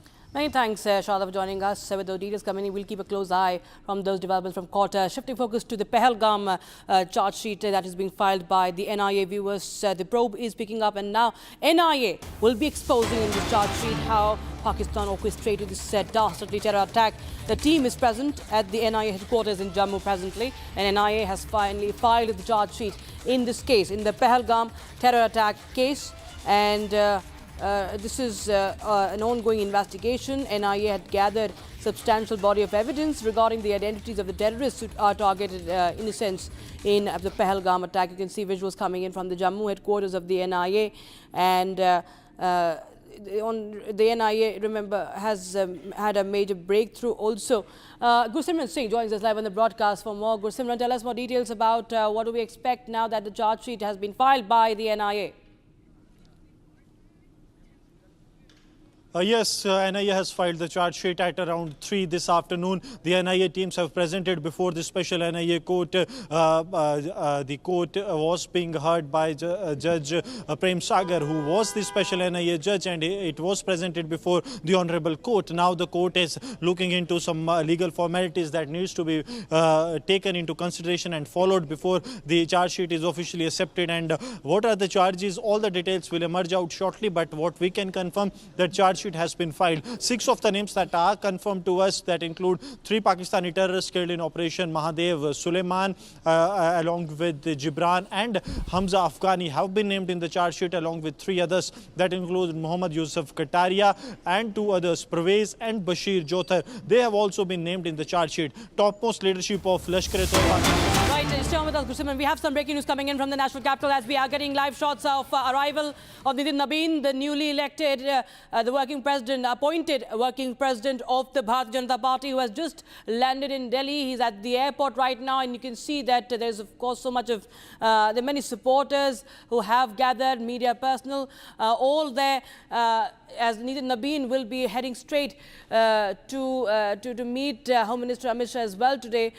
He will be first taking charge officially today at the BJP headquarters in the national capital. Live shots coming in from the Delhi airport as he arrives in the national capital to take on the duties of the BJP, take on the charge at the helm of the Saffron Party, and he also is going to hold important meeting with Amit Shah, and that's the latest update we have right now. The BJP's boss, that is the new working president, Nitin Nabin, who's the cabinet minister from Bihar as well, has arrived in the national capital. You can see live shots first and exclusive on Republic TV, and you can see Shambhavi is joining us live in the broadcast from Shambhavi. Tell us what is the atmosphere like and what do we expect as Mr. Nitin Nabin has now arrived? Shambhavi.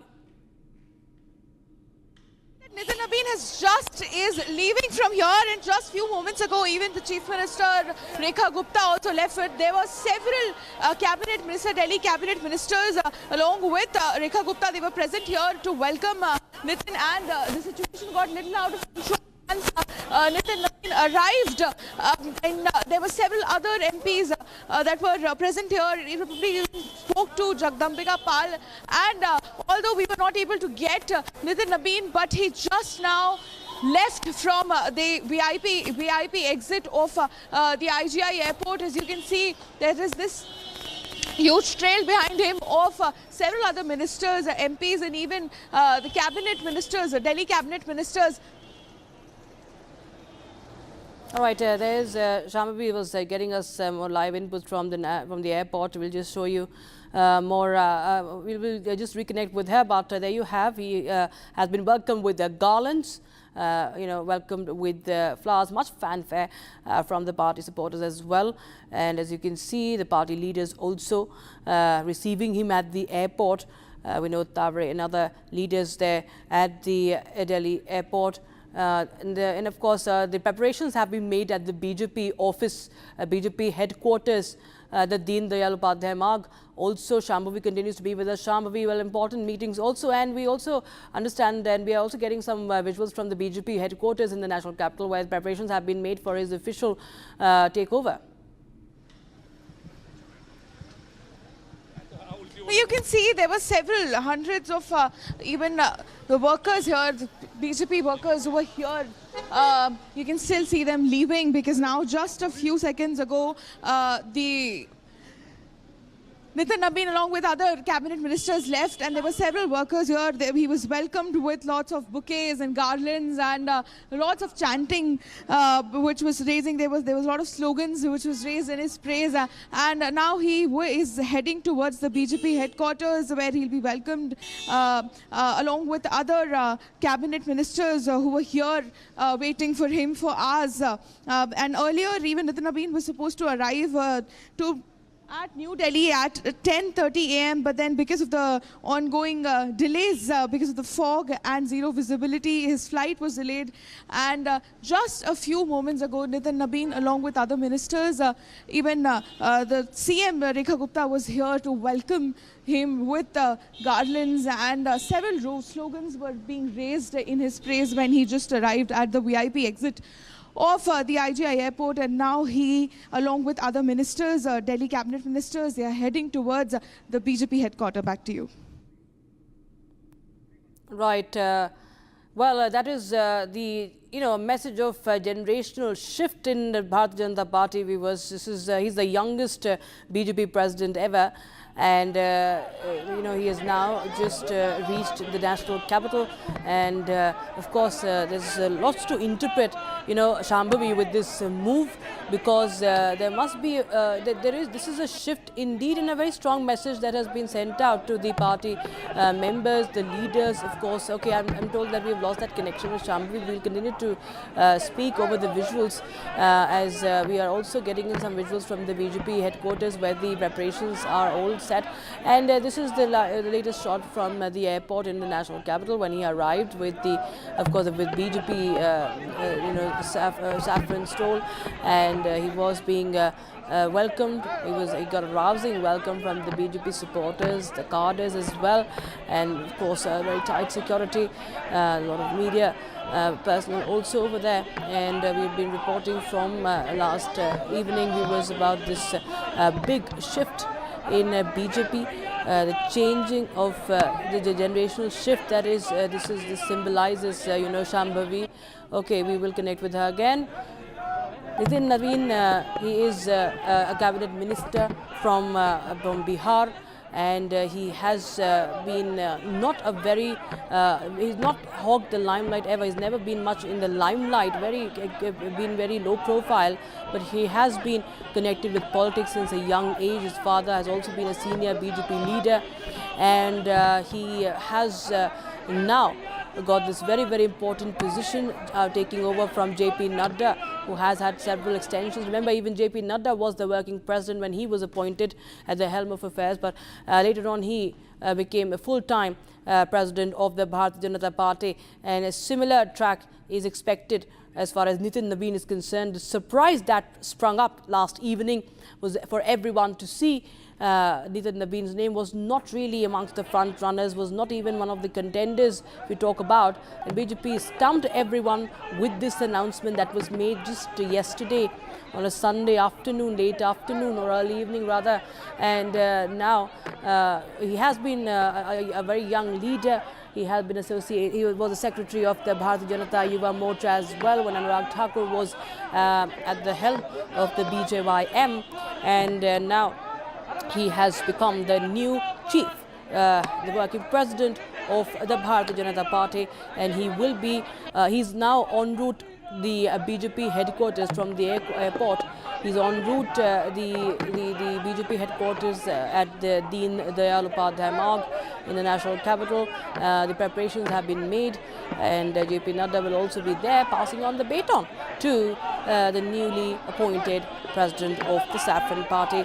There will be, of course, celebrations. There were celebrations broke out in Patna last evening, and Republic TV got to the conversation first from the man himself, from Nitin Nabin. As he said, he made it very, very clear that his eyes are on Bengal as the president. The BJP's goal is clear, and it is West Bengal elections. He made it very, very clear, and of course we expect him to speak again today after he takes charge officially from the BJP headquarters, and thereafter he will be also holding several meetings, one being with the Home Minister Amit Shah.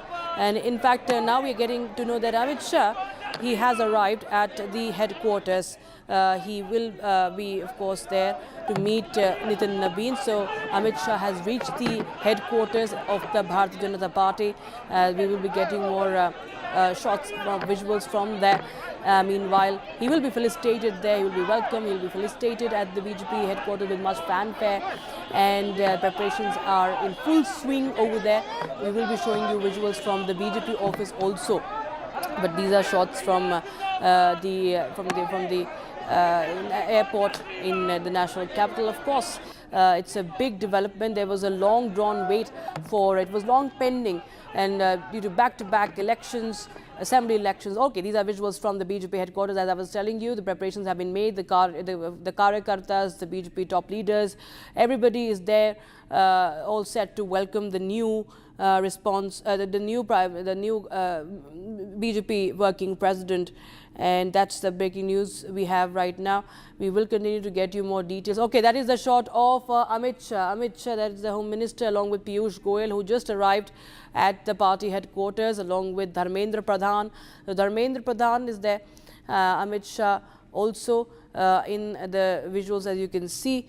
And you can see those visuals coming in from the national capital, as he has just arrived at the headquarters. So those are the live shots coming in from the Bharatiya Janata Party headquarters. The arrival of the Home Minister, the top brass of the BJP, Amit Shah, with the several leaders and ministers from the BJP. So breaking news coming in right now from the BJP headquarters. Amit Shah has arrived. Nitin Nabin en route the headquarters after he landed at the airport, and is the youngest working president, as I was telling you earlier.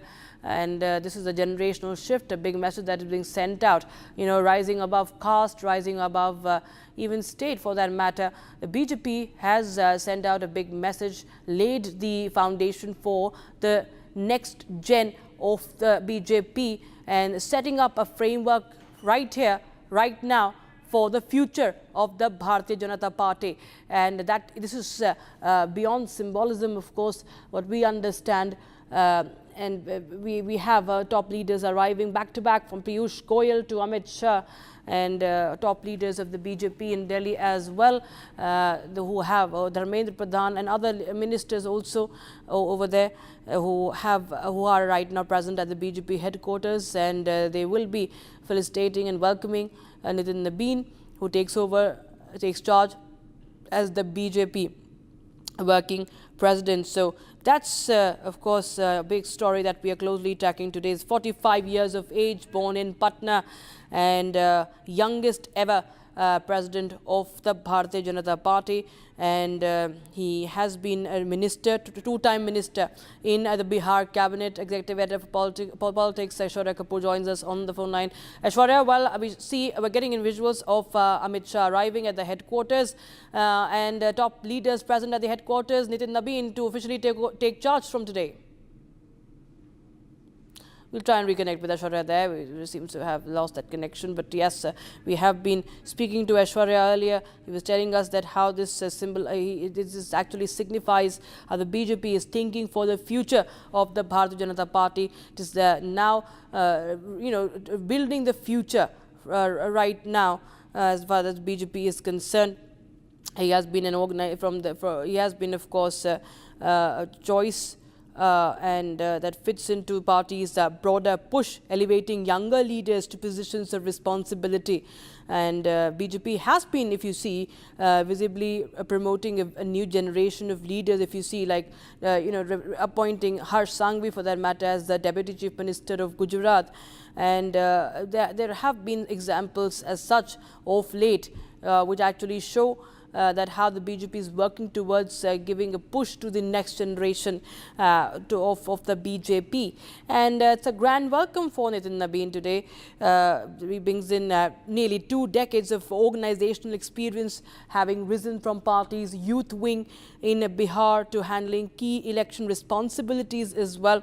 He has roots in politics. His father had been former Jansangh member, served as legislator also, and he has been a senior BJP party leader. And Amit Shah had also recognized his work in Chhattisgarh, making him also an important part of BJP's Delhi campaign also for the elections. And we saw that how the electoral drought of nearly 3 decades had ended for the BJP in Delhi just recently. And now we have Nitin Nabin at the helm of affairs. He'll be taking charge officially. That's the breaking news we have right now. Okay, we have some more visuals coming in. We'll try and get you more updates coming in. And we will continue to get you more reactions from the BJP headquarters also, as there's much excitement, especially amongst the young cadres. Remember, he has been a youth leader also, and of course this brings in hope for the the next generation leaders also with this move of the Bharatiya Janata Party. Okay, so that's Amit Shah. As we are getting those visuals, we'll also show you the visuals from the airport. We'll show you all visuals. Republic TV is closely tracking all the updates on this story. And we had also spoken to Nitin Nabin yesterday. He had said very clearly that he will be following the footsteps of the top brass of Prime Minister Narendra Modi. Prakash joins us live on the broadcast. Prakash, tell us what do we expect today? He has just arrived in the national capital. Amit Shah, top leaders will be present, and he'll be officially taking charge as the head of the Bharatiya Janata Party. Well, it's a big moment and a historic moment for Nitin Nabin as well as for the BJP, because the BJP has turned 45 and Nitin Nabin is 45 years old.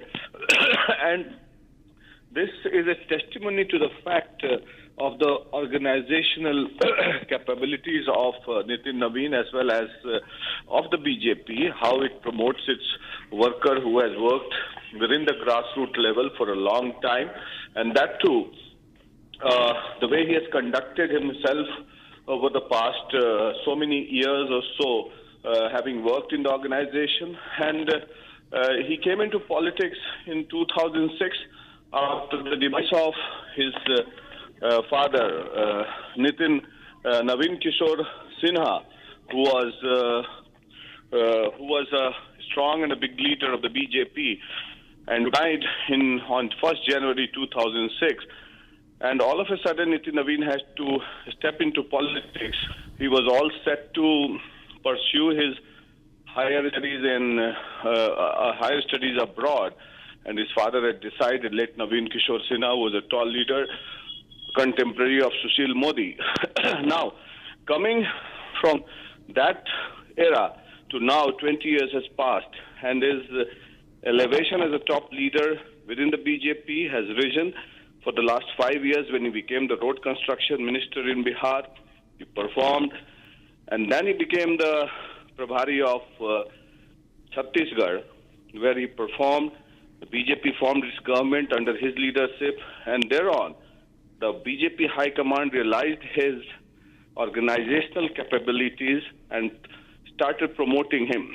In this year's Vidhan Sabha elections in Bihar, which was held, he was made a member of the core committee, top 4 core committee, which decides the ticket distribution within the BJP.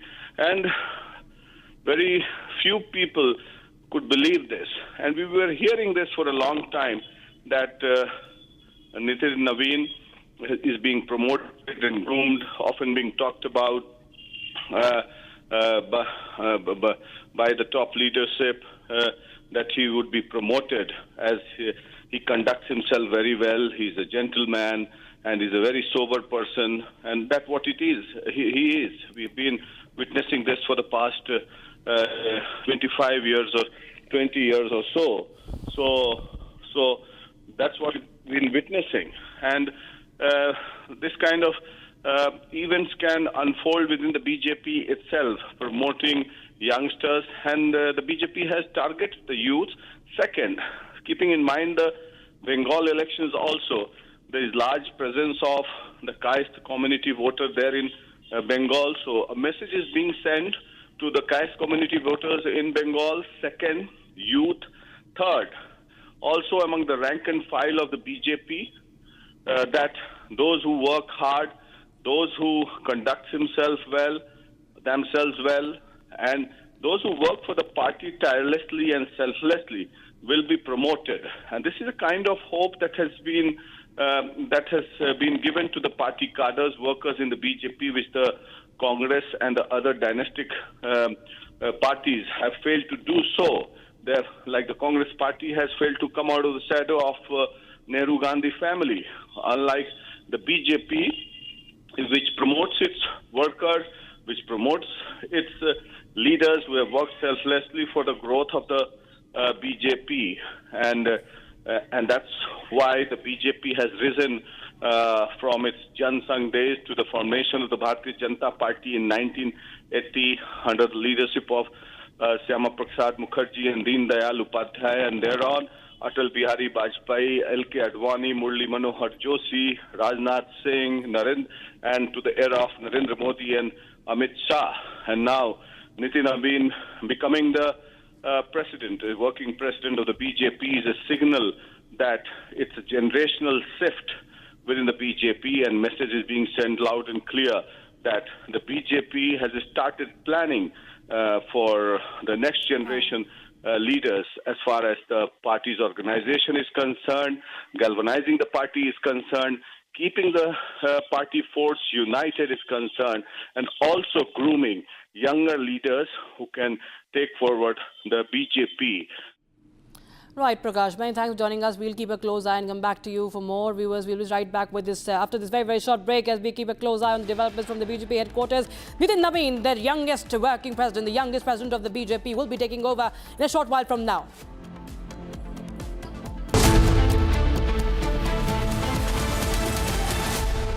थोड़े में ज्यादा स्वाद यही तो है इसकी खास बात। वाओ मामा, क्या स्वाद है? अरे मेरे राजा, सबका राजा आर्थिक मसाला। अब छोलिया हो या लोबिया, सफेद चने या काले चने, सब कुछ मजेदार बने। चैनल में होता है कि बहन?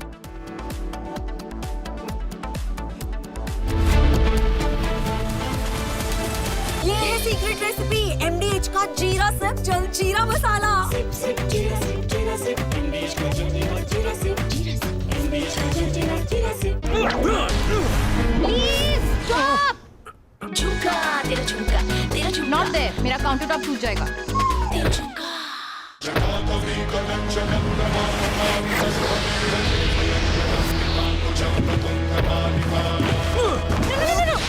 मेरी चिमनी टूट जाएगी। What are you doing?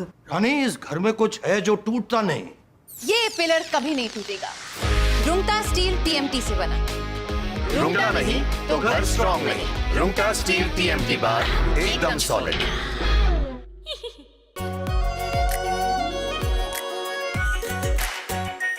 Are pure shahi paneer masala, delicious, healthy everyday.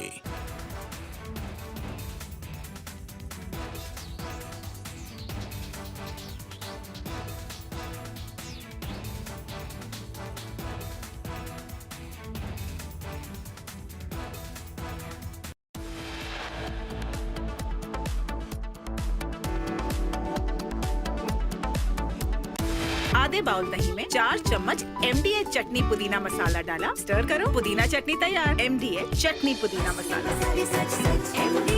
MDH Amity has been ranked amongst the top 3% universities globally, a testimony to Amity's globally benchmarked quality. Our pure suji pasta उबालो मिलाओ और खाओ 8 मिनट में तैयार क्या taste है सबका राजा R pure masala I thought that we were very close with Russia to having a deal. I thought we were very close with Ukraine to having a deal. In fact, other than President Zelensky, his people loved the concept of the deal. We attend the meeting. We said, we'll attend the meeting if we think there's a good chance of they want.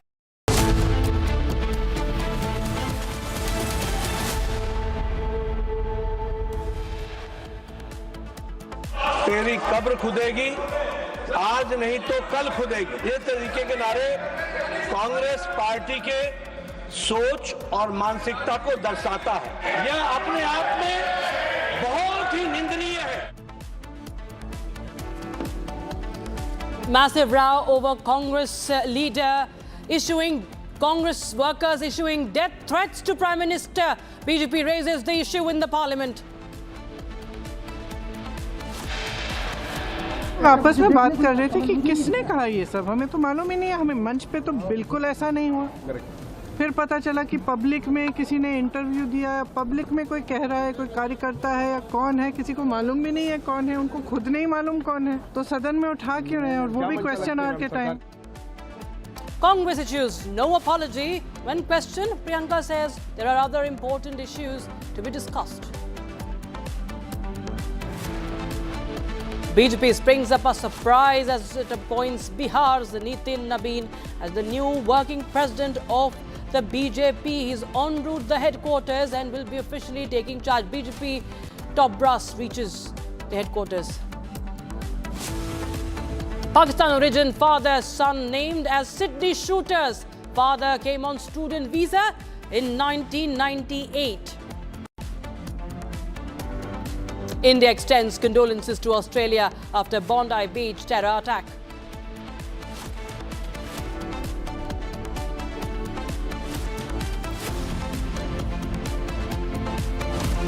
Very good afternoon, viewers. You're watching Republic TV and I'm Rakshita Mishra with you. We start with breaking news coming in from Maharashtra. Now, Parth Pawar's business partner, Digvijay Patil, appeared before the Pune police today for questioning in the land scam case. Now, his statement is being recorded at the Bavdan police station.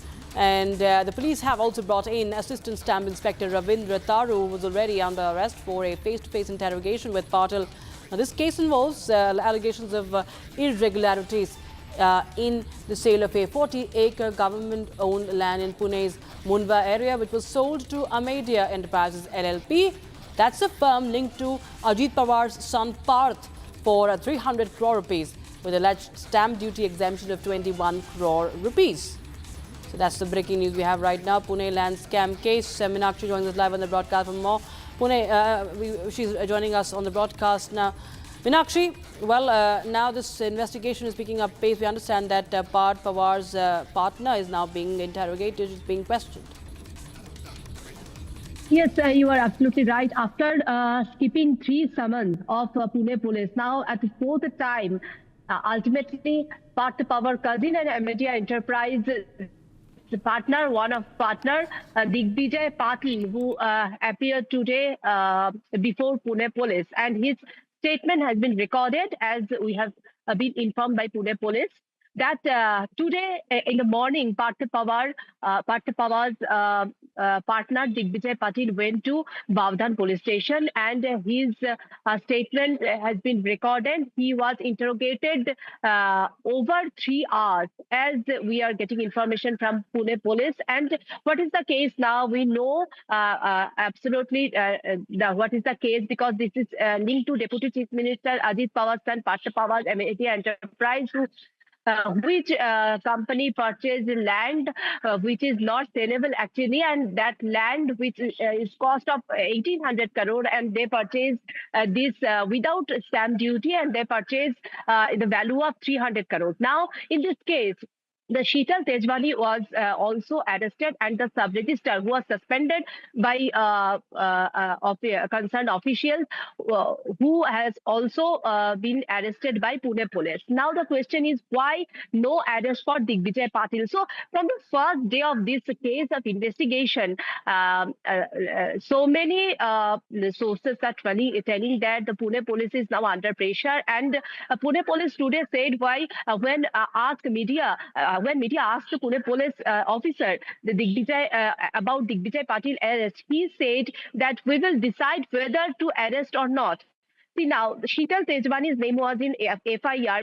Digvijay Patil's name was also in FIR. And the Ravindra Taru, who was arrested already, his name also was in FIR. So, two arrested made by Pune police. Why not Digvijay Patil? This is the question which is raising now. What Pune police say today? Pune police said, police from Bavdan police station, one senior officer says that Digvijay Patil was present at Bavdan police station today. We have recorded his statement. His statement will be analyzed, and an investigation is going on. After that, we will decide we will arrest him or not. So this is the situation now. After skipping 3 summons, Digvijay Patil today appeared before Pune police, and after that they are investigating. They are telling they are investigating. See, 1 month is over of this case investigation. Now, still, Pune police is saying they are investigating whether they need to arrest Digvijay Patil or not. And that's the reason from the first day, lots of questions raised on police role, Pune police role on this case. Right, many thanks, Meenakshi, for joining us with details coming in on that story. We'll keep a close eye as the questioning continues. Viewers, shifting focus to other stories now. There's more breaking news coming in. Top sources tell us the top Lashkar leadership will be named in this NIA charge sheet. It has been named because the NIA has filed this charge sheet in the Pahalgam terror attack case. Now, Pakistan-based terror leadership of Lashkar and their role is going to be put out there on record in the charge sheet. NIA to present the well-documented and substantiated charge sheet in the NIA court. Charge sheet to have names of Suleiman, to name and define the roles of Suleiman, Hamza, Afghani, Gibran, all killed in the Operation Mahadev. And charge sheet will also be naming the 3 arrested terror supporters, Parvez, Bashir and Yusuf. So Pakistan will be exposed how this dastardly attack was in fact carried out, how it was planned, how the conspiracy was hatched, and how it was carried out, who all was supporting with evidences. So Pakistan should be keeping its eyes and ears very much open as it continues to deny its hand. It's for the world to see, as there are multiple evidences with the investigating agency to nail the role of Pakistan-based terror outfits in the Pahalgam attack. And NIA team is right now at the headquarters in Jammu, and they have filed the charge sheet. So name and the roles will be all defined. Gursimran Singh joins us for more. Gursimran, tell us more details now that the NIA has gathered ample evidence, solid evidence against those park-based handlers, terrorists, and those who were also supporting from ground.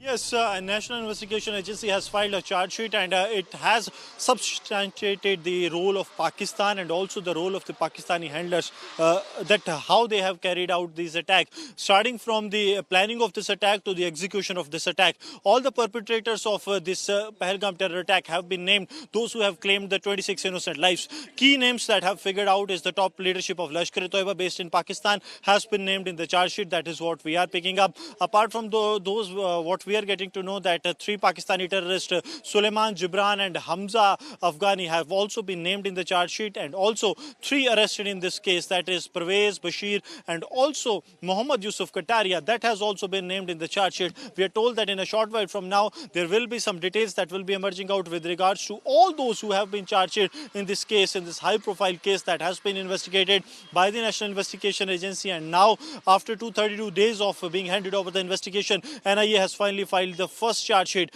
There is going to be a supplementary charge sheet also that will be filed in the first quarter, very likely of 2026. But at least for now, they have gone with the first charge sheet that has mentioned that how this entire conspiracy was hatched, and the Pakistan's role has been unraveled in this charge sheet by the National Investigation Agency. Right. All right. So, of course, this is going to, clearly put out that definition of the roles, because we've seen that Pakistan cannot hide anymore, Gursimran. The roles will be well defined with the solid evidence that the NIA has, and this will be once again something that will be an expose for Pakistan, because it continues to rebuild its terror headquarters. As we know what happened during Operation Sindoor, we have evidence for that as well, and how Pakistan continues to recruit. It has also gone to the extent of now recruit women for jihad, and we've had multiple evidences on record also, and this will be, of course, another important evidence against Pakistan as India continues to even counter the terror state along the borders, along the LOC, and otherwise on global stage. See, if we speak of this investigation that has been carried out by the team of the National Investigation Agency headed by 2012 batch IPS officer Sandeep Chaudhary, this is not only going to bring out the facts that how Pakistan was involved in this, but this is also going to isolate Pakistan on the international community, because all the names of the Pakistani commanders that are part of this charge sheet, they will be later used by the India for not only in the international platforms to expose Pakistan, but also in the courts to bring out letter regulatory, and then to ensure that these Pakistani handlers that are still based in Pakistan, they be brought back through the law of the land. So that is going to haunt Pakistan for a long, because it will ensure the global isolation of the Pakistan that will take place. It will not only be restricted to this case only, but it will have repercussions for the Pakistan in a broad consensus. Reason being that Pakistan will be exposed. Not only what we are picking up, that there are direct intercept of the Thoraya, that was a satellite communication set, that has also been seen. So that also will be part of this charge sheet. Some of the digital recordings are also part of this charge sheet that has been presented before the Special NIA court in Live Jammu. shots from the BJP headquarters as the stage is all set for Nitin Nabin to take charge as the BJP's new working president. You can see in that frame Amit Shah, JP Nadda, Dharmendra Pradhan, and other top leaders from Giriraj Singh and several others over there. Welcoming and going to felicitate BJP's youngest working president, that is Nitin Nabin. And as we can see Ravi Shankar Prasad as well, and other top leaders of the BJP, senior leaders, and everyone from the Delhi BJP also present there. Rekha Gupta and other top leaders all present at the national headquarters of the BJP at the Deen Dayal Upadhyaya Marg in Delhi. As there are, of course, slogans, chants of BJP workers. The Josh is high. Aishwarya Kapoor joined us on the phone line for more. Well, Aishwarya, we see that top leaders, Amit Shah, Piyush Goyal, and all other leaders are present right now for the official takeover of the youngest ever BJP president. Aishwarya. I think we have lost the connection with Aishwarya. We'll try and reconnect and get more understanding of this, the significance of this, because this is a complete generational shift. We will stop BJP leaders are present there.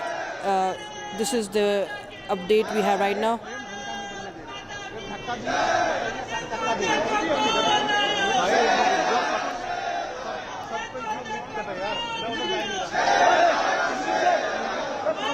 And we have, of course, the Karyakartas all raising the slogans and support and cheering for Nitin Nabin, and visuals from different vantage points on your screens, first on Republic TV, as Nitin Nabin will be taking charge officially as the working president of the BJP, 45 years of age, cabinet minister in Bihar right now.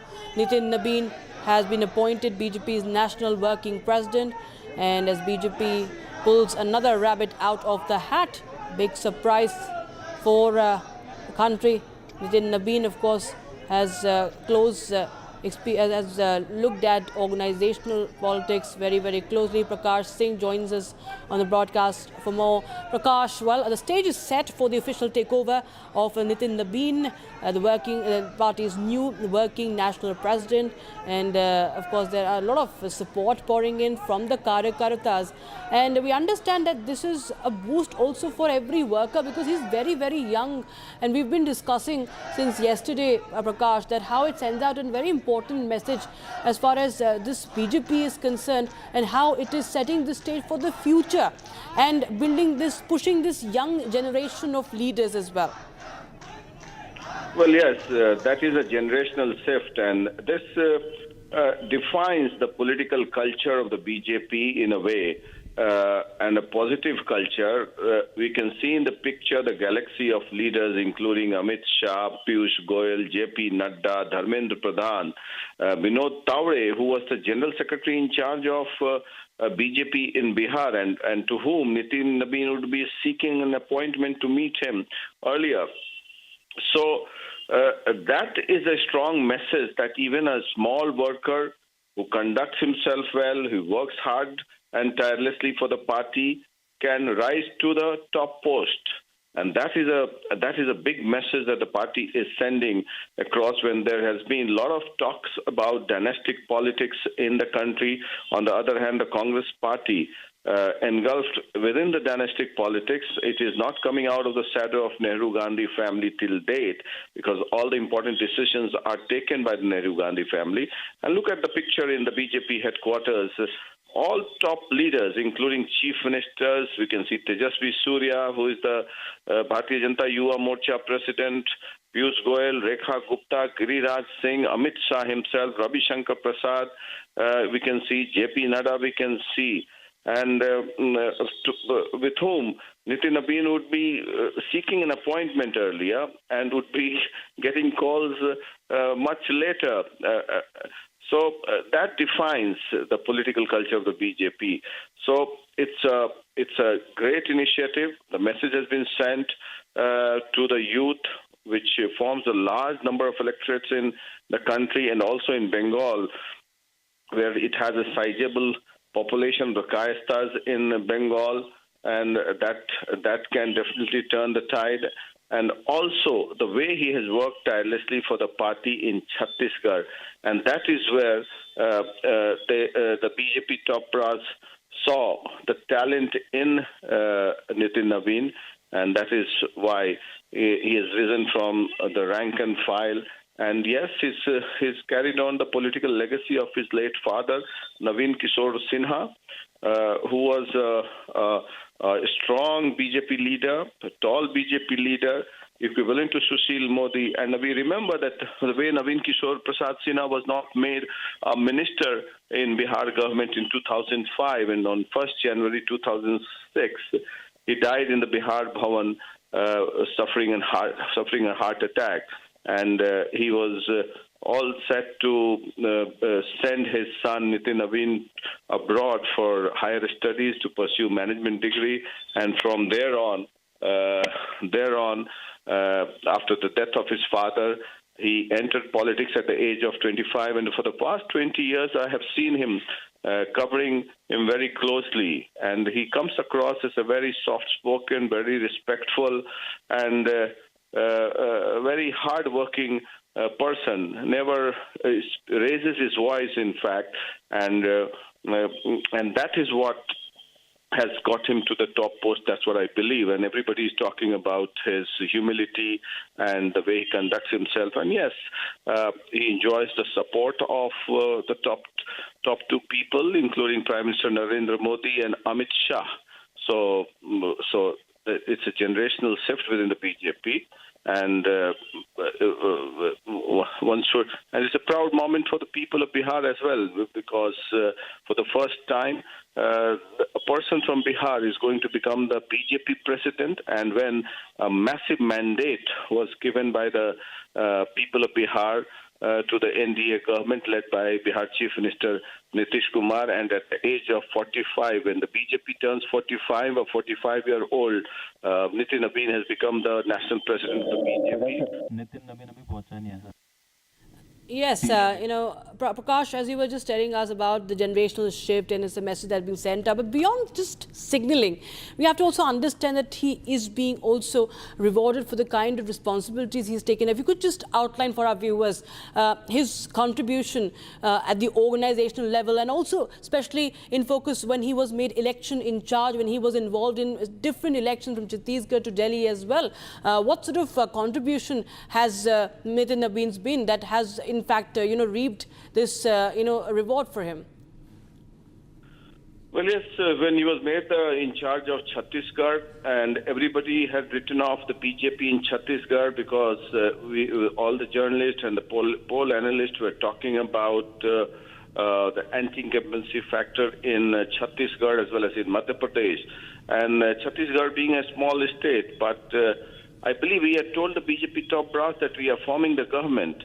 And he worked at the grassroots level, spoke to the cadres, and thereon he used to. I was told yesterday by some of the party workers that he used to sleep in the BJP office in Chhattisgarh and marshal all the resources from the BJP office in Chhattisgarh. Now he did not stay even in the hotel. So that speaks volumes about the efficiency as well as the selfless way he had worked for the party, and that may have broken the ice, and that may have caught the attention of the top brass of the BJP, and maybe after and even during the course of the Bihar Vidhan Sabha elections, all of a sudden we saw that he was made a member of the core group. He was involved in all the important decision making of the BJP, including the party tickets as well. And when the swearing-in ceremony was being done, he was on the stage making announcements, and he took charge of the stage when the swearing-in ceremony was being done. We saw that all of a sudden there was a rise in the stature of Nitin Nabin, and now with this galaxy of leaders waiting to welcome Nitin Nabin, 45-year-old Nitin Nabin, it speaks volumes about the political culture of the BJP, the way it respects its party president, and the position of the president is a very respectable position. And there we can see in the vehicle now, Nitin Nabin arriving at the BJP headquarters, the flower petals being showered on his vehicle. Now he's making an entry into the vehicle. Sanjay Mayuk, who is another worker who has risen from the rank and file, and now he's being escorted by Piyush Goyal, greeting him there, and Vinod Taure, and all galaxy of leaders welcoming him at the party national headquarters in the BJP. Now he's being taken on the stage. Tejasvi Surya there, we can see, and all the host of BJP leaders, Vinod Taure also there. So this is the culture of the BJP. The position of the president is respected, and a 45-year-old becoming the national president. This is an iconic moment as far as the Indian political history is concerned, and the BJP has sent a message to all the workers that those who work hard in the party cadre will be respected, will get a top post. And this is what, look at the crowd here, the BJP workers welcoming Nitin Nabin, 45-year-old Nitin Nabin from Bihar, who is a 5-term MLA from Bakipur Assembly constituency in Bihar. Earlier, his father, late Nitin Nabin Kishore Sinha, was a 4-term MLA, and now he is making a grand house. Let's see, JP Nadda welcoming him. Absolutely. Right. Outgoing President JP Nadda welcoming him. Amit Shah also waiting there. And after this, we'll see a series of confabulations with the top party leaders And ever since the emergence of the BJP in the Indian political landscape in 1980, we have seen the respect of the position from Deen Dayal Upadhyay to Samya Prasad Mukherjee to Atal Bihari Vajpayee to Lal Krishna Advani, Murli Manohar Joshi, and thereon Rajnath Singh, Bandaru Dattatreya, and a lot of people went, Venkaiah Naidu, and Nitin Gadkari, and thereafter Union Home Minister Amit Shah, taking it to a new dimension, and now it has become the party of the grassroots level, which earlier the Congress used to be, and it has offices in all the district headquarters. It has offices in all the district headquarters, and we can see even in defeat, the political culture of the BJP is so nice that even in defeat we can see the party workers meeting, and the crowd that has gathered here to welcome Nitin Nabin shows that the BJP has definitely progressed to a generational shift now, and it has sent a message to the youth as well as now. There you see, Minister Amit Shah, who is a former president of the BJP, and JP Nada, Giriraj Singh, we can see in the pictures. Yeah. Right. Those are the visuals coming in from the BJP headquarters as Nitin Nabin has just arrived and he is being received by the leaders from the BJP. Those are the visuals of his arrival as he just got down from his vehicle, and there were showers of petals, flower petals, and of course bouquets from Piyush Goyal to other leaders and ministers there welcoming him, and he will be taking charge officially at the helm of affairs of the Saffron Party. BJP gets its youngest ever working president, youngest ever president, and he will also be meeting Amit Shah after this. What we understand, it's change of guard and a shift in it's a generational shift as well. Home Minister Amit Shah, JP Nada, all present there. The outgoing president of the BJP, JP Nada, will be passing on the baton to Mr. Nitin Nabin, five-time MLA, who had been representing Bankipur constituency in Bihar and is a cabinet minister right now in Bihar. And he is, of course, going to now take over officially as we closely track his journey.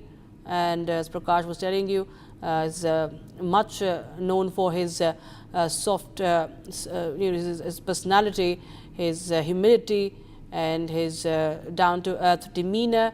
Has been very much away from the media as well all throughout his career. Has not been very much in the limelight. He was not even one of the contenders.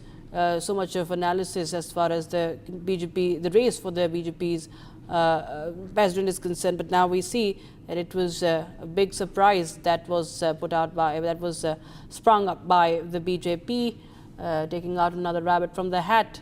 Nitin Nabin was announced as the new chief working president of the BJP just yesterday evening, and today we see officially him. He's just arrived a while back in the national capital, and he comes straight to the headquarters where the top leaders are waiting him to felicitate him, and he officially takes charge. These are the live visuals, latest visuals coming in from the BJP headquarters in the national capital.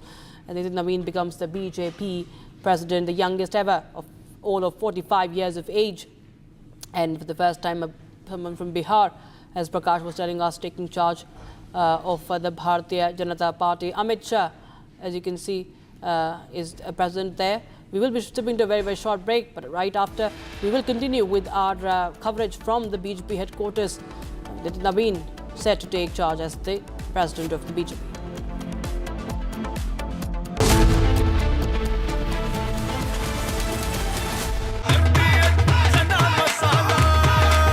अब छोलिया हो या लोबिया, सफेद चने या काले चने, सब कुछ मजेदार बने।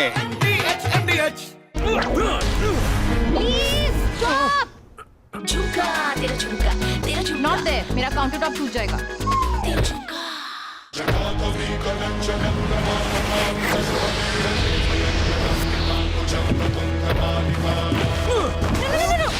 मेरी चिमनी टूट जाएगी. What are you doing? रानी, इस घर में कुछ है जो टूटता नहीं. ये पिलर कभी नहीं टूटेगा. रुंगटा स्टील TMT से बना. रुंगटा नहीं तो घर स्ट्रॉन्ग नहीं. रुंगटा स्टील TMT बार एकदम सॉलिड. थोड़े में ज्यादा स्वाद, ये तो है इसकी खास बात. वाह मामा, क्या स्वाद है. अरे मेरे राजा, दादी के हाथों का जादू और खुशबू से महकता घर, माँ की मुस्कुराहट और खाने की सुगंध. MDH गरम मसाला, क्योंकि हर रिश्ता है स्वाद से जुड़ा.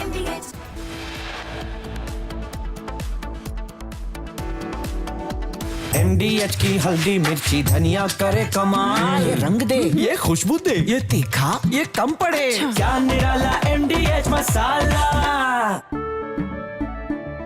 केसरिया से मन जोगी हुआ रे, दिल झूमे देखो मतवारा हुआ रे. केसरिया से मन जोगी हुआ. हर पल मनाओ केसरी त्योहार. विमल, बोलो जुबान Kesari. From Asia's largest news headquarters, setting the agenda for Bharat.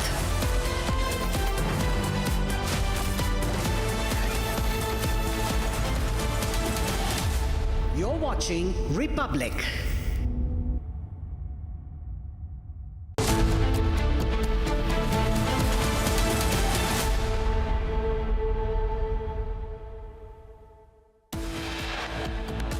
Modi, तेरी कब्र खुदेगी, आज नहीं तो कल खुदेगी. ये तरीके के नारे कांग्रेस पार्टी के सोच और मानसिकता को दर्शाता है. यह अपने आप में बहुत ही निंदनीय है. Massive row over Congress leader issuing death threat to Prime Minister. BJP raises the issue in Parliament. हम लोग आपस में बात कर रहे थे कि किसने कहा ये सब. हमें तो मालूम ही नहीं है. हमें मंच पे तो बिल्कुल ऐसा नहीं हुआ. फिर पता चला कि पब्लिक में किसी ने इंटरव्यू दिया. पब्लिक में कोई कह रहा है, कोई कार्यकर्ता है या कौन है, किसी को मालूम भी नहीं है कौन है. उनको खुद नहीं मालूम कौन है, तो सदन में उठा क्यों रहे हैं, और वो भी क्वेश्चन आवर के time. Congress issues no apology when questioned. Priyanka says there are important other issues to be discussed.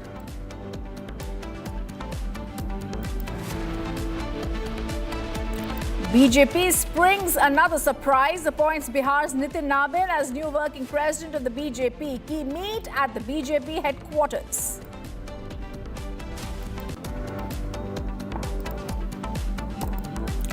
Pakistan origin father-son named as Sydney shooter's father came on student visa in 1998.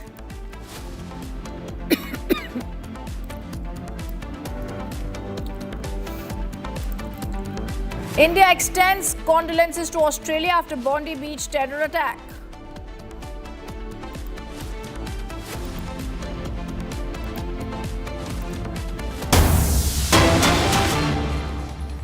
And we're getting you the live shots that are coming in from the BJP headquarters, where the new BJP president Nitin Nabin has arrived at the BJP headquarters.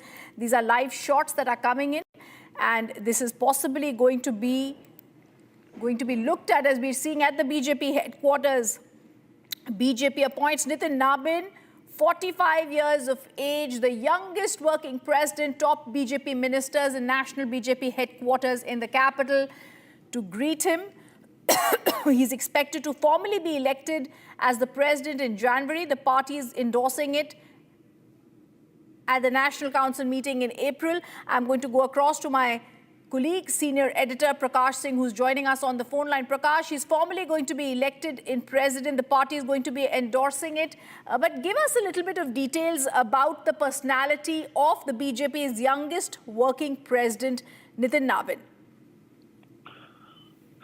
Well, as far as the personality of Nitin Nabin is concerned, I've been speaking about him. I've known him for 20 years now, ever since he emerged on the political landscape of Bihar after the demise of his father, late Naveen Kishore Sinha, who was a tall leader of the BJP. and thereon he's been working tirelessly for the party. He comes across as a very soft-spoken party worker, very humble and very respectful, even very friendly with the media as well. And I have known him for 20 years now, and I can vouch that there would be no person in the party who would speak against Nitin Nabin. He comes across as a very sober person. He's done his engineering from BIT Mesra. And I'll tell you an interesting anecdote, Rhythm. His father, who was not made a minister in 2005 when NDA formed the government under Nitish Kumar, and he was all set to send his son Nitin Nabin to UK for higher studies and management. And there you see in the visuals, Rhythm, everybody garlanding him, and Giriraj Singh, Dharmendra Pradhan, Ravi Shankar Prasad, who is from Patna, and he sat on the chair of the BJP president. Now is officially taken over as the BJP president, the Vinod Tawade, the general secretary in charge of Bihar, who has worked closely with Nitin Nabin, escorting him to the party president's chair. And as far as this message is concerned, Rhythm, this sends a strong message to every Karyakarta of India in the BJP that those who work hard, those who conduct themselves well, can rise to the top position. And this is a testimony to the fact we've seen how Narendra Modi himself, who was the General Secretary of the BJP, and all of a sudden, without even being an MLA, Narendra Modi became the Chief Minister of Gujarat. Many senior leaders, despite the presence of many senior leaders, including Kesubhai Patel and Chimanbhai Mehta during those days. So this comes as a strong testimony as far as the BJP is concerned, that it promotes its Karyakartas, it promotes its workers, those who work tirelessly for the party. Even JP Nadda, who was MLA in Himachal Pradesh, then he rose to the top post. Then Nitin Gadkari, who was a PWD minister like Nitin Nabin in Maharashtra. He made a name for himself. He became a very popular road minister there. Then he went on to become party president. Rajnath Singh was a state leader. Then he rose to the rank of top position. So BJP promotes young leaders, and this is a generational shift. Imagine 45-year-old Nitin Nabin now leading a 45-year-old party. What a coincidence it has been. And Nitin Nabin, we all have known him, how he's been working for the party. And Prakash, I'm interrupting you for just a moment, even as you're getting extremely poetic there. The 45-day government in Bihar and the 45-year-old Nabin is going to be leading the BJP. We're getting a reaction. Let's go across to that and then we're back again with Prakash. गाली दी गई है कि मोदी तेरी कब्र खुदेगी, इस तरह की बातें, और लोकसभा में हंगामा भी हुआ। क्या कहेंगे कांग्रेस की? देखिए, कांग्रेस फ्रस्ट्रेशन में, और उनकी मां सोनिया गांधी भी गालियां देते रहे मोदी जी को, लेकिन जितनी गालियां दी जनता ने उनको उतना आशीर्वाद दिया। और मैं अब कांग्रेस दूसरे को क्या दफन करेगी, कांग्रेस खूब राजनीतिक दृष्टि से। I want to go back to Prakash. Prakash, very well said when you said that he's young, dynamic, organizationally extremely strong, hardworking. And this is a message to every Karyakarta of the BJP. If you are working hard on merit and youth, you will rise. This is also something that was said earlier, but I want to stay with those visuals because before I go to Prakash, a very grand welcome being given at the BJP headquarters by JP Nadda and by Union Home Minister Amit Shah, who are present there, welcoming the grand welcoming the National Working President of the BJP, Nitin Nabin, who arrived at the BJP headquarters. Let me once again go back to Prakash. Prakash, like I was saying, the young dynamic point by the BJP proven, any Karyakarta can rise. And I also want to get in a